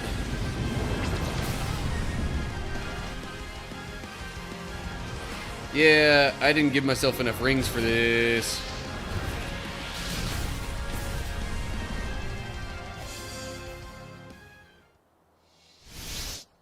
Yeah, I figure I can parry that stuff, but...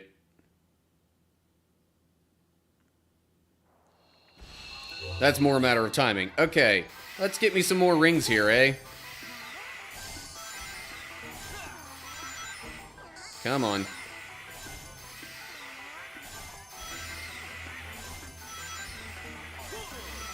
Honestly, I feel like with how I was doing, if I just had more rings, I probably would have been alright.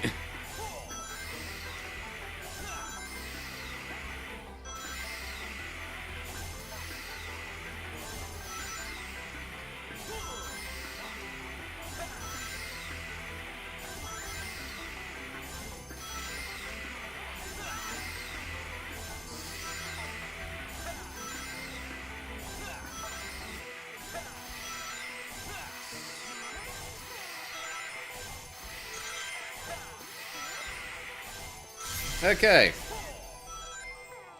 Make sure to do phase 1 as fast as possible to have enough rings left for phase 2. I mean, if it goes anything like it did last time, I cleared phase 1 pretty quickly.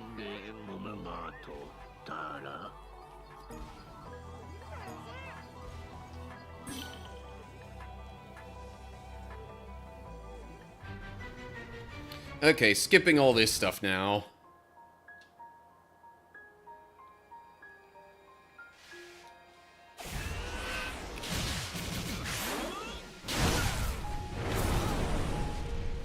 Oh yeah, and then parry this.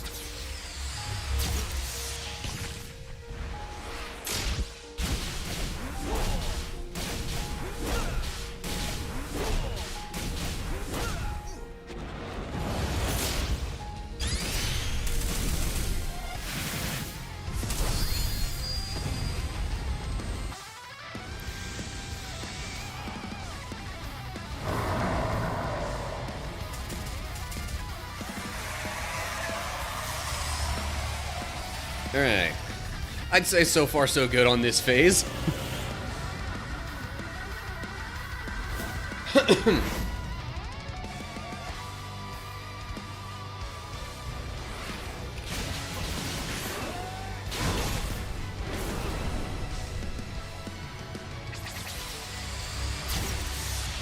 See, yeah, trying to parry multiple of those doesn't exactly seem to work super well. Also, why am I not damaging him at all here? Do I need to side-loop him first? Or maybe it's just that. Oh, that's probably the issue there.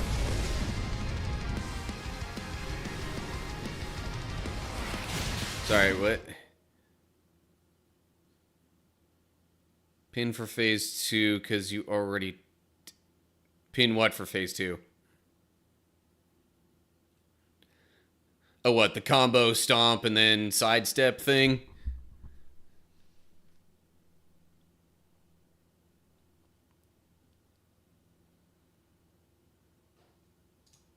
Destroy the drone when he's... Okay. Doggone it. I'm falling victim to a really dumb YouTube chat feature where it has like a friggin' emoji thing at the top.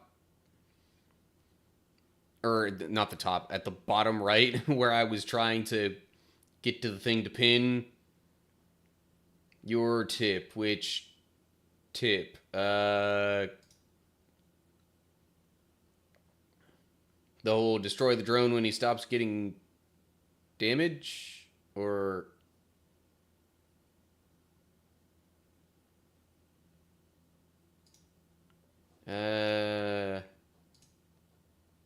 Oh, phase 2, dodging left, use the cord, that whole thing. I assume that's what you mean?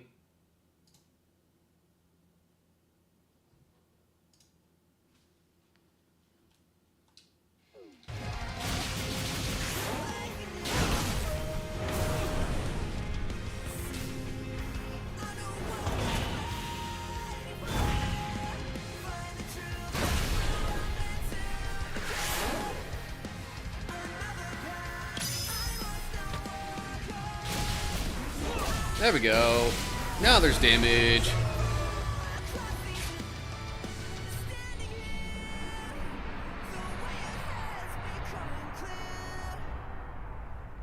Oh yeah, could totally skip this. And this.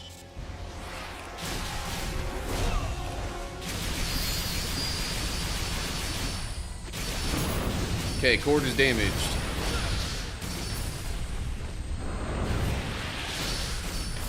Oh, come on.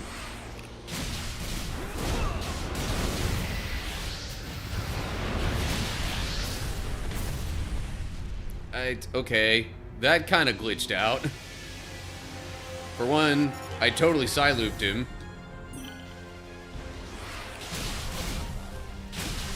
But maybe it only counts in this phase.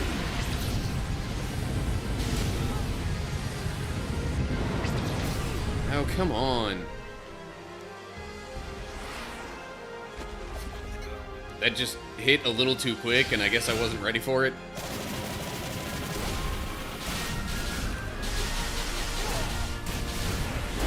I'm like, Sonic, I'm gonna need you to stop comboing for a sec.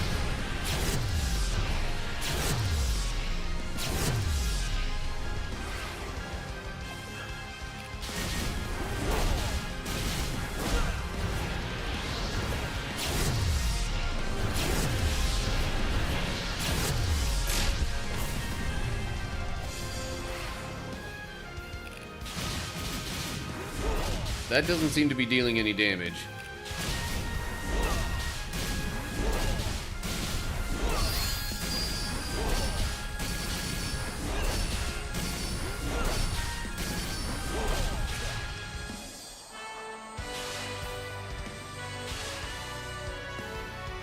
Okay, I'm like, what just happened there?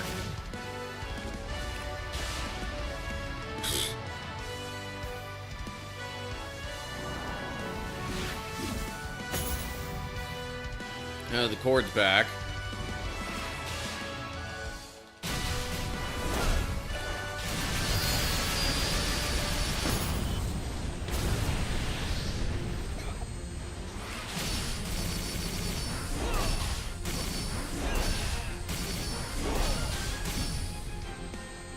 Okay, now what? Did I miss something here?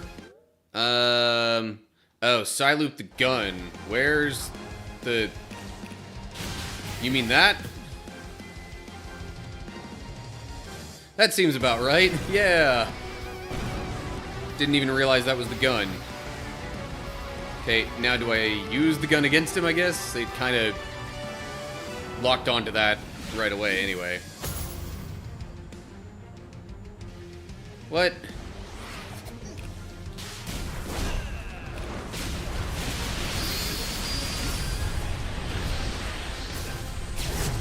Oh my gosh, come on. And these freaking stupid orbs that he's shooting out at me.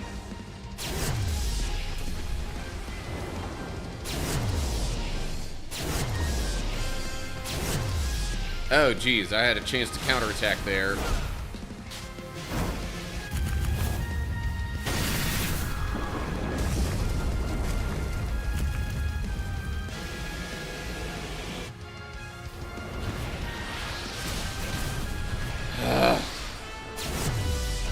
Stop sending the stupid orbs out!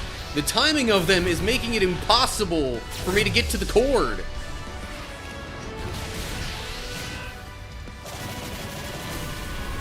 And no, I did not mean to do that. And now it's got me stuck. What the heck is going on?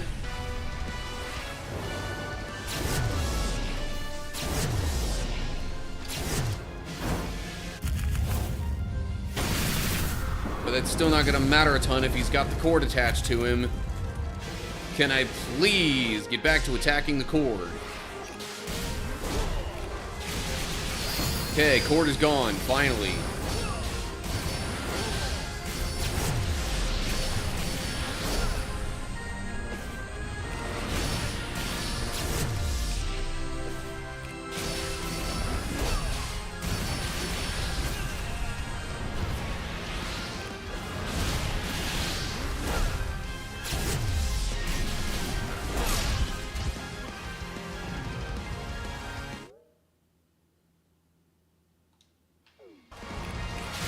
I was not trying to attack that, although maybe that'll still help.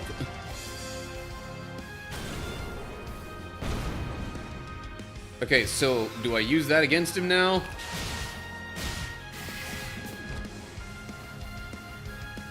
I'm not sure I was supposed to side loop it again, or maybe I was.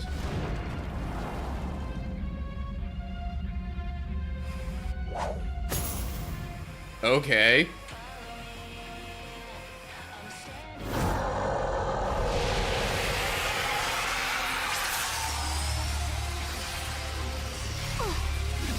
Massive laser light show.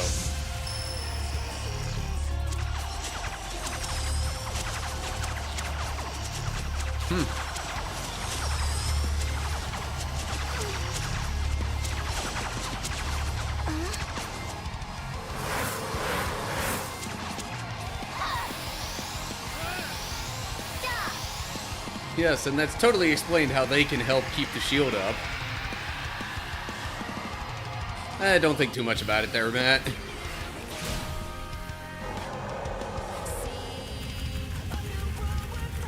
And now there's a whole nother... Oh.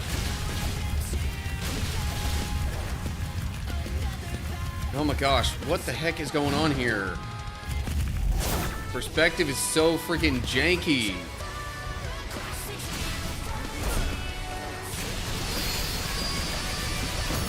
Okay, goodbye cord.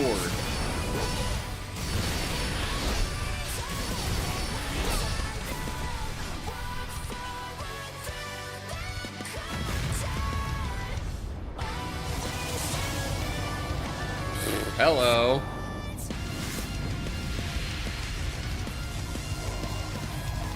Major spirit bomb looking attack, except like evil.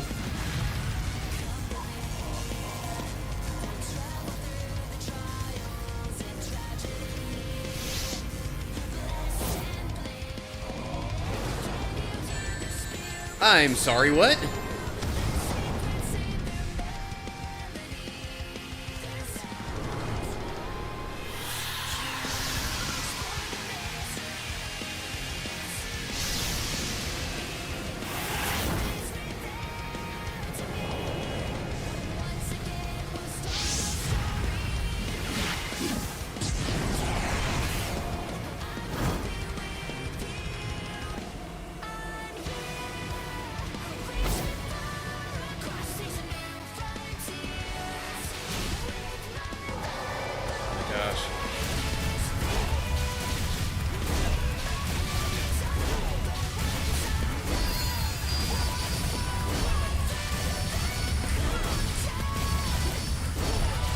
is this? No, there's no gun to Psyloop, so can't be that.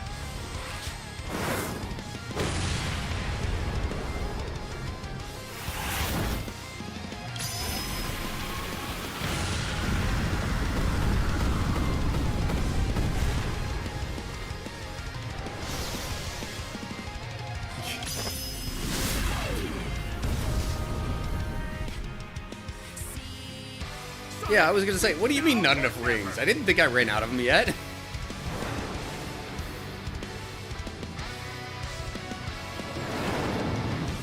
Sorry, He's seriously gonna fire himself through the cannon? going all out after all. Okay, hold up. Let me get my webcam out of the way for this.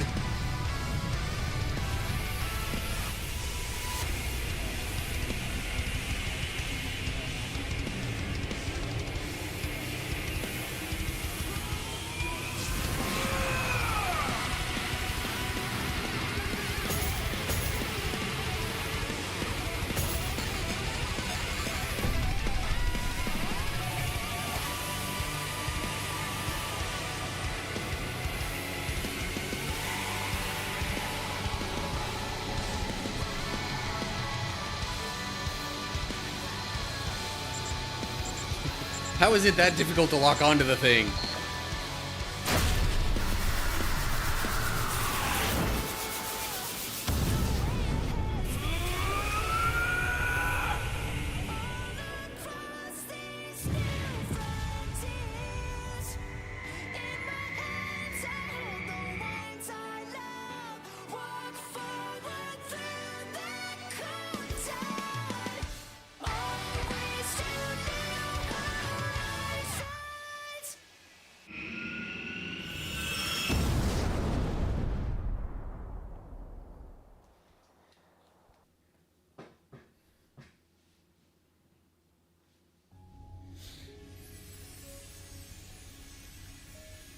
Of course, they timed the music to end just right there.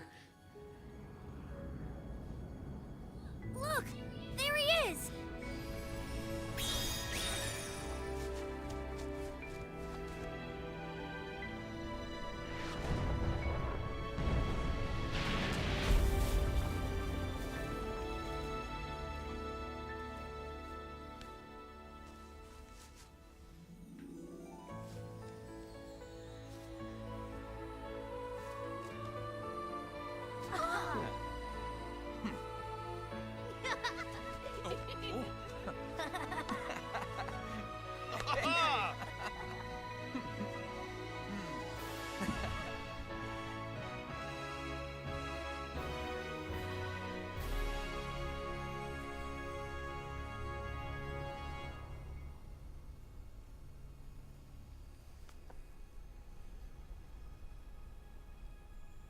You did well, Sage.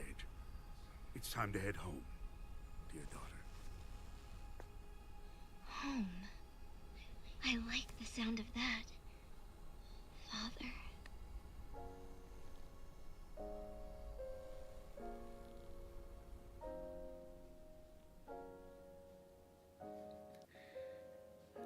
They really gotta try and hit you in the feels a little bit after all that?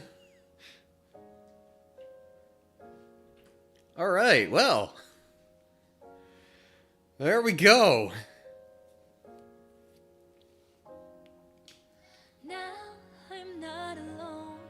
I found So that was, I guess, the final challenge, whatever you want to call it. Although there are definitely other challenges in the... So, hold up. deep inside, Now I'm looking at chat like, flowing from my Owl's like, wait, Robotnik has a kid?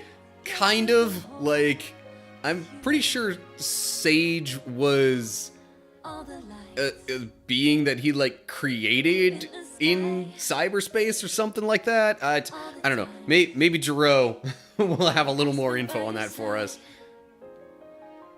Taught me love But yeah, oh man. and taught me pain.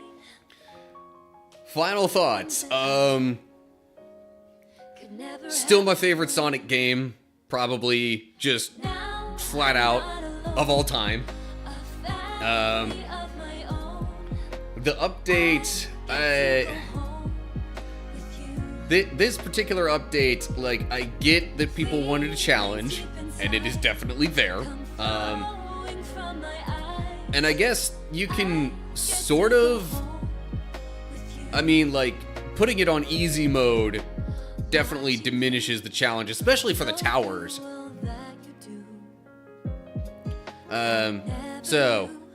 According to Jiro here, Sage is an AI that Eggman created. So, like, child in that Sage was created by Robotnik.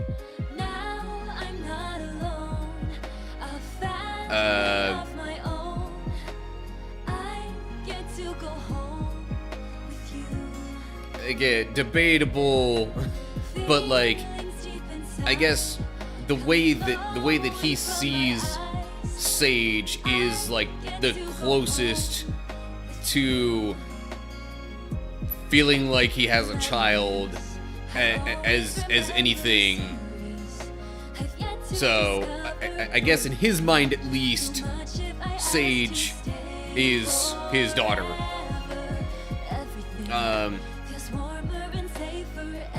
A scale of 1 to 10 for the entire game, or just the update, or what?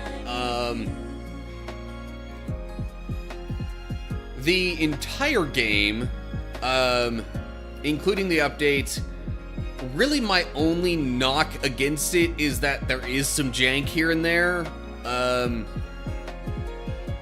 But I'd still give it, like, I'm still inclined to give it like a 9 out of 10. The jank does get a little annoying at some parts though. Especially in this update. But yeah, like, there's lots of stuff to do in the base game and the update. Again, the update adds a challenge that otherwise debatably wasn't there. But you can still sort of opt out of it by playing on easy mode. Which honestly, that seems to make the most difference for the towers.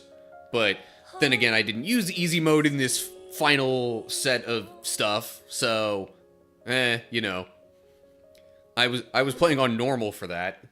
So it gets even harder. And then even outside of, like, the main area of the game, there's also, like, the boss rush and, like, the cyber stage challenge thing. Oh,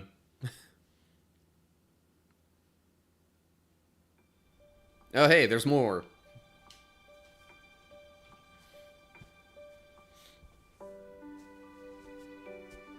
So, that was fun. They're like, not really. But I guess it's time we got moving. I know you all have big plans. You're gonna hardly recognize me when we see each other again. I wonder if Cream and Styx are free. Wait, who the heck is Styx? Make a road trip out of it. It'll be good to get back to my island. I mean, I'm At least vaguely familiar with the character Cream, but who the heck is Styx? Oh well. Bit of Sonic lore that I'm not aware of yet.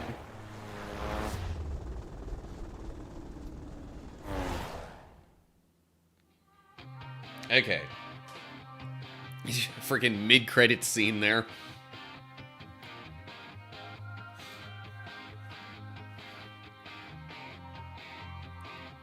From Sonic Boom. Oh, okay.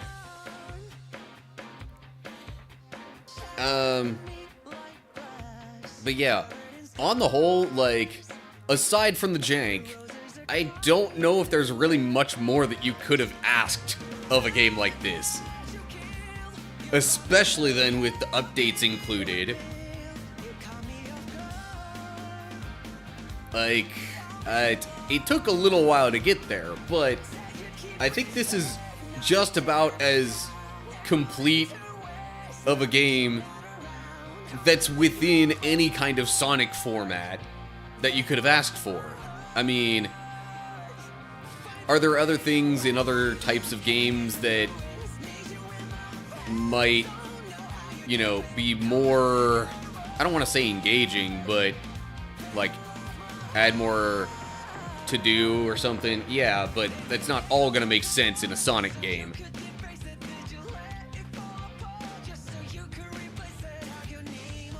So, yeah, just...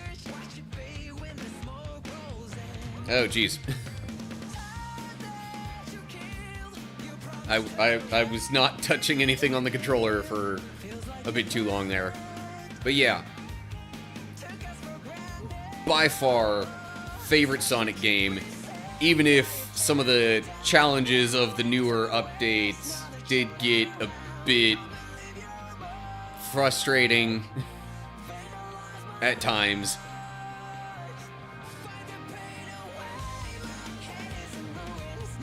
But again, that stuff's there for a challenge. Yeah, don't know if I have too many other thoughts on it. There's a whole lot more that I haven't done, but I don't know. There's so much in this game that I don't know how much I feel like going completionist. Now, granted, if I was full-time with streaming and content creation and whatnot, then sure. Let me 100% the thing. But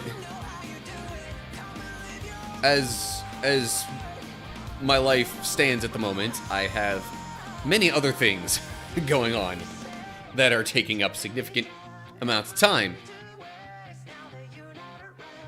So yeah, not exactly realistic to just be like, oh yeah, totally gonna go 100% this thing. Especially not anytime soon.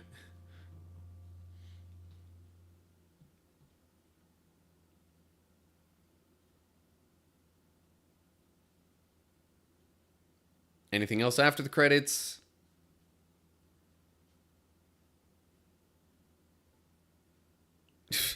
Okay.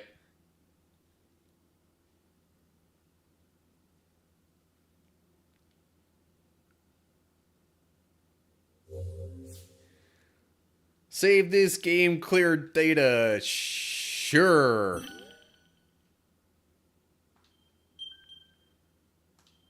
And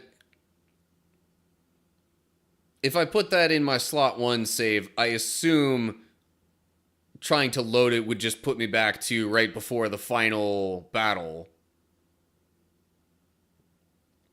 But just in case. Slot 2. Okay.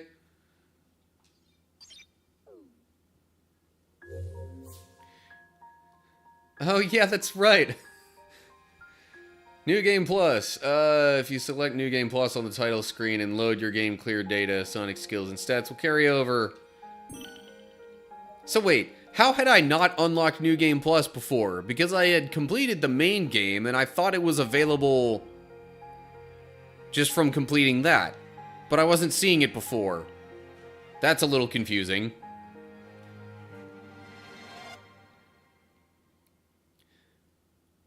But anywho, okay. Yeah, it's 8:30. I should be going to sleep in like a little under an hour.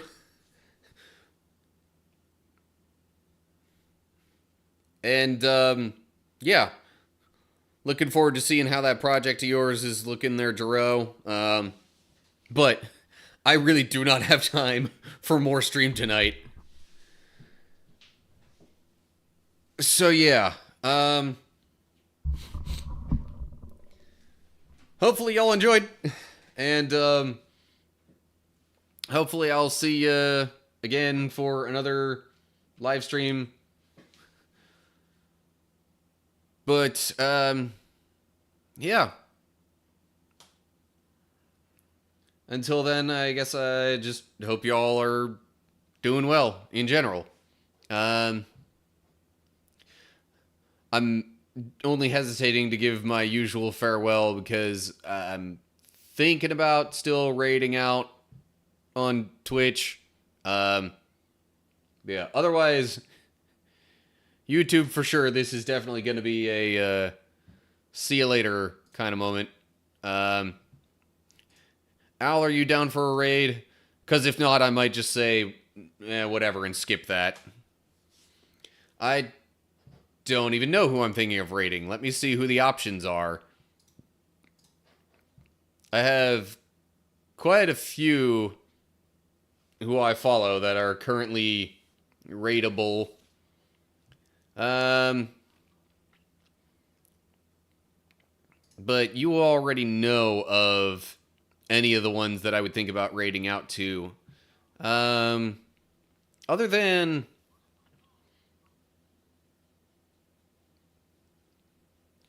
Okay. I'm not exactly super familiar with Miss Positivity, but I do follow her, so just because otherwise, I mean, it's Chovy, Jade, or Empress are the other options that I would be thinking about. And you're already familiar with all of them. I don't know. Unless any of those stand out, I might just... doesn't seem to be a ton going on.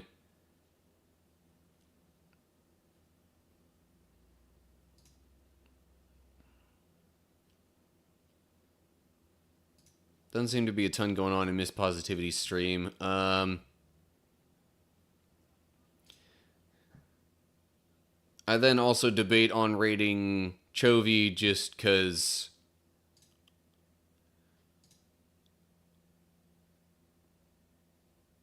I don't know, because I follow him and I haven't actually raided into one of his streams as of yet.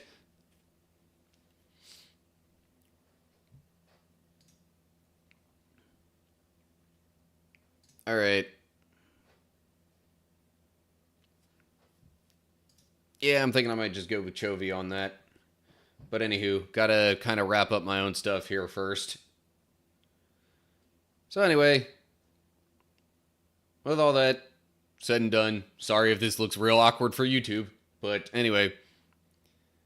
Sorry, Owl saying, think I'll leave it. Avoiding two of our mutual acquaintances because of how they...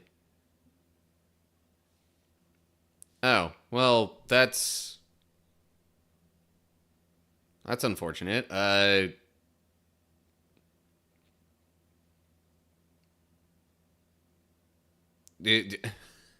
mean, if you want to talk about that, then I could stick around a little bit. I know I said I should be getting to sleep soon, but you know, being there for people, I think, is maybe a little bit more important than getting to sleep right away. Much better talking about it in a Discord chat. Yeah, that sounds like it'd be a pretty decent idea. And if you need to, you can even send it just to me individually outside of any particular Discord server. Okay, well then, I guess with all that being said, I might skip out on the rating and just end the stream. So, anyway, I guess until next time, stay cool, everybody.